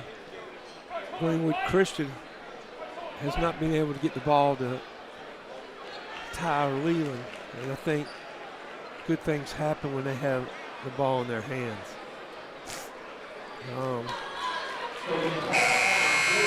Whose ball is? I think it's Greenwood Christian. We've got to really get something here. Emerald's coming out with a little pressure, which they've been able to get that tonight. Emerald on a 9-0 run currently. They've took over the game here in this fourth quarter.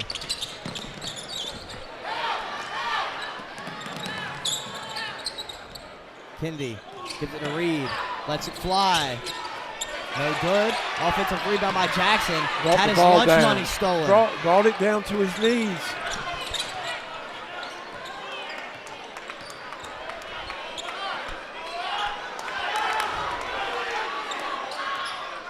Dunlap has Harper on him.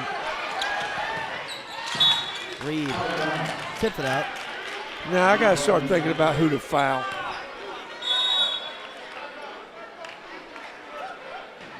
So now Coach Robertson has called a timeout for Emerald. If I'm Coach Davis, 30-second timeout. I got to know who to foul because fouls are 3-2. So I've got to do some trapping, reaching, all the things to try to get through the passing lane to get something done. If you don't, they're going to dribble the ball. Game's going to be over. 47-40, 2:13 to play. Emerald with one foul to give as they're up 7. here late in this third-place game. The smallest kid is taking the ball out. It's like I would put my largest kid, if I'm Greenwood Christian, on the ball here to make it difficult for him to throw it in. And then my 4 quickest guys to try to steal the ball.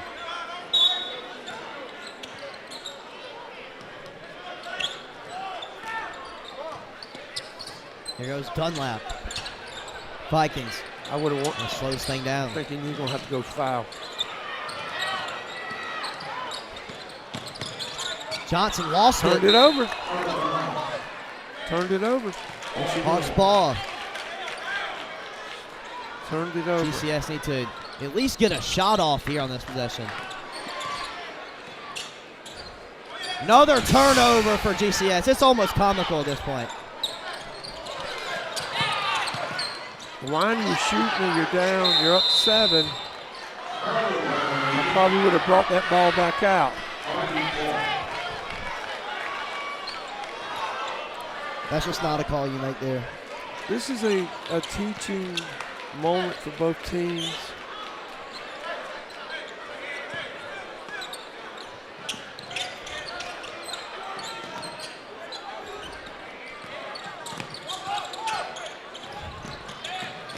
Kennedy gambled. Now Reed picks up the foul. Still got, what, got one more to get. 7-point deficit now still for the Hawks. 90 seconds to play here. Gonna have to make something happen and fast.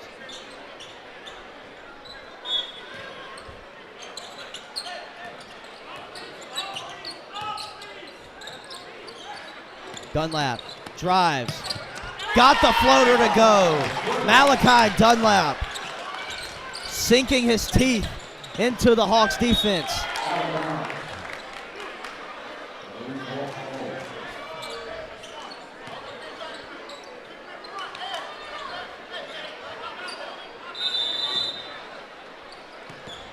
Inbounded to Poole.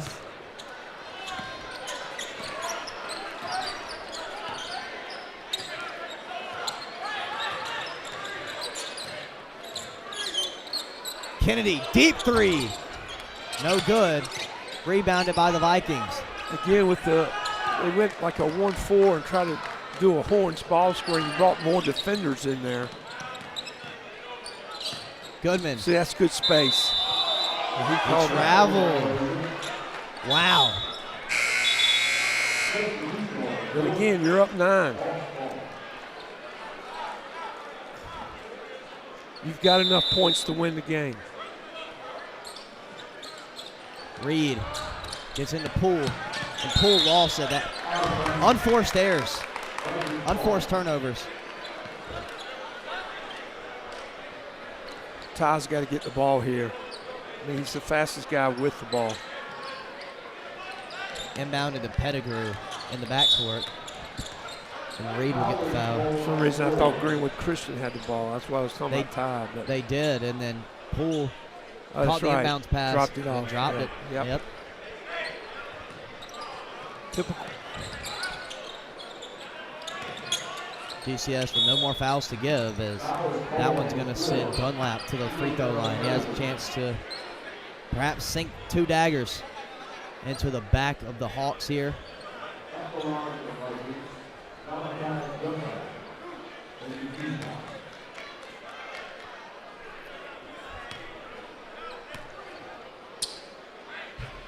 First one's good. Up to a double-digit lead for the Vikings now. Full timeout from the Hawks after the first make. Coach Davis wants to talk things over. It's 50-40 in favor of the Vikings here on the Lakelands Sports Network.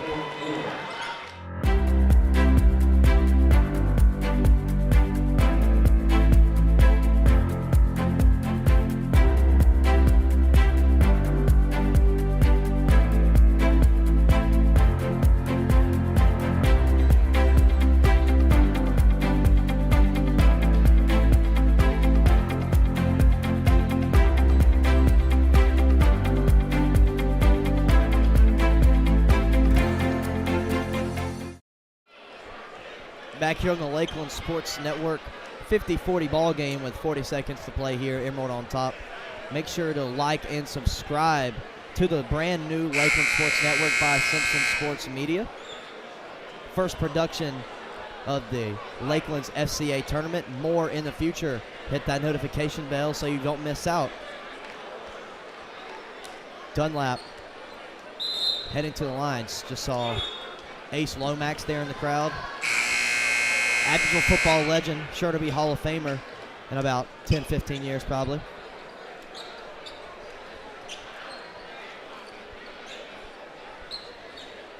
Got Malachi Dunlap at the line for one more shot. Who'd you say that for South Carolina? Lomax? Jeremiah Lomax over there in the crowd. Yeah. You his wingman? Has the pick six record for the state of South Carolina. That is right. Off the missed free throw. Emerald with the bucket. It's Adrian Weidman. Here comes Poole. Reads. Pass intercepted by Johnson, but he stepped out.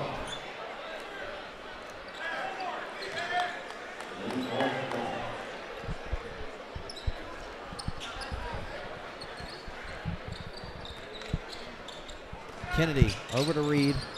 Reed lets a deep three go off the back rim. Rebound tracked down by Pettigrew.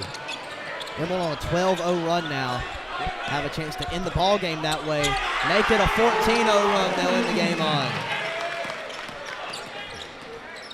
Kennedy pulls up. Way off. 0.2 seconds remain on the clock, and this one's going to do it. Emerald's going to take home the victory, 54-40 here in the third place game. They will take third place in the Lakelands FCA tournament. Hawks will take fourth. We'll have members of the all-tournament team selected after this. We'll have the championship game coming up next between Abbeville and Greenwood. Not before a quick post-game interview from head coach of the Vikings, Sammy Robinson, on the Lakeland Sports Network. Home. It's the house you grew up in. The still warm cookies in the jar at Grandma's. The warm sun on your back and the buzz of the bugs in the lake where Dad taught you to bait a hook. It's the place you put down roots, pin your hopes and dreams for the future, the connections we've made, and the adventures we've yet to take. This is home, and home is here. When it comes to protecting what matters most, it pays to work with someone who knows Greenwood. At Frank Coyle State Farm, Frank and his team help families and businesses with auto, home, life, and more. Whether you're driving to work, protecting your home, or planning for the future, count on coverage you can trust. Call 864-223-6781 or stop by 424 Main Street in Greenwood. Like a good neighbor, State Farm is there. Howard's on Main is the kind of place you keep coming back to. Open 6 days a week with breakfast served every day, plus a full menu loaded with variety for lunch and dinner. Great food, friendly faces, and live music that keeps Main Street moving. From morning coffee to late night vibes, Howard's on Main delivers every time. Howard's on Main, great food, live music, and a true Greenwood favorite. At the Height Law Firm, we exist for one reason: to make South Carolina safer. When a company cuts corners, when a driver ignores the rules, or when someone's careless mistake injures a family, we step in. Because accountability is not just about compensation, it's about preventing the next tragedy. Every case we take, we hope that we can make a change to make South Carolina a safer community.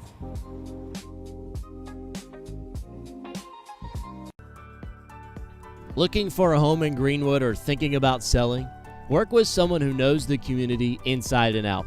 Courtney Height Realtor is a top 5 Greenwood MLS agent with almost $20 million in sales and a reputation for guiding buyers and sellers with confidence and care. Call 864-378-4686, visit CourtneyHeightRealtor.com, and follow us on Facebook at Courtney Height Realtor, serving Greenwood, South Carolina, and beyond.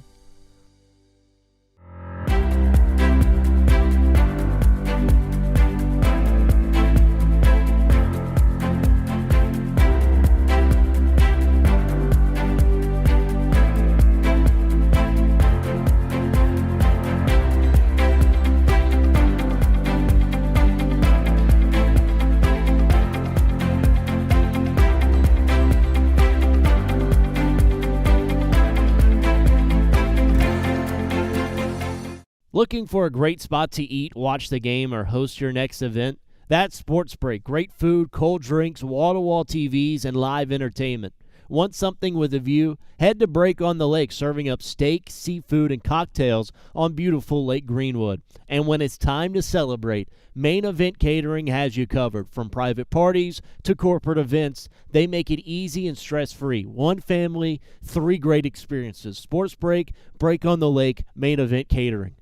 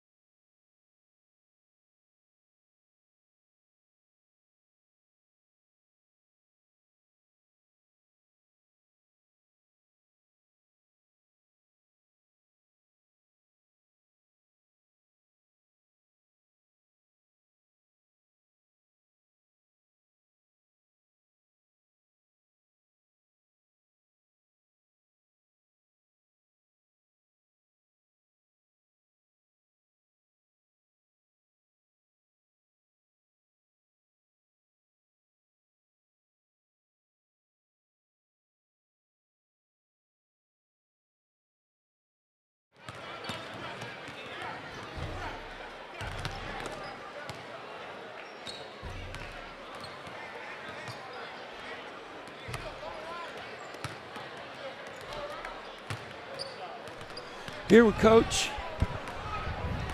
Coach, coming off a solid win tonight, what was your thoughts on Coach Robertson? What was your thoughts on the game after the game, and then kind of what your game plan was first, and then how did you feel at the end? Felt really good at the end. The game plan was to play man the whole time because they got a bunch of shooters. Yep. They got some really good knockdown shooters, and we had to contain number 2 because he put pressure on the whole defense. Yes. And we told him you can't leave, you can't help out a whole lot because if you do, they're going to drain threes all night. Right. I thought you did a good job there. I thought early, you went inside to your big fella, and I just think, having watched you guys play, that's so important for this team, for him to get touches down low. I thought it helped you early, especially the first half. Like, I'm not sure he didn't have 16 of the feed the beast down there. We had a talk with our guards, and we let them know we got to get the ball in low.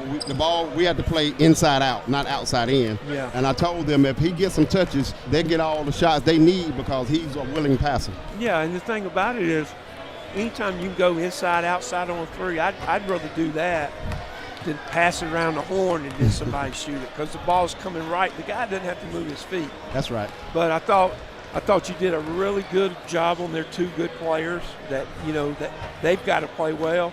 And your pressure full court, it was almost like it was getting in the hands of people you wanted to get in hands. Yes. We wanted them to be fast but patient. Yeah. And we tell them just take care of the ball, play pressure defense, and we'll just take whatever the result is, we'll live with it. Yeah. But you can't gamble on defense because if you gamble on defense, they got shooters. And when we got the ball, just take your time, take care of the ball.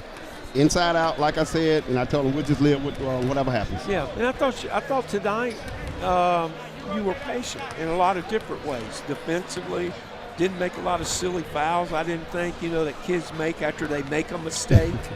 I thought all your guards were just solid. So it's a good win to get out now and start, I reckon, league play next week. Next week. Yeah. And that's one thing we talked about, and I mentioned it to you the other night. We've been talking about keeping our composure. And I told them there's going to be times in the game things won't go your way. Yeah. It'll be calls that you think should be made that won't be made. But you still got to keep your composure.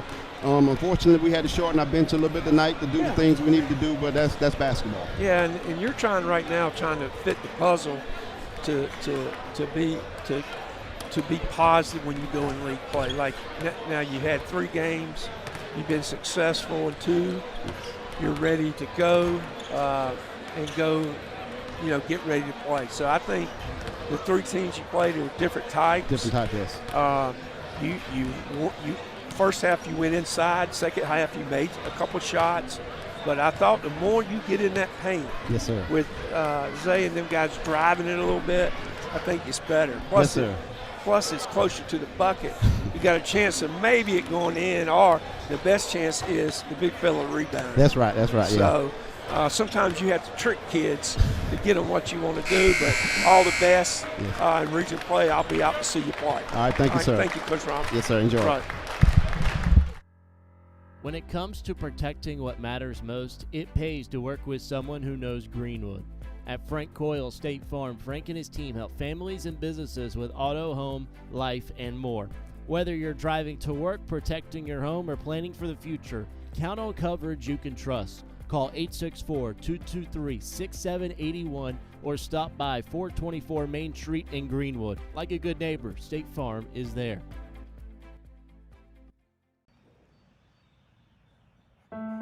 Home. It's the house you grew up in. The still warm cookies in the jar at Grandma's. The warm sun on your back and the buzz of the bugs in the lake where Dad taught you to bait a hook. It's the place you put down roots, pin your hopes and dreams for the future, the connections we've made, and the adventures we've yet to take. This is home, and home is here.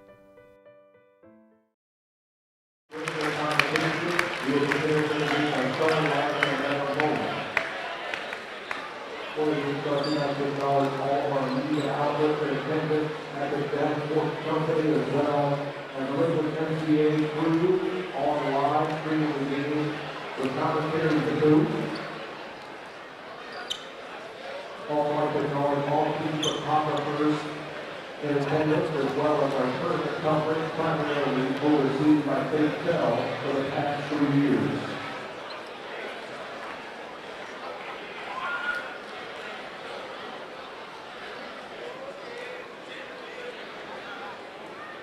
Now let's meet the starting lineup. First for the Abbeville Panthers. Number 10, Brady Baylor. Number 11, Darius Ryan. Number 13, Jalen Baylor. Number 24, Mary Williams. And number 34, John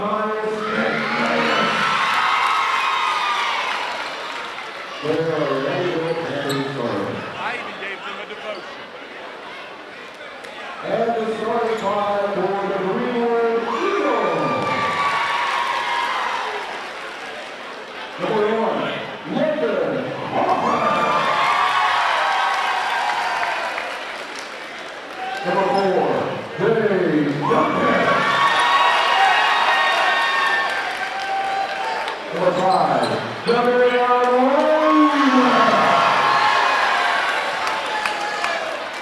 Number 10, Elijah Alvell. And number 21, Golly Davis. Those are the starters for the Greenwood Eagles.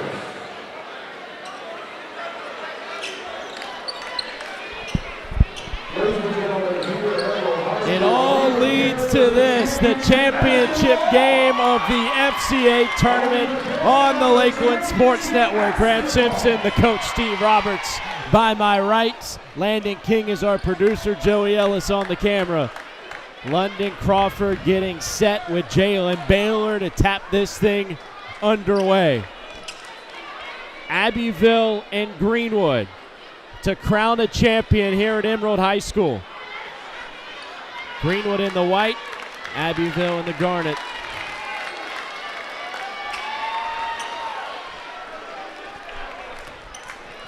Dwayne Sargent, our head official, getting ready to put this one in the air. I like these 3 officials. Got a good crew here for the finale. Solid officials. Really are. Know all 3 of them.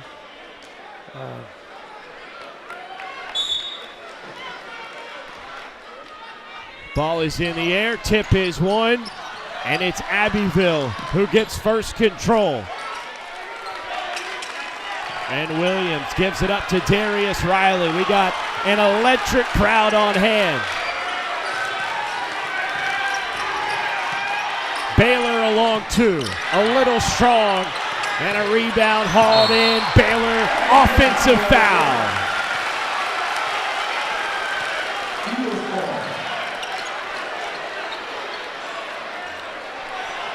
The first meeting between these 2 teams since December 28th, 2016, where Greenwood won 84-56.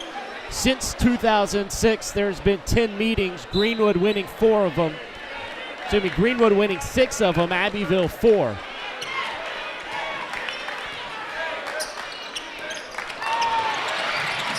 Here's Duncan in the backcourt.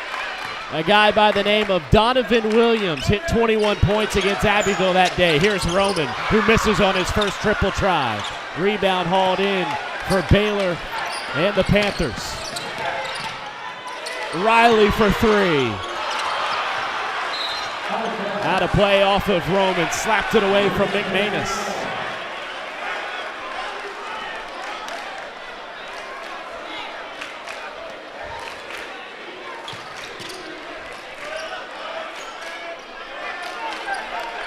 Greenwood starting out in a 2-3. Another 3. Baylor knocks it in.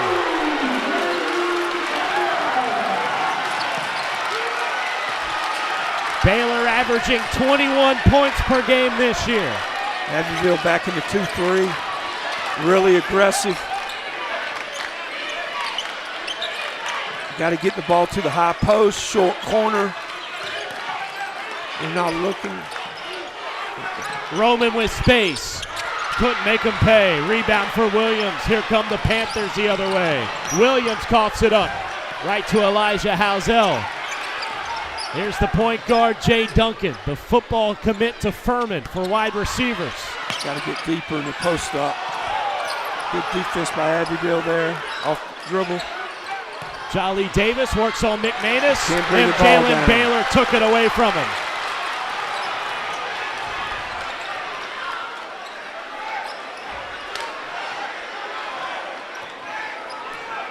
Little ball screen here. Just switch up off of it.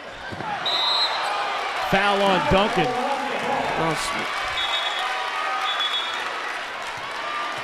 Foul away from the ball goes on Greenwood's number 4, Jay Duncan. And Coach, this is someone that Greenwood cannot afford to get in foul trouble today. Yes, absolutely. We talked to Coach And Greg. he knows that. Yeah, Jay knows that. One of the big points is that Greenwood have not been able to play without Duncan on the court this year. Yep. Jalen Baylor, a deep 3. Like off the heel. now we don't block out. Keeps alive There for they the go. Panthers. Good McManus hustle. stepped on the baseline. It'll be Eagle ball. You got to know where McManus is. I mean, he's one of them guys that just always around the ball. Got a lot of coaches in the stands here tonight. Here's Elijah Housel. Gives it up back to Duncan. 3-2, high-low. Trying to go high-low. Duncan disconnects from a 3. Rebound for Jaden Baylor. Williams attacks. Euros in the lane, and he walks. That's a good call. Very good call. Greenwood yet to score. Eagles are 8-1 on the season. Their only losses to the number 1 team in the state, Greenville High School. Big-time road wins against Easley, Wren, and Westside this year. Here's Housel. He's a shooter. Knocks it down. And we're tied at 3. Good set play, ran into the corner. Same side the ball was on. Abbeville's coming back, ball screen. They're going to shoot another one. Baylor responds.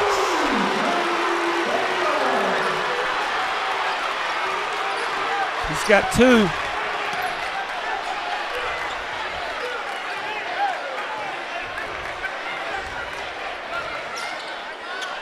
Roman lets it fly. It's a 3-point parade. And we're knotted up. Baylor. Why not? Let it fly.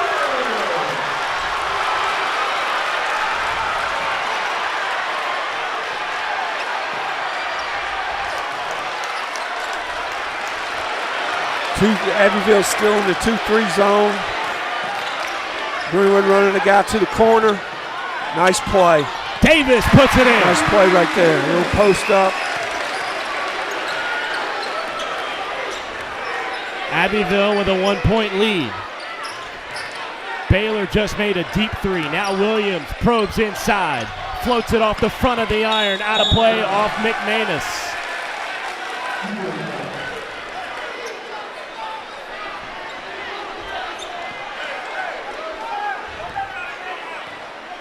Both teams off to a good start offensively.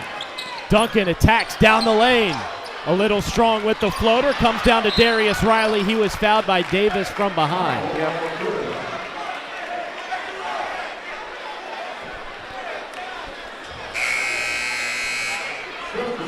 A lot of outside shots being made here at the beginning. Yeah, they're making shots. Yeah, See how long that goes. You know how that is. Championship game. Offenses have been high octane. Here's J.D. Baylor. He's hot. Gives it up to Williams. Jalen Baylor. J.D. another. Oh, you got to get a rebound. Yep, out of play off London Crawford. Another chance here for the Panthers. Got a rebound. Under 3 to go in the opening period.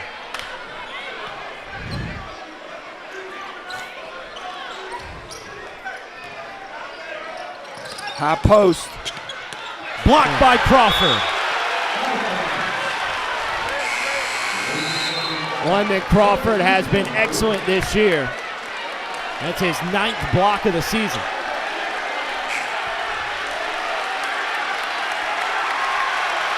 And the crowd roars for Quinn Calhoun. Just a sophomore, ranked number 2 in the class of 2028 for wings in the state of South Carolina. Baylor's open, couldn't make him pay. Jalen Baylor, the offensive glass, and he's fouled.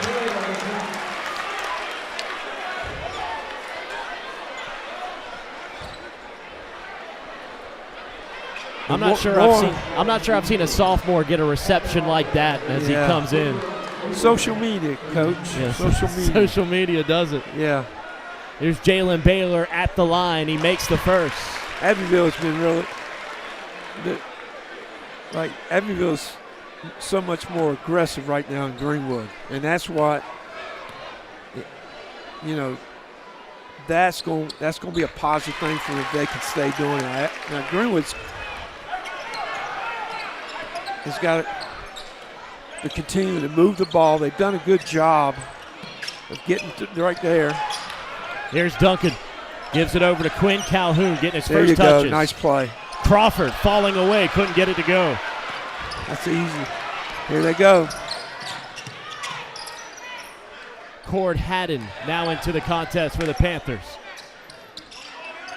And Baylor's dangerous. Down to Jalen Baylor underneath. Over Calhoun with the bucket.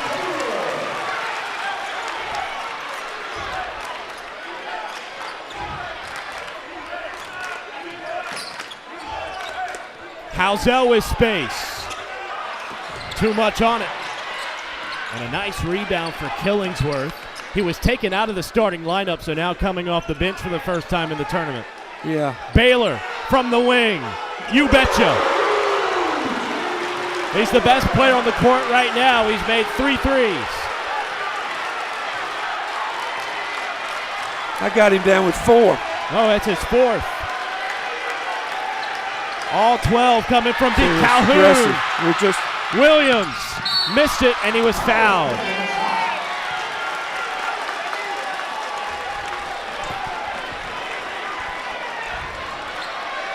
An 8-point Abbeville lead in the early going.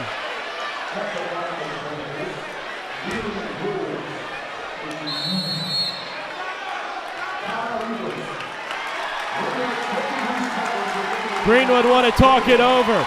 Abbeville making noise. The gym is alive here at Emerald. Great atmosphere. We'll keep it here. This is the championship game. Just had Emerald go on a 16-0 run to end things against Greenwood Christian in a win. And now the championship game, it's been the 3-ball for Abbeville that have given them the most success. And they found Jalen Baylor inside, Coach. Yeah, but my thing is if you start out on zone and the team starts making threes quickly, I'm going to change that up a little bit. I'm going to guard. I'm going to play man a little bit. I don't know what the foul. Oh, there's the foul situation. See, this makes it difficult. I mean, the aggressive team so far has 1 foul. This is Jamirion Williams at the line, shooting 2. He was fouled by Quinn Calhoun. Williams is 4 for 5 from the charity stripe. Yeah, he's a nice young player. I think he's a junior. That would be incorrect. No, sophomore. A sophomore. Yeah. 6 foot, yeah, 180. Really, yeah. And the 10th grader sinks both. Like it. Abbeville with a 10-point lead. Largest deficit for Greenwood all tournament. Panthers have come to play in the championship game. Attack. Greenwood is not attacking. We're just High post. Kaim Williams back at Calhoun. He'll take a contested three. It was tipped. Williams off the catch. Got it.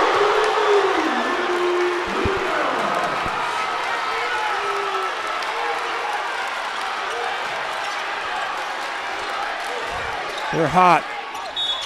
And a foul underneath goes against the Panthers on Corey Calhoun. Abbeville can't miss from deep right now.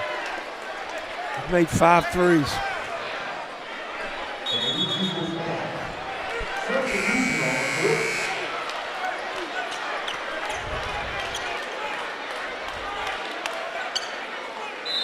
Throw it right off the back of this guy and shoot a layup. Right off the back of him. Roman in the block. It's got to be smothered. Cord Haddon leading the charge. Haddon all the way. Missed it. Second shot. Abbeville is pounding it. Duncan with his eyes up. Feeds it down low to They're Roman. doubling Roman. Roman with nowhere to go. Another turnover. Haddon lays it in.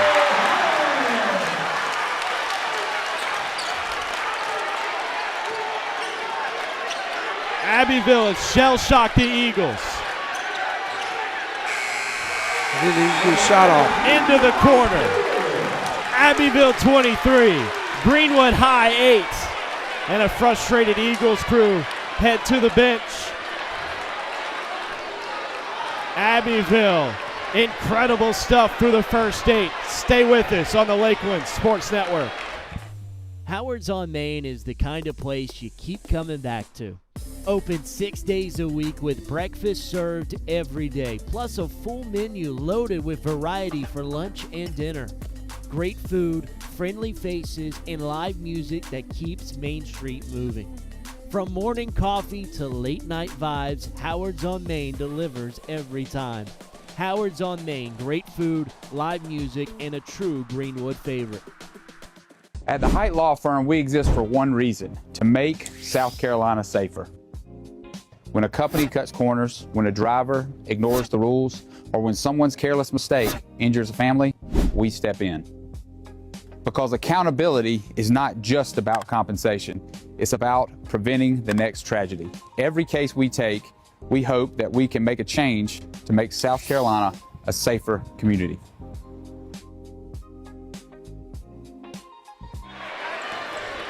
Eagles will inbound to start the second quarter. It is all Abbeville.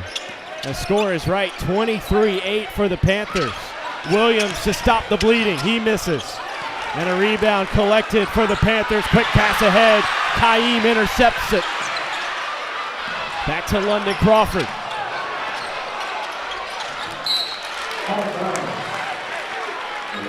Coach, Abbeville's making threes, but their intensity on defense is at another level right now. Yeah. But the crazy thing is Greenwood's only turned it once and Abbeville's turned it 4 times. But they've made shots. They'll feed to Marion Roman in the post. Cuts it to a 13-point lead for the Abbeville Panthers.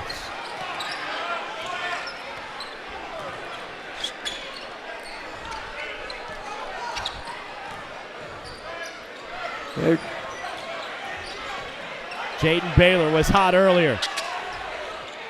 Here's Killingsworth. Timeout taken, a 30-second by Coach Doug Belcher. Now Greenwood starting to claw their way back into this one. We've seen Jay Duncan be a bit timid offensively. What needs to change for the Eagles? Well, I think the thing that happened right there is go to mail inside. I think we've got to go inside. We're not. Greenwood to me is not. There's 3-point shooting is a lot to be desired, percentage-wise, and like Williams comes in the game there, he's got to be a little bit more selective in what he does now. Abbeville has shot as well as I've seen them the first 2 nights. Panthers trying to keep the hot shooting alive. Williams contested 2. Got it to fall. That's good. That's a good play for Coach Belcher. Little one-on-one. 27-10 now the score. Just got to. Jolly Davis collapses Abbeville on the really baseline. moves well. Williams couldn't hit the 3. Now they got transition. Jaden Baylor blocked by Duncan. Crawford keeps it alive. Out to Jolly Davis. 2-on-1 fast break. Out of play off of Davis. Not sure why Jolly didn't go on to the other side. He went back right where Mel was. Here comes a little pressure by Greenwood.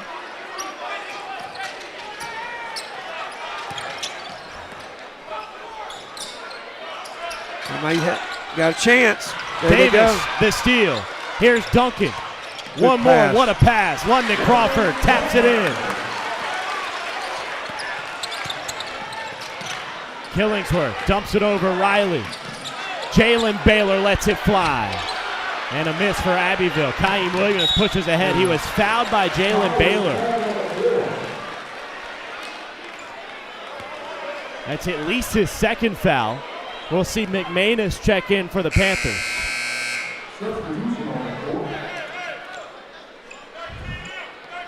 We've seen the optics kind of cool down here tonight. Yeah. Everyone's getting settled in, and you look at the scoreboard, it's a big Abbeville advantage. They've made the Eagles uncomfortable all night long. They're going to get, the bigger the lead, the more physical they're going to get. And Greenwood's just going to have to handle it. And that's easier said than done. You've got to get these guys to be aggressive.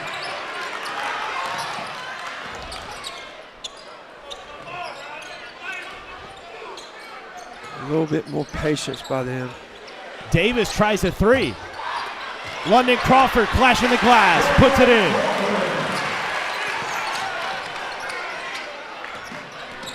Now Jaden Baylor skying over to Williams. He'll drive, step through, missed it off the front iron. There's McManus again to Baylor, corner 3. A rare miss over the back on Riley is the call. It'll be Greenwood possession. Easy to shoot when you're up big. I mean, just the way he's shooting, it's just, he thinks everything go in, which I understand. The way he's in a zone there, and everything looks good when he shoots it. There we go to the high post. There we go to the dump. Beautiful pass into Jolly Davis. Greenwood back within single digits.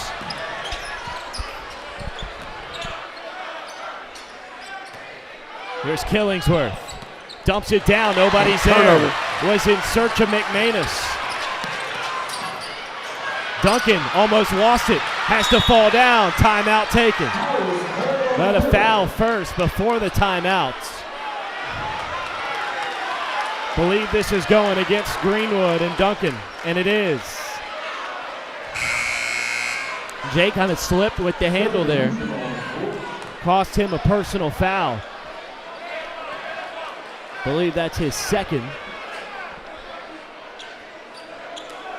Duncan this year for the Eagles averaging 6.2 assists per game. You'll see him run point for basically every second of this contest tonight. Yeah, he just went out, so let's see what the score looks like when he goes back in. He sits on the first seat of the bench, so it won't be a long rest for Duncan. Eli Housel checks in. 9-point Abbeville lead. Cord Haddad scoops it up. Killingsworth. Oh, on the top. A little out of control. And a foul as Housel got the rebound. Goes on Killingsworth. Third team foul on Abbeville here in the quarter.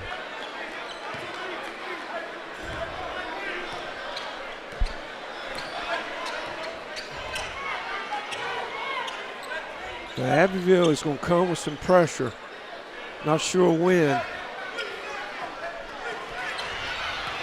Taken away by Baylor. He got the steal up ahead, Haddon. McManus from the block lays it in.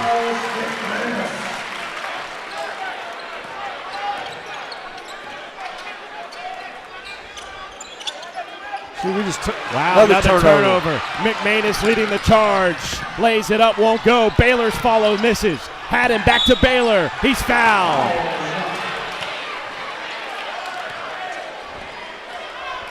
Two quick turnovers by Greenwood. With Duncan out. Now you got to figure.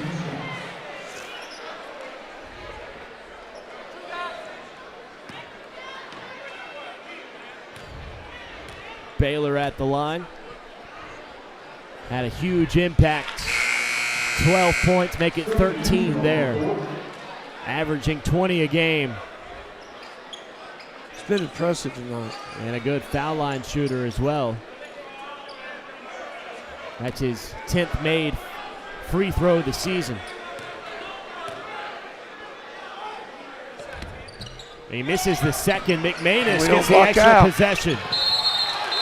Offensive foul. Jolly Davis draws the charge for Greenwood.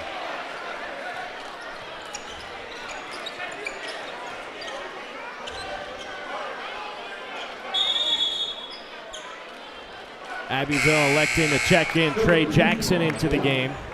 Jalen Baylor remains on the bench with foul trouble. And see, they're getting all this done without him in there. Yep. And that's a positive thing. Jay Duncan back into the game for Greenwood. Eagles have just turned it over two times. What we're running, what they're running. Quinn Calhoun into the wing.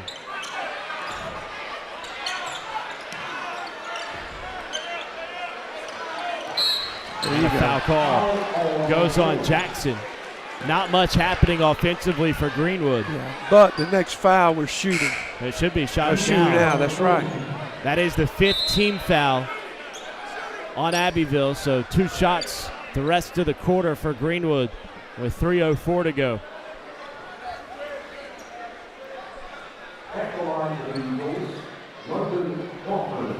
Two big foul shots upcoming for London Crawford. Yep.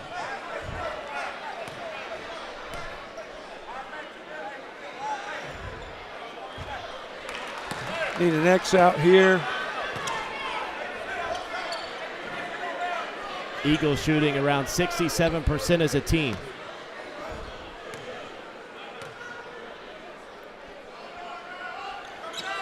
Crawford misses both. X out. That's a good job there. That's a big play. Big play. Like to see that. High school teams. Demarion Roman was responsible for the deuce. Williams' runner won't fall. Offensive board. Trey Jackson misses the bunny. And a foul on the rebound goes on the Panthers.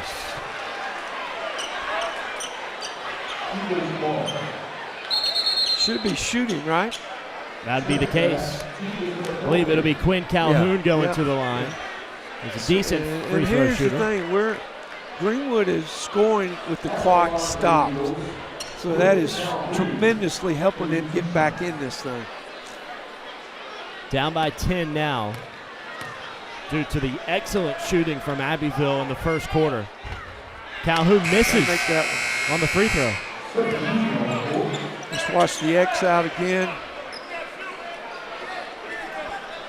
Demarion Roman got the offensive board and laid it in the last time Greenwood missed a free throw. Quinn Calhoun shooting one more from the stripe. And Good. It's in. Nice. Abbeville. Killingsworth. Greenwood can be really aggressive. Baylor falling really away. Aggressive. They only have 2 fouls. Lead back to double digits for the Panthers. Short corner. Here's London Crawford. He'll shoot a pair at the line. A lot of standing around offensively for Greenwood. Here's what I do too.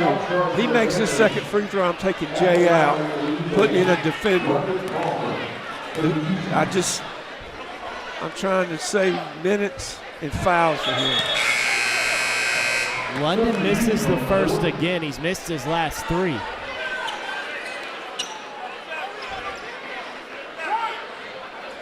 X out, Jolly Davis would go first. Nail would come behind him. Good. Crawford makes the second. All right, Abbeville. Greenwood comes with the 1-2-1. Williams pulls up a 3. Rebound for Duncan. There you go.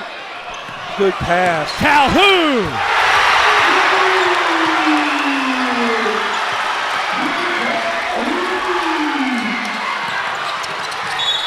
Offensive foul!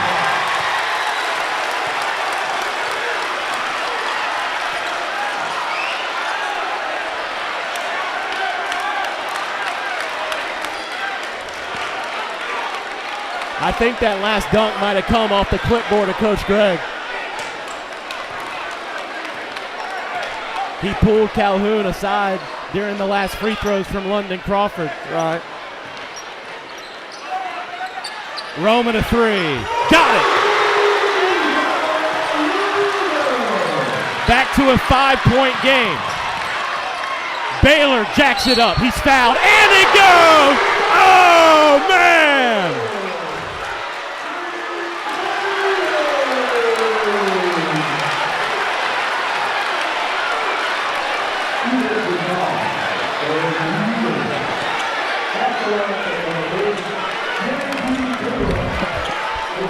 They're going to trap right here. Wow. What a shot from Jaden Baylor.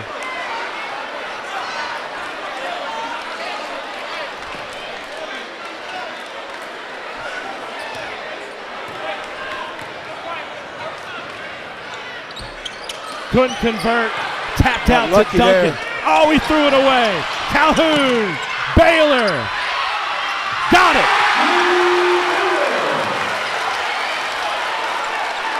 Eagles don't have numbers, and they have to call a timeout.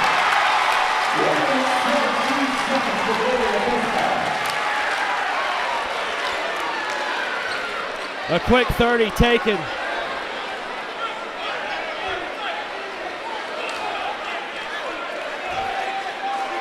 Lead back to 10. Greenwood had the momentum, and then Baylor pulled out another one. Deep into his bag of tricks in the championship game.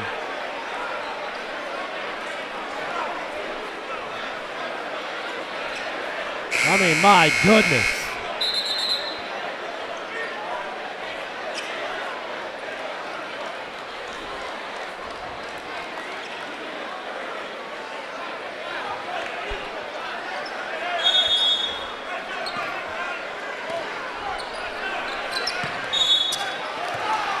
Foul away from the ball right after the timeout. They tried to press. Again, shooting free throws.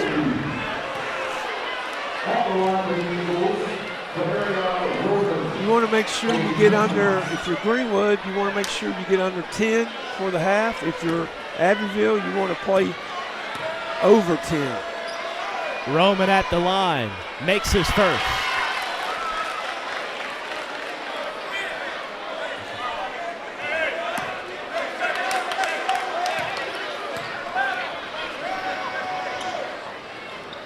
Both are in. A little pressure here. Back to single digits.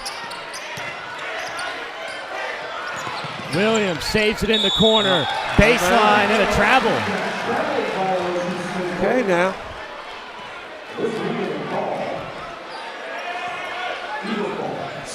They're +8. Everything needs to be to the hole if I'm Greenwood because I'm shooting free throws. They go ahead and foul. Another foul. This one's on Corey Calhoun. And more shots upcoming. London Crawford is 1 for 4 from the line so far. All I do is I tell them.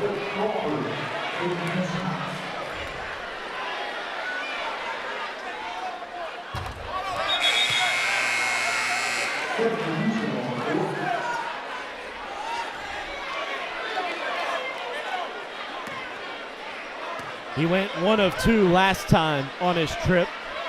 Calhoun and Roman into box out. And it falls to Cord Haddon.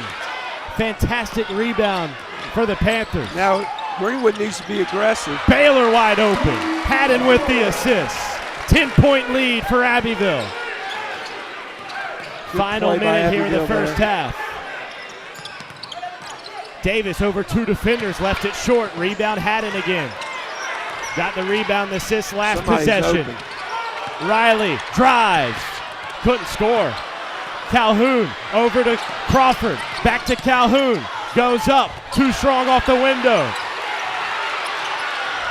Riley gets it. Baylor. The 2. Good.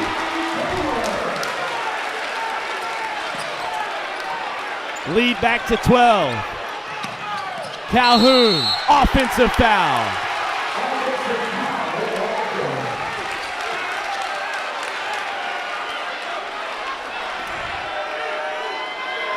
The energy from Haddon and Baylor. It has been insane for Abbeville. They'll roll the ball. They got 5 seconds. Haddon penetrates. He'll take it all the way to the rack. Won't go. Riley couldn't tip it. And that'll conclude the first half of play. Abbeville off the back of a fantastic first half performance from Jaden Baylor. They'll take a 39-27 12-point lead into the halftime break. We'll get back with you on the other side. You're watching on the Lakelands Sports Network. Howard's on Main is the kind of place you keep coming back to. Open 6 days a week with breakfast served every day, plus a full menu loaded with variety for lunch and dinner. Great food, friendly faces, and live music that keeps Main Street moving. From morning coffee to late night vibes, Howard's on Main delivers every time. Howard's on Main, great food, live music, and a true Greenwood favorite. When it comes to protecting what matters most, it pays to work with someone who knows Greenwood. At Frank Coyle State Farm, Frank and his team help families and businesses with auto, home, life, and more. Whether you're driving to work, protecting your home, or planning for the future, count on coverage you can trust. Call 864-223-6781 or stop by 424 Main Street in Greenwood. Like a good neighbor, State Farm is there.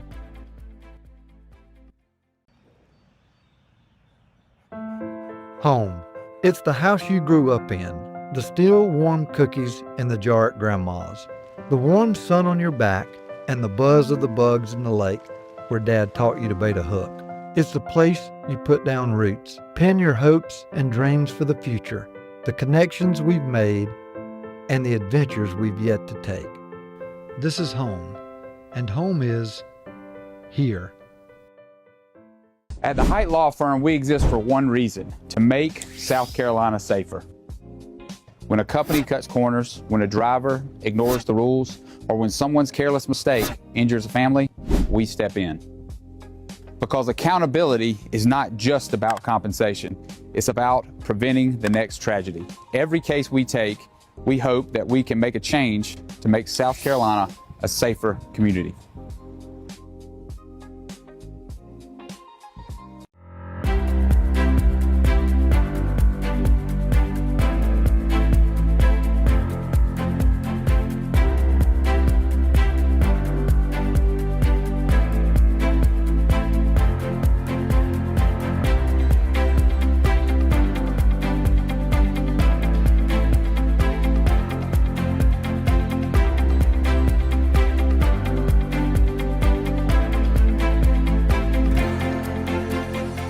Looking for a great spot to eat, watch the game, or host your next event?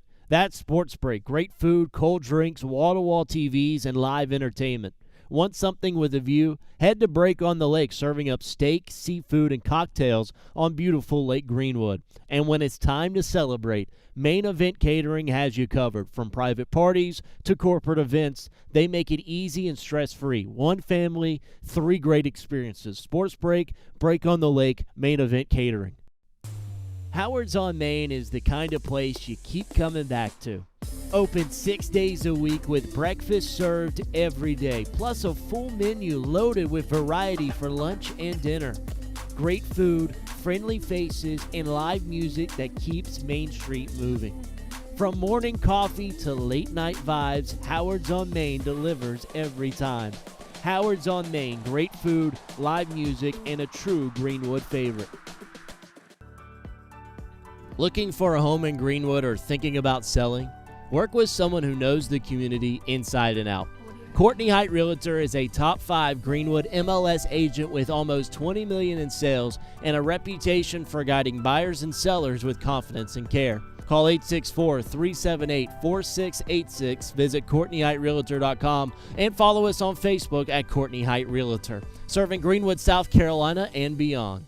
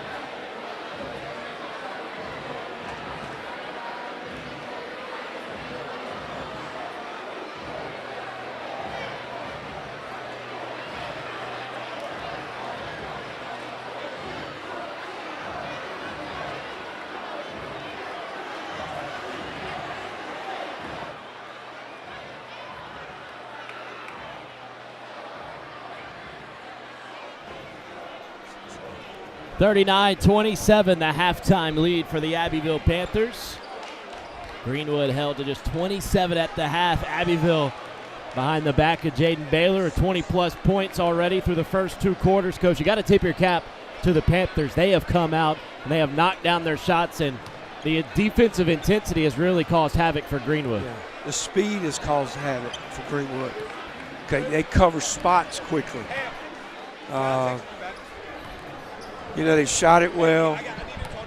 I mean, I'll be honest with you. To me, Greenwood is lucky to only be down this many. What makes Jaden Baylor so special? He got good size. This is the second time I've seen him. I mean, he's made shots. He's one of your makers. He's a maker tonight. Yeah. Now, last night it was his brother. Right. So my thing with those 2 kids, I don't know what level they could play at the next, but I tell you what, I'd take both of them. Yeah. Even if it's small school, I just think they're good enough to do something, to go somewhere. Now they may be recruiting more than I know, but I do like them. And Jalen, who's been on the bench with foul trouble pretty much that whole first half, he's going to be a big key for Abbeville in the second. Yeah. Well, the more aggressive this game gets, it favors Abbeville. Second half when we come back. You're watching on the Lakeland Sports Network. When it comes to protecting what matters most, it pays to work with someone who knows Greenwood. At Frank Coyle State Farm, Frank and his team help families and businesses with auto, home, life, and more. Whether you're driving to work, protecting your home, or planning for the future, count on coverage you can trust. Call 864-223-6781 or stop by 424 Main Street in Greenwood. Like a good neighbor, State Farm is there.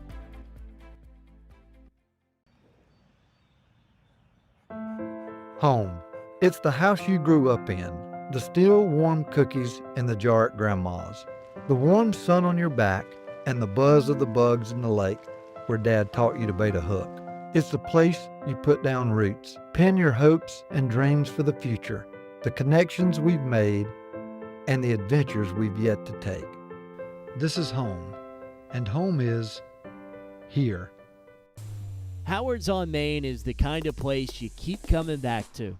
Open 6 days a week with breakfast served every day, plus a full menu loaded with variety for lunch and dinner. Great food, friendly faces, and live music that keeps Main Street moving. From morning coffee to late night vibes, Howard's on Main delivers every time.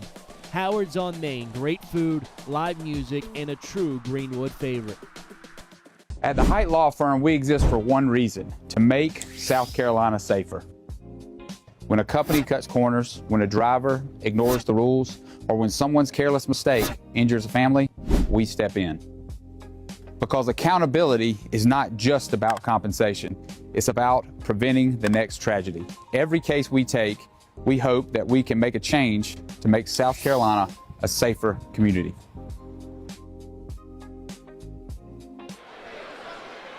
Third quarter just about to start here on the Lakeland Sports Network. Graham Simpson, Coach Roberts with you on the call. Make sure you like and subscribe to the Lakeland Sports Network, our first project, our first journey with the LSN. Make sure you stay post notifications. More news coming out later on next month as we start 2026. In the meantime, we got one more half to play with. Abbeville with a 12-point lead coming out of the break, and they'll get the ball first. And the Panthers came out firing from deep. Let's see what changes offensively, if any, they make. Yeah. Now, also Abbeville, if you look at Abbeville, they also got second shots.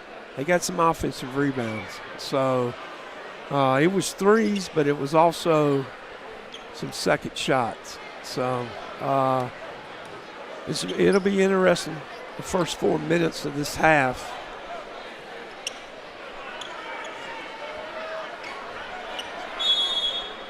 Looks like Greenwood is going to go man.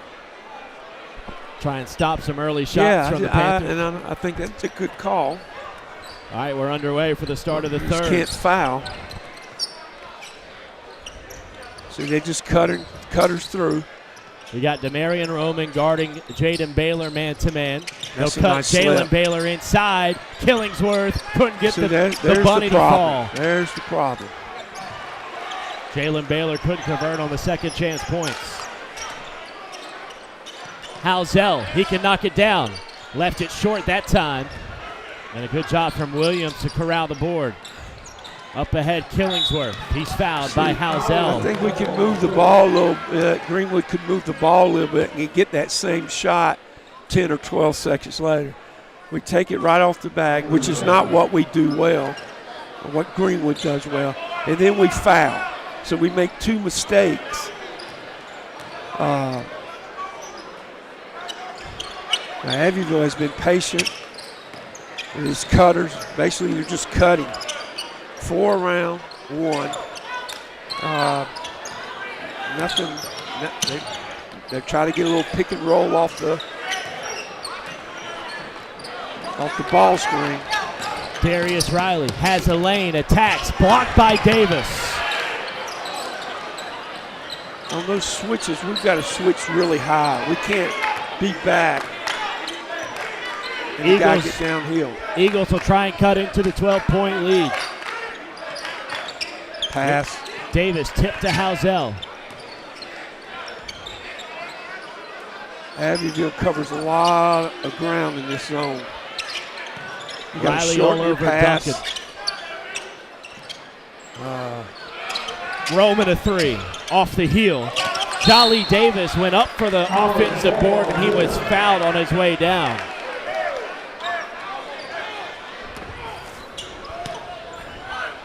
First team foul on Abbeville. See McManus checking in early. Yeah. If you're the Panthers, you'd love to see him come alive here in the second half. Had somewhat of a quiet opening 2 quarters. Yeah. Duncan from the corner. Eagles love that play out of bounds baseline. It leads to London Crawford getting fouled. The 2 quick fouls that Abbeville have picked up here in the third quarter. Neither team has scored yet. London Crawford with his 3rd trip to the line today. His 4th trip, excuse me. There you go.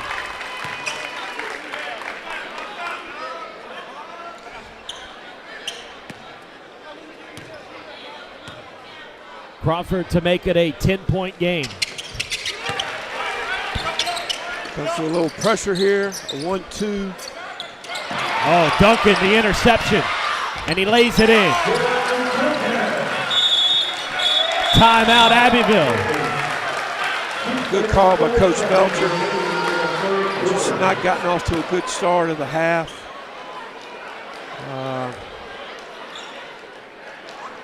Good call. Eagles have cut it to 8. We'll be back with more on the Lakewood Sports Network. Looking for a home in Greenwood or thinking about selling? Work with someone who knows the community inside and out. Courtney Height Realtor is a top 5 Greenwood MLS agent with almost $20 million in sales and a reputation for guiding buyers and sellers with confidence and care. Call 864-378-4686, visit CourtneyHeightRealtor.com, and follow us on Facebook at Courtney Height Realtor, serving Greenwood, South Carolina, and beyond. When it comes to protecting what matters most, it pays to work with someone who knows Greenwood. At Frank Coyle State Farm, Frank and his team help families and businesses with auto, home, life, and more. Whether you're driving to work, protecting your home, or planning for the future. Back here from the Abbeville timeout, 6 minutes to go. McManus had it taken out of his hands, and somehow this is Greenwood ball. I'll tell you what Coach Belcher did there. He took his point guard, took him out. He threw it in and it threw right back to him and drove it. Length to the floor.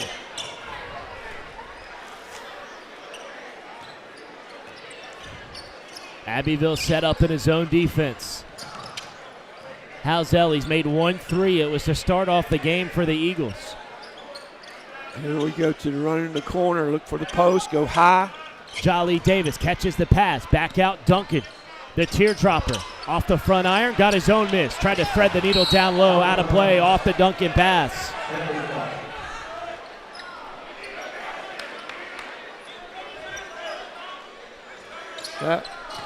Here we go. Got it. Stolen by Crawford. Easy 2.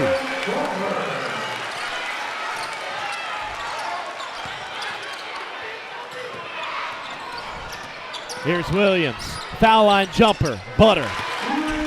The problem is when you trap and you come out of trap, you got to get the ball stopped.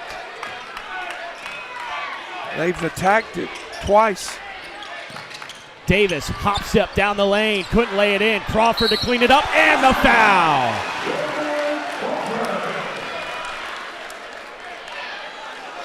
Jaden Baylor had 19 first half points, yet to score here in the second. And now London Crawford, a chance for a 3-point play. Could be a big one. It is. Greenwood now within 5. Once again, they cut it to 5, and that's where Baylor had his big 4-point play. Now Davis, Duncan, 3, good!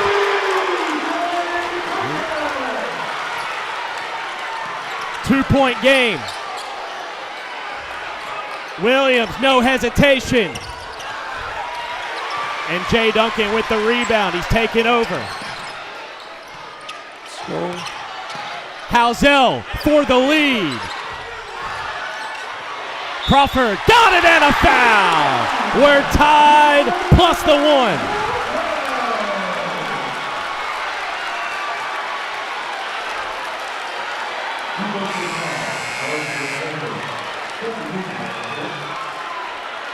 Totally different team here in the third quarter.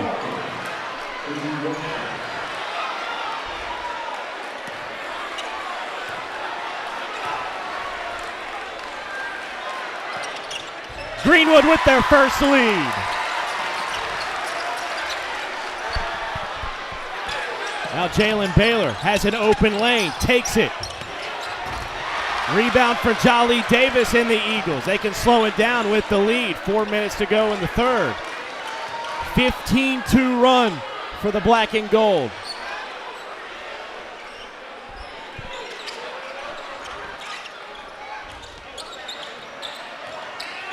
Williams knocks it away from Housel. Nice play by Williams.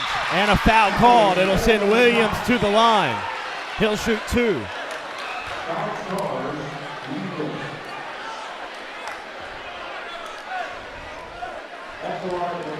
Could take the lead if he makes both. What an effort from Greenwood out of the break. Well, they've done this for what, 5 minutes? Yep. It's been a 13-point swing since the start of the third. And the first one goes for Williams. That's a huge free throw make. We're tied at 42. Can't turn it over and foul. It's just, I would rather turn it over and then fouled him way away from the bucket. Abbeville with the lead. Now they Williams, come with pressure. 2 big free throws. Crawford, he's feeling himself. Almost had another and one. He's got to be careful. Yeah, A little bump there. Bump to Baylor and Haddon. They're laughing it off. Yeah. Dwayne Sargent will give Crawford a talk about it here.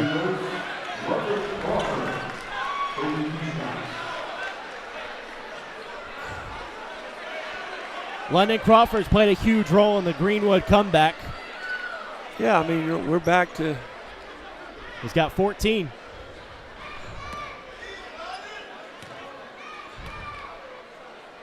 How about 15 right here? Oh, he left it short. This kid has gotten better. You know, he's on the JV team last year. Yep. And he's matured in a lot of ways. Now Coach Sargent brings everybody in at the lane in for a talk, trying to get this game under control. He's a veteran official, the best we have around in the area.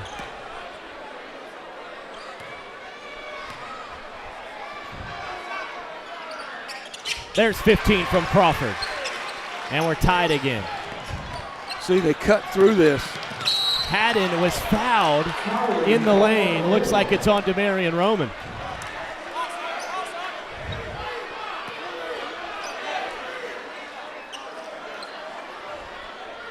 We've made 2. Greenwood has made 2 careless fouls. We'll see McManus check back in for the Panthers. It's a good move here. Good rebounder, good offensive rebounder.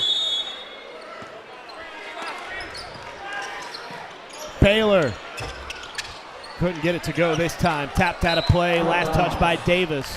It'll stay with the Abbeville Panthers.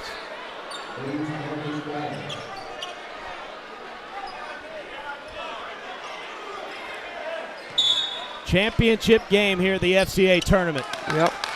McManus turns around. Couldn't here. get it. Got his own now we miss. don't block out. Cleans up the mess. Got to block out.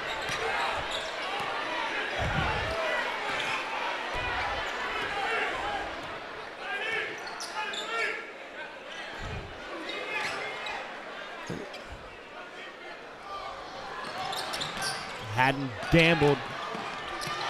Roman coughs it up. Stolen by McManus. Here comes Haddon. Abbeville up 2. Williams kicks. Stolen by Crawford. Crawford wide open. Coast to coast. Knotted up at 45. Got to attack. Jalen Baylor Good. in transition. Couldn't get it to fall. J.D. Baylor was fouled on his way up. Looks like it's on Elijah Housel.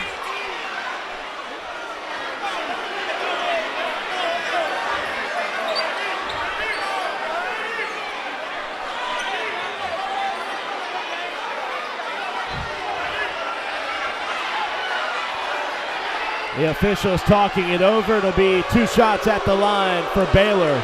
The Greenwood crowd does not like it.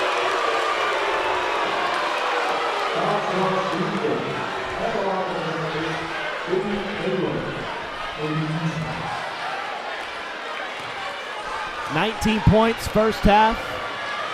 Yet to score here in the second. He gets number 20 there and gives Abbeville a 1-point lead. Right at his season average of 20 points per game for Jaden Baylor, still with 2:46 to play in the third. We will crown a champion of the Lakelands at the conclusion of this one. Baylor has 21. Abbeville still in this zone. Duncan, long 2, money, nope, missed it. Hit off the round and out. Williams, his jumper is pure.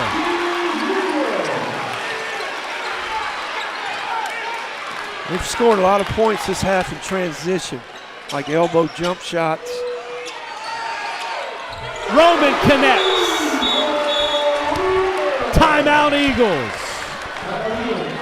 Makes it a 1-point game. Panthers still in front. Final 2 minutes of the third when we come back. You're watching on the Lakelands Sports Network. When it comes to protecting what matters most, it pays to work with someone who knows Greenwood. At Frank Coyle State Farm, Frank and his team help families and businesses with auto, home, life, and more. Whether you're driving to work, protecting your home, or planning for the future, count on coverage you can trust. Call 864-223-6781 or stop by 424 Main Street in Greenwood. Like a good neighbor, State Farm is there.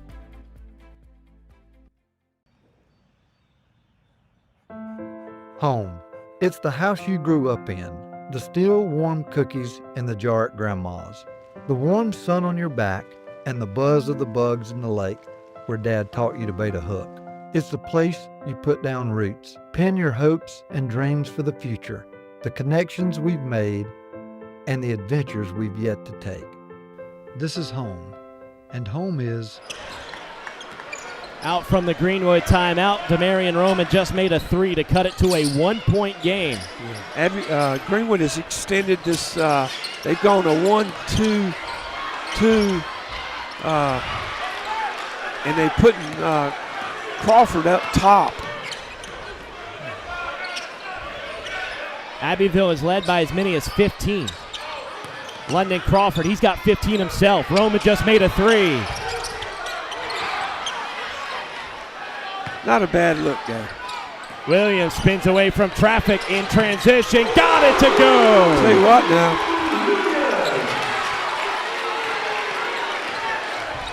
Big time bucket that guy for the plays Panthers. with a lot of confidence. Just the sophomore Williams. Tell you that. A lot of confidence there.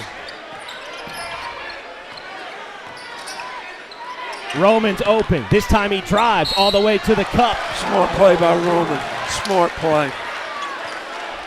There's Demarion Roman there. Had 30 against Dixie on the first day of this tournament back on Saturday.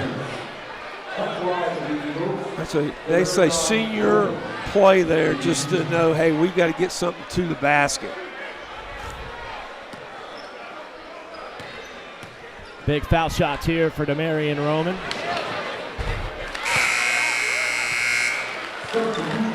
Makes it a 1-possession game again. We'll see Quinn Calhoun into the contest. I believe this is his first burn of the third quarter. Yeah.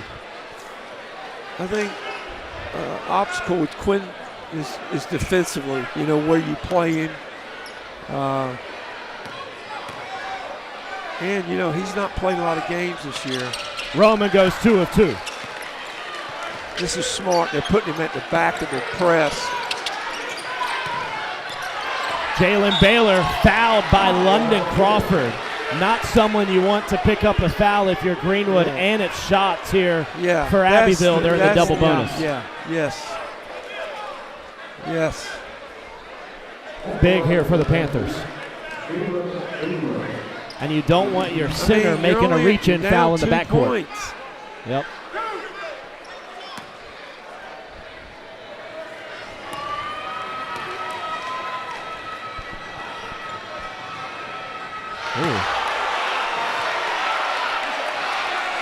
Now, everybody now will say, well, that was a good play. I still don't think it was a good play.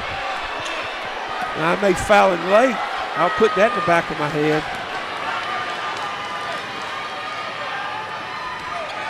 Makes his second. Yeah, that's good. Great adjustment at the line from Jalen Baylor. Roman again taking charge. Yep. Now, don't foul. Abbeville with the ball and a 1-point lead. Don't let him out of the thing. There you go. They turned it over. Roman keeps it alive, but Haddon gets it back. Eagles missed a golden opportunity. Haddon, what a pass. Baylor fouled. Good foul, Bob. Good foul. Foul goes on Q Calhoun. Yeah, that's good. He went up. There's Jalen Baylor there. Went 1 of 2 on his last trip. Yep.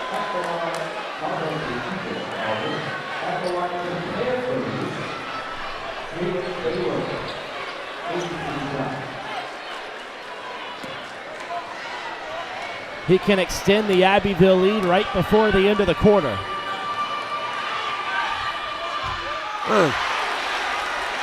That looked good when it left. Yeah, the front end's been unkind to him in this third quarter. Yeah. He got into foul trouble in the first, did Jalen Baylor. Did not see much of the court. Yeah. And Abbeville and Coach Belcher found a way to get both him and McManus on the court at the same time. Big for their rotation. And he misses both. All right now. If I'm Greenwood, everything's a drive, something where I get fouled. I don't give Abbeville an opportunity. Roman. And it's out of play, tapped away by Abbeville. Oh. That'll give Greenwood a possession with 24 seconds remaining in the third. See. Go. Here's Roman for 3. A little short. Crawford doing work on the glass. Gives it up to the point guard, Duncan. He'll kick it inside. Roman open. Eagles with the lead. Greenwood does not want to foul. Abbeville has 6 seconds to inbound right here in front of their bench. They want a full timeout first. Oh, Abbeville's going to take a timeout. Good. Coach is going to try to get a play here. Coach Belcher wants a 30. Yeah. Oh, he called a full. It's too late. He tried to change it to a 30. It's going to be a full. We'll step aside. A great one brewing, a classic on the Lakeland Sports Network. Looking for a home in Greenwood or thinking about selling? Work with someone who knows the community inside and out. Courtney Height Realtor is a top 5 Greenwood MLS agent with almost $20 million in sales and a reputation for guiding buyers and sellers with confidence and care. Call 864-378-4686, visit CourtneyHeightRealtor.com, and follow us on Facebook at Courtney Height Realtor, serving Greenwood, South Carolina, and beyond.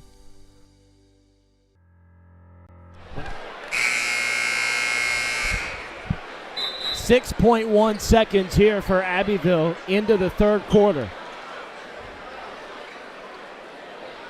Coach Belcher just called the timeout, got his 200th career win for the Panthers yesterday. Yes. What a moment that was for him. Yeah.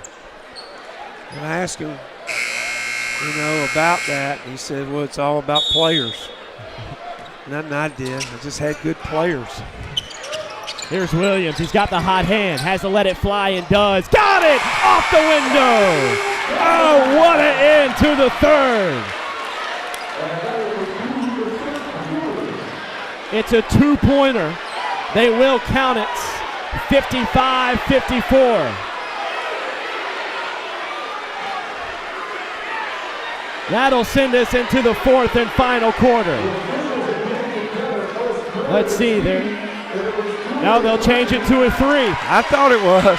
56-54. That's our score as we head into the fourth. Howard's on Main is the kind of place you keep coming back to. Open 6 days a week with breakfast served every day, plus a full menu loaded with variety for lunch and dinner. Great food, friendly faces, and live music that keeps Main Street moving.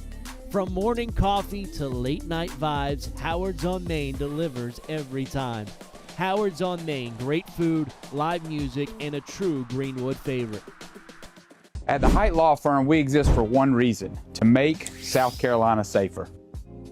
When a company cuts corners, when a driver ignores the rules, or when someone's careless mistake injures a family, we step in.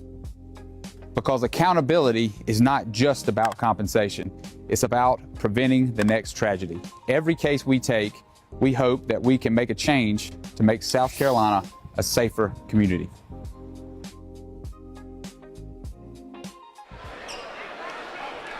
A fourth quarter here at Emerald High School, the championship game for the 2025 FCA tournament. Graham Simpson, Steve Roberts with you on Lakeland Sports Network. What an end to the third we just had. Williams made the three, banked it in out of desperation. Yep. Kind of a catechism to what this game's been for Abbeville. Yeah. Every time Greenwood get out in front, they come up with the shot. They've answered.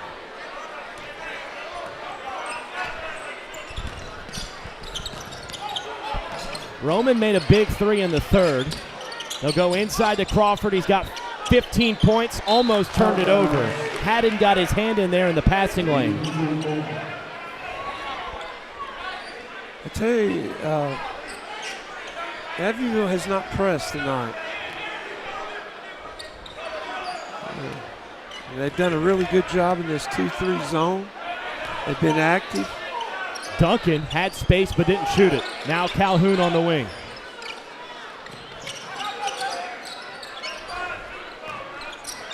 Duncan gives it up. Roman will shoot. Missed it off the front iron. Rebound for Jaden Baylor.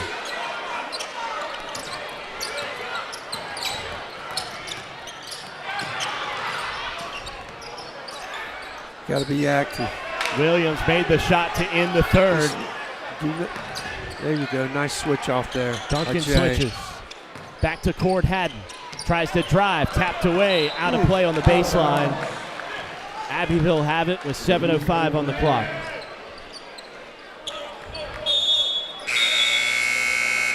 Elijah Housel in for Greenwood. Yeah, just think he feels, the coach probably just feels more comfortable with this right now. Q's done a good job tonight. It's going to get better, continually get better, and he's probably coming back in.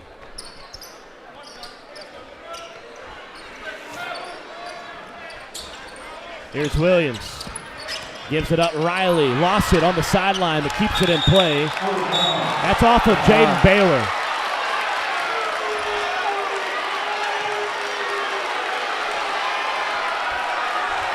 Dwayne Sargent's going to be unpopular on that sideline. Oh, yeah. He's battle tested. He is. He'll be all right. Jaden Baylor didn't think so, but it's Greenwood ball.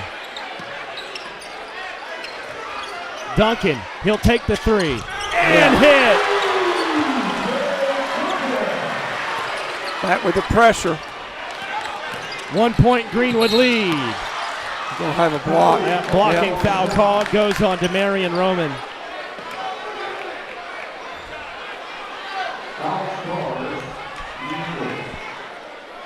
Two shots upcoming here for Williams.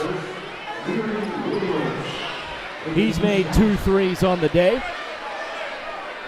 And this will be his second trip to the charity stripe. Just a pure guard. Yeah. It was a little strong. Yep. Both these teams have played extremely hard, and you know there's not a lot of gas left in the tanks.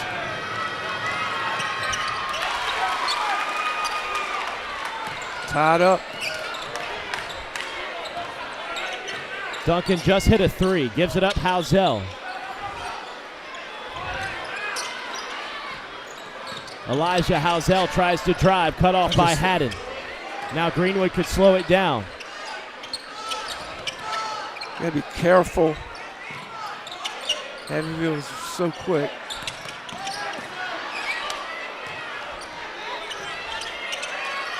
Jolly Davis tries to find a seam, and he was held in the mid-post.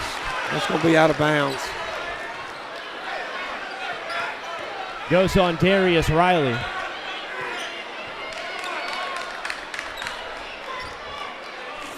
Duncan will inbound from the baseline. See if he can get a look from the corner here. Instead, will lob it up. Crawford misses the layup. Rebound for Jalen Baylor.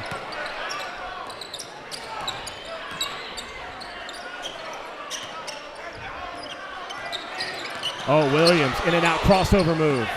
Thought about the three, gets it back from Riley. I'm not sure I wouldn't put Mel on 24. Haddon takes a screen. Crawford switches on him, blocks the shot, but Baylor gets it back. Foul line jumper, good. I tell you, they're just going back and forth. Panthers up 2.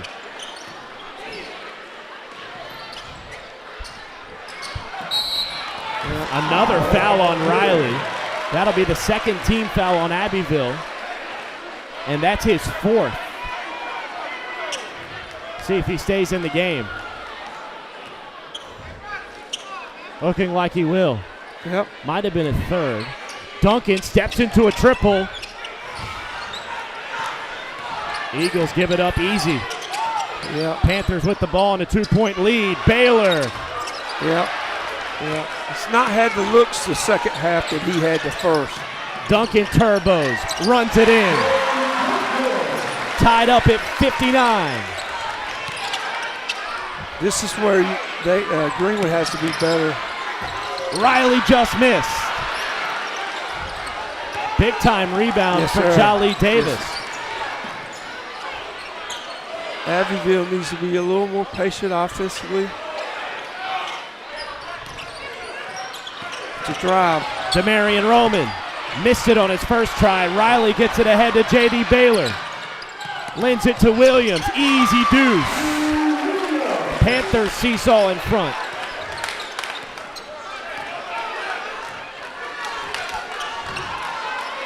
You got to be aggressive, both teams defensively.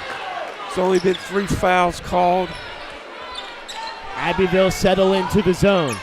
Duncan attacks the pass to Housel. Bullseye! They've got to go. They've got to be better defensively. On the sideline, a travel on Riley. Greenwood with a 1-point lead and all the momentum.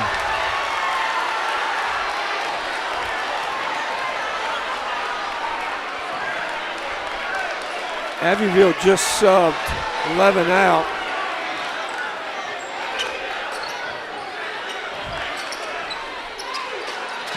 Right there. Crawford looks for the pass. Duncan to Roman.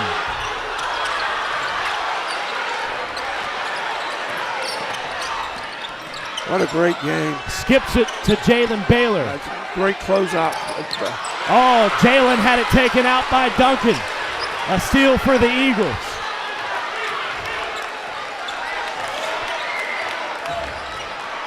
It's got to be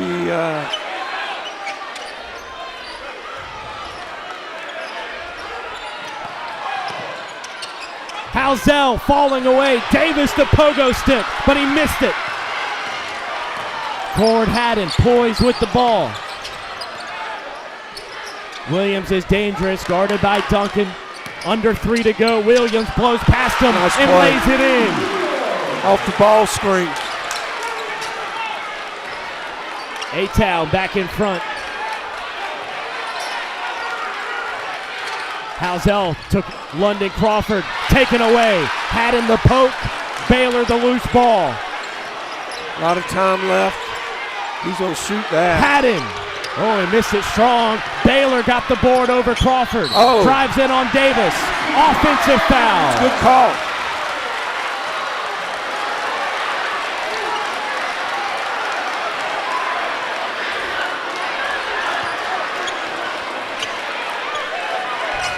.225 left.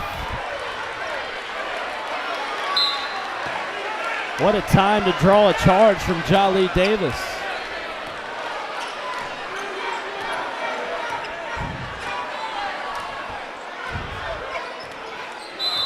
Duncan was dribbling toward the sideline, and Greenwood called a 30-second timeout.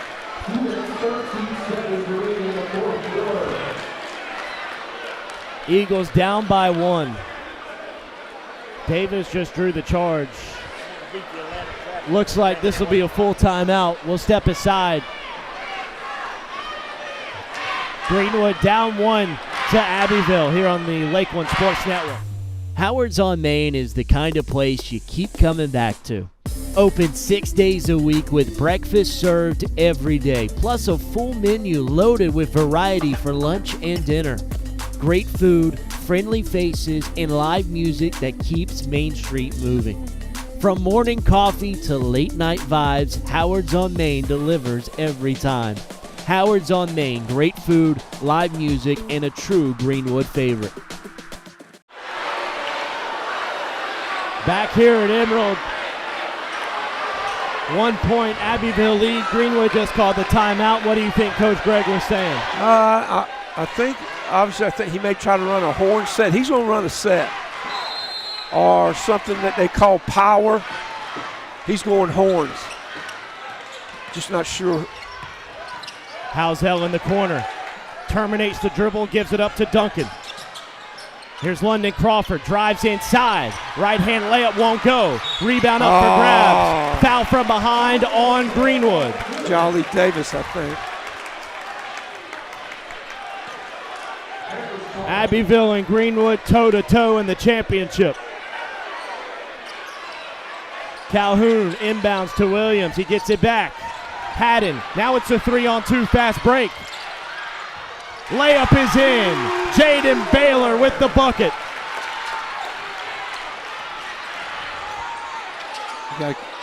Greenwood need an answer. Is it Davis? Maybe it's Roman. Kept alive. Up for grabs. On the ground. Duncan has it. Gets it to Housel. He's fouled by Haddon. Tell you what now. No shooting, so we got to take it out. Greenwood has to take it out. No more fouls to give for Abbeville. That was their fourth team foul of the fourth. Final minute 27. One possession game. Duncan gets free from Williams. Duncan wants the tie. Crawford skying for the board. Goes back up. Couldn't get it to go. Jalen Baylor the rebound for Abbeville.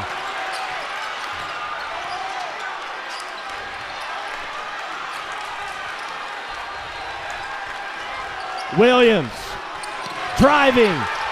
Missed it. And Duncan fouled by Corey Calhoun. Not sure about This could send Duncan to the line to shoot 2, and it will.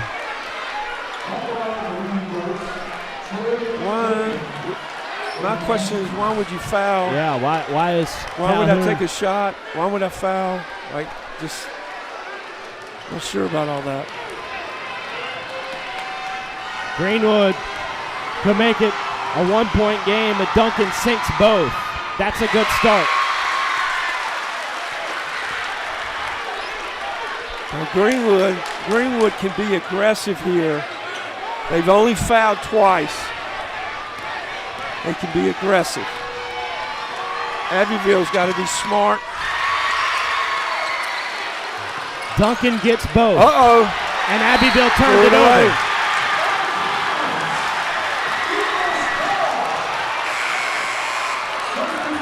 Smart play with Coach Belcher bringing 11 back in. Yep, Darius Riley into the game. He's got 4 fouls. Yep. Eli Housel in for shooting for the Eagles. Under a minute to go. Roman missed it. Ooh, that's a good look. Baylor with the steal. Up ahead, Williams. Poked out, back to Baylor. He's fouled by Housel. No, that can't be intentional. An intentional foul called on Housel. Final 45 seconds. And the X comes out. Goes on Housel. It sends Baylor to the line. Still got a lot of time.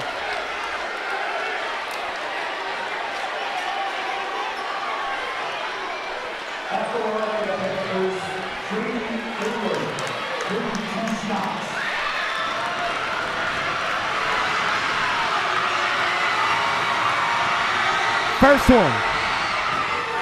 Miss.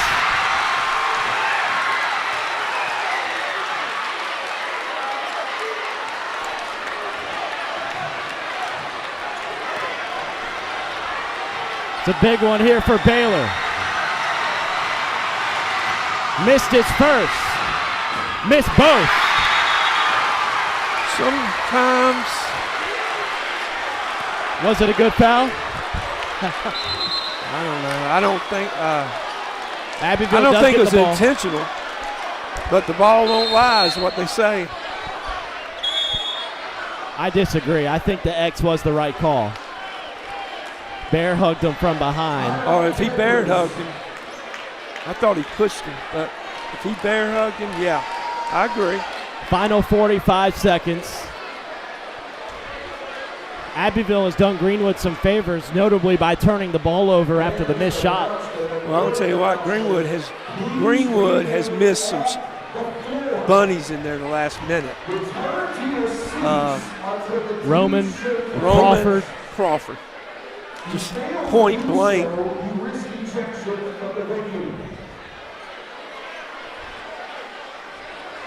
How about the atmosphere in here, Coach? Just electric. Yeah, this is what you play for. Yep. A packed house here at Emerald High School for the championship game, and it has lived up to the billing. As it stands now, it's a 1-point lead for the Abbeville Panthers.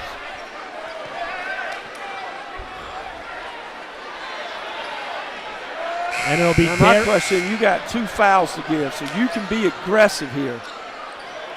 Calhoun to guard the inbounder. It's Riley right to Haddon, and he lays it in. Greenwood down 3. Davis gives it up to Duncan. Plenty of time. Calhoun missed the dunk. Out to Crawford. Back to Davis. He's fouled. And 1.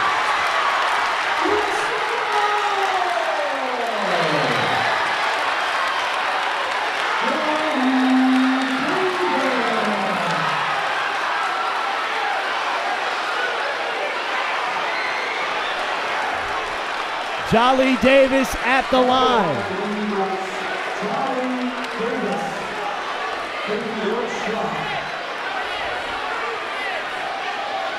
Coach, he's a 46% free throw shooter. I know. X out.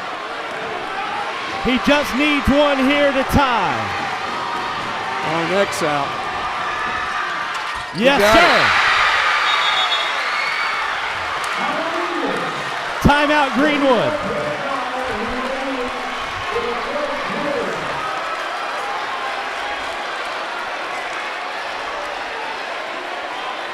$67 all. If you're Abbeville, you got a hole for the final shot, you'd think. Or do you get the look that comes first? I'm going to tell you what, if I'm Greenwood, I'm going to be aggressive. Like, I am going to be aggressive because I got fouls to give. One foul to give. Like, I'm going to try to good trap right off the bag. Now, that's age speaking there. See, they're going to come out.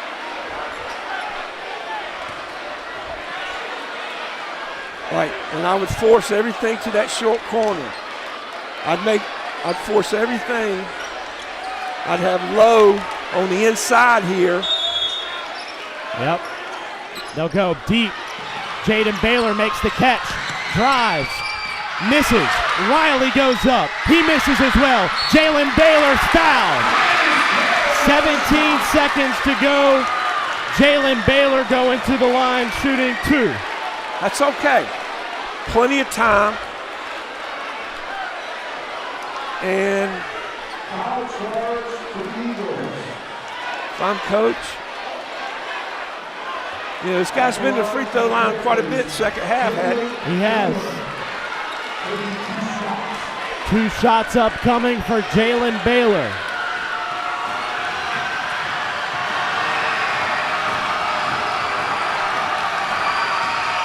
This is a big one. And he got it. That gives Abbeville the lead. This is the big one.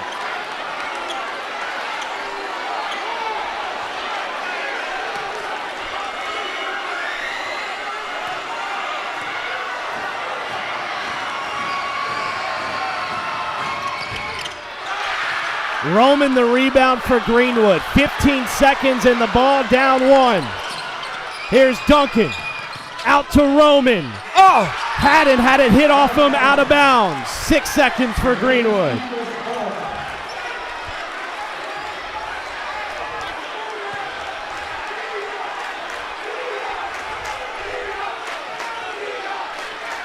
Abbeville call a timeout. They see Calhoun on the court, and they were thinking a lob to him. I think that is what caused the urgent timeout from Abbeville. Yeah. The Eagles have a lob threat in Calhoun. 6.6.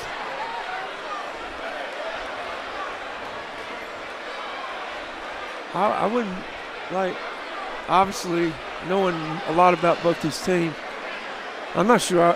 First of all, I reckon Jay Duncan's going to be the guy taking the ball out. He's the best passer. But also, he's the best guy finishing, too. Yeah. You got to pick your poison right here, Coach. Yeah.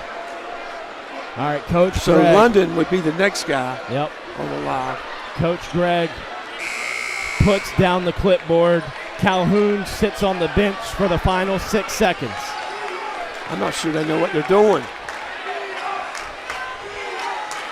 Jay Duncan to inbound.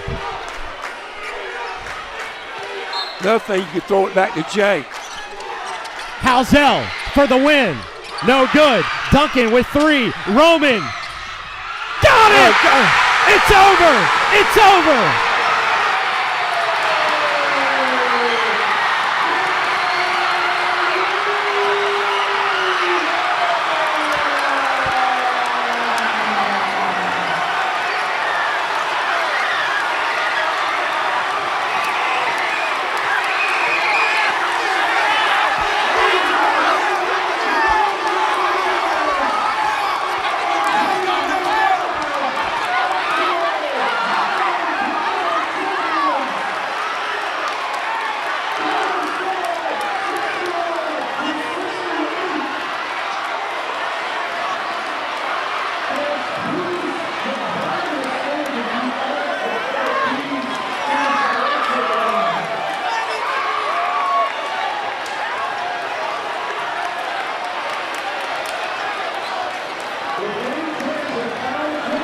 What a game. What a game. In fitting fashion, Demarion Roman wins it for Greenwood at the buzzer. Hey, he's a gamer. He's a gamer. Hats off to Abbeville. Played their hearts out. Hey, last possession. 69-68, the final score.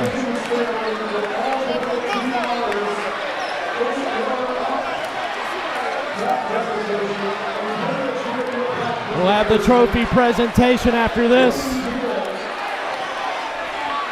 Greenwood win it. Demarion Roman is the hero. 69-68 the final. And Greenwood back-to-back FCA tournament champs. Wow. And you know, that last play, they shot it with some time left to get the second shot or the third shot. I think it was 3.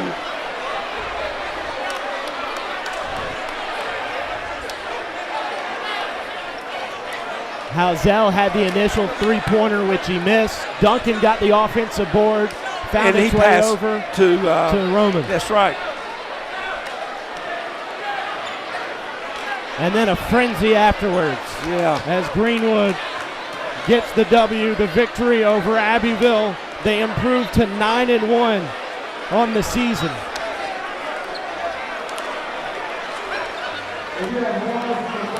Buzzer beater for Demarion Roman. We'll track down Coach Greg, see if we can get him. Final score 69-68. We'll take our final break of the FCA tournament. Stay locked in with the Lakelands Sports Network. Home. It's the house you grew up in. The still warm cookies in the jar at Grandma's. The warm sun on your back and the buzz of the bugs in the lake where Dad taught you to bait a hook. It's the place you put down roots, pin your hopes and dreams for the future, the connections we've made, and the adventures we've yet to take. This is home, and home is here. When it comes to protecting what matters most, it pays to work with someone who knows Greenwood. At Frank Coyle State Farm, Frank and his team help families and businesses with auto, home, life, and more.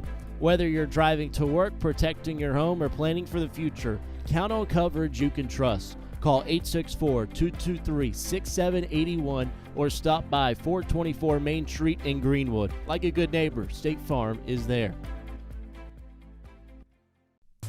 Howard's on Main is the kind of place you keep coming back to.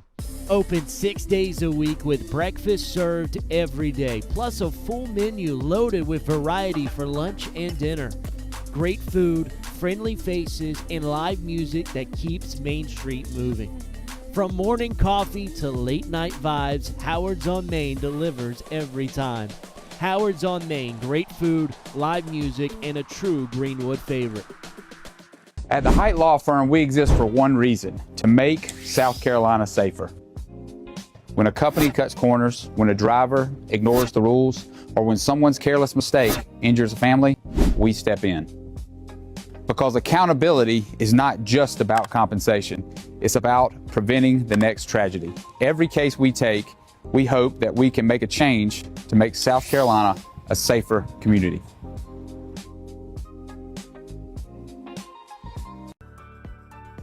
Looking for a home in Greenwood or thinking about selling? Work with someone who knows the community inside and out. Courtney Height Realtor is a top 5 Greenwood MLS agent with almost $20 million in sales and a reputation for guiding buyers and sellers with confidence and care. Call 864-378-4686, visit CourtneyHeightRealtor.com, and follow us on Facebook at Courtney Height Realtor, serving Greenwood, South Carolina, and beyond.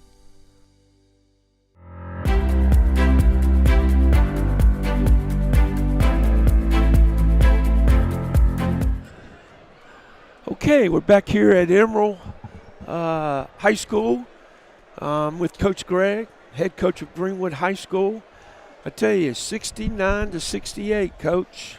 As I always tell you, you crushed them by one. Unbelievable game. Both teams competed in. Great game for spectators. Great game for the city of Greenwood and the Lakelands area. What's your thoughts as we look at this as this game is on? I'll tell you what, man. I just can't say enough about our kids fighting through, getting down by, I think, 18 in the first half and coming back. And, they don't lose their control, man. They don't lose their control. I went into halftime and I told them, I said, guys, we got some little adversity. Yeah. Let's see what happens. Yep. And I'll tell you what, we answered the bell. I mean, we had so many guys step up there at the end. London Crawford, man, he did not play like a sophomore tonight. No. And, Jay Duncan hit a big shot, but Demarion Roman, Jolly Davis with the and one. Yeah. I mean, who would have thought a missed dunk would we'll figure that out. Would help. But, I can't say enough about those guys, though, man. They believe they're going to win every game no matter who they play. And that number 10 can flat out play, and 24 can flat out go. And he does a good job mixing up defenses. Man, I'll tell you what, just a great game. Yeah. I'm glad they're kind of they're in the other region, Coach. You don't have to deal with them. But I thought the unselfishness of our kids.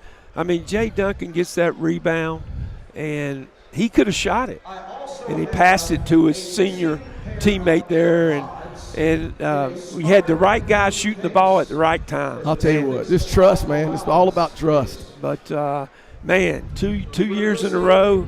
I know you want to rest a little bit for the next 2 days, but we've got to get started again next week. But please enjoy tonight. And, again, the final from Emerald, Greenwood High 69, Abbeville 68. Thank you for y'all, the people that have came out, and FCA did a great job with this thing. They do it every year. I want to remember Coach Scruggs, and hopefully he will be back with us. And we missed him, missed you, Coach, and we hopefully will see you back again next year.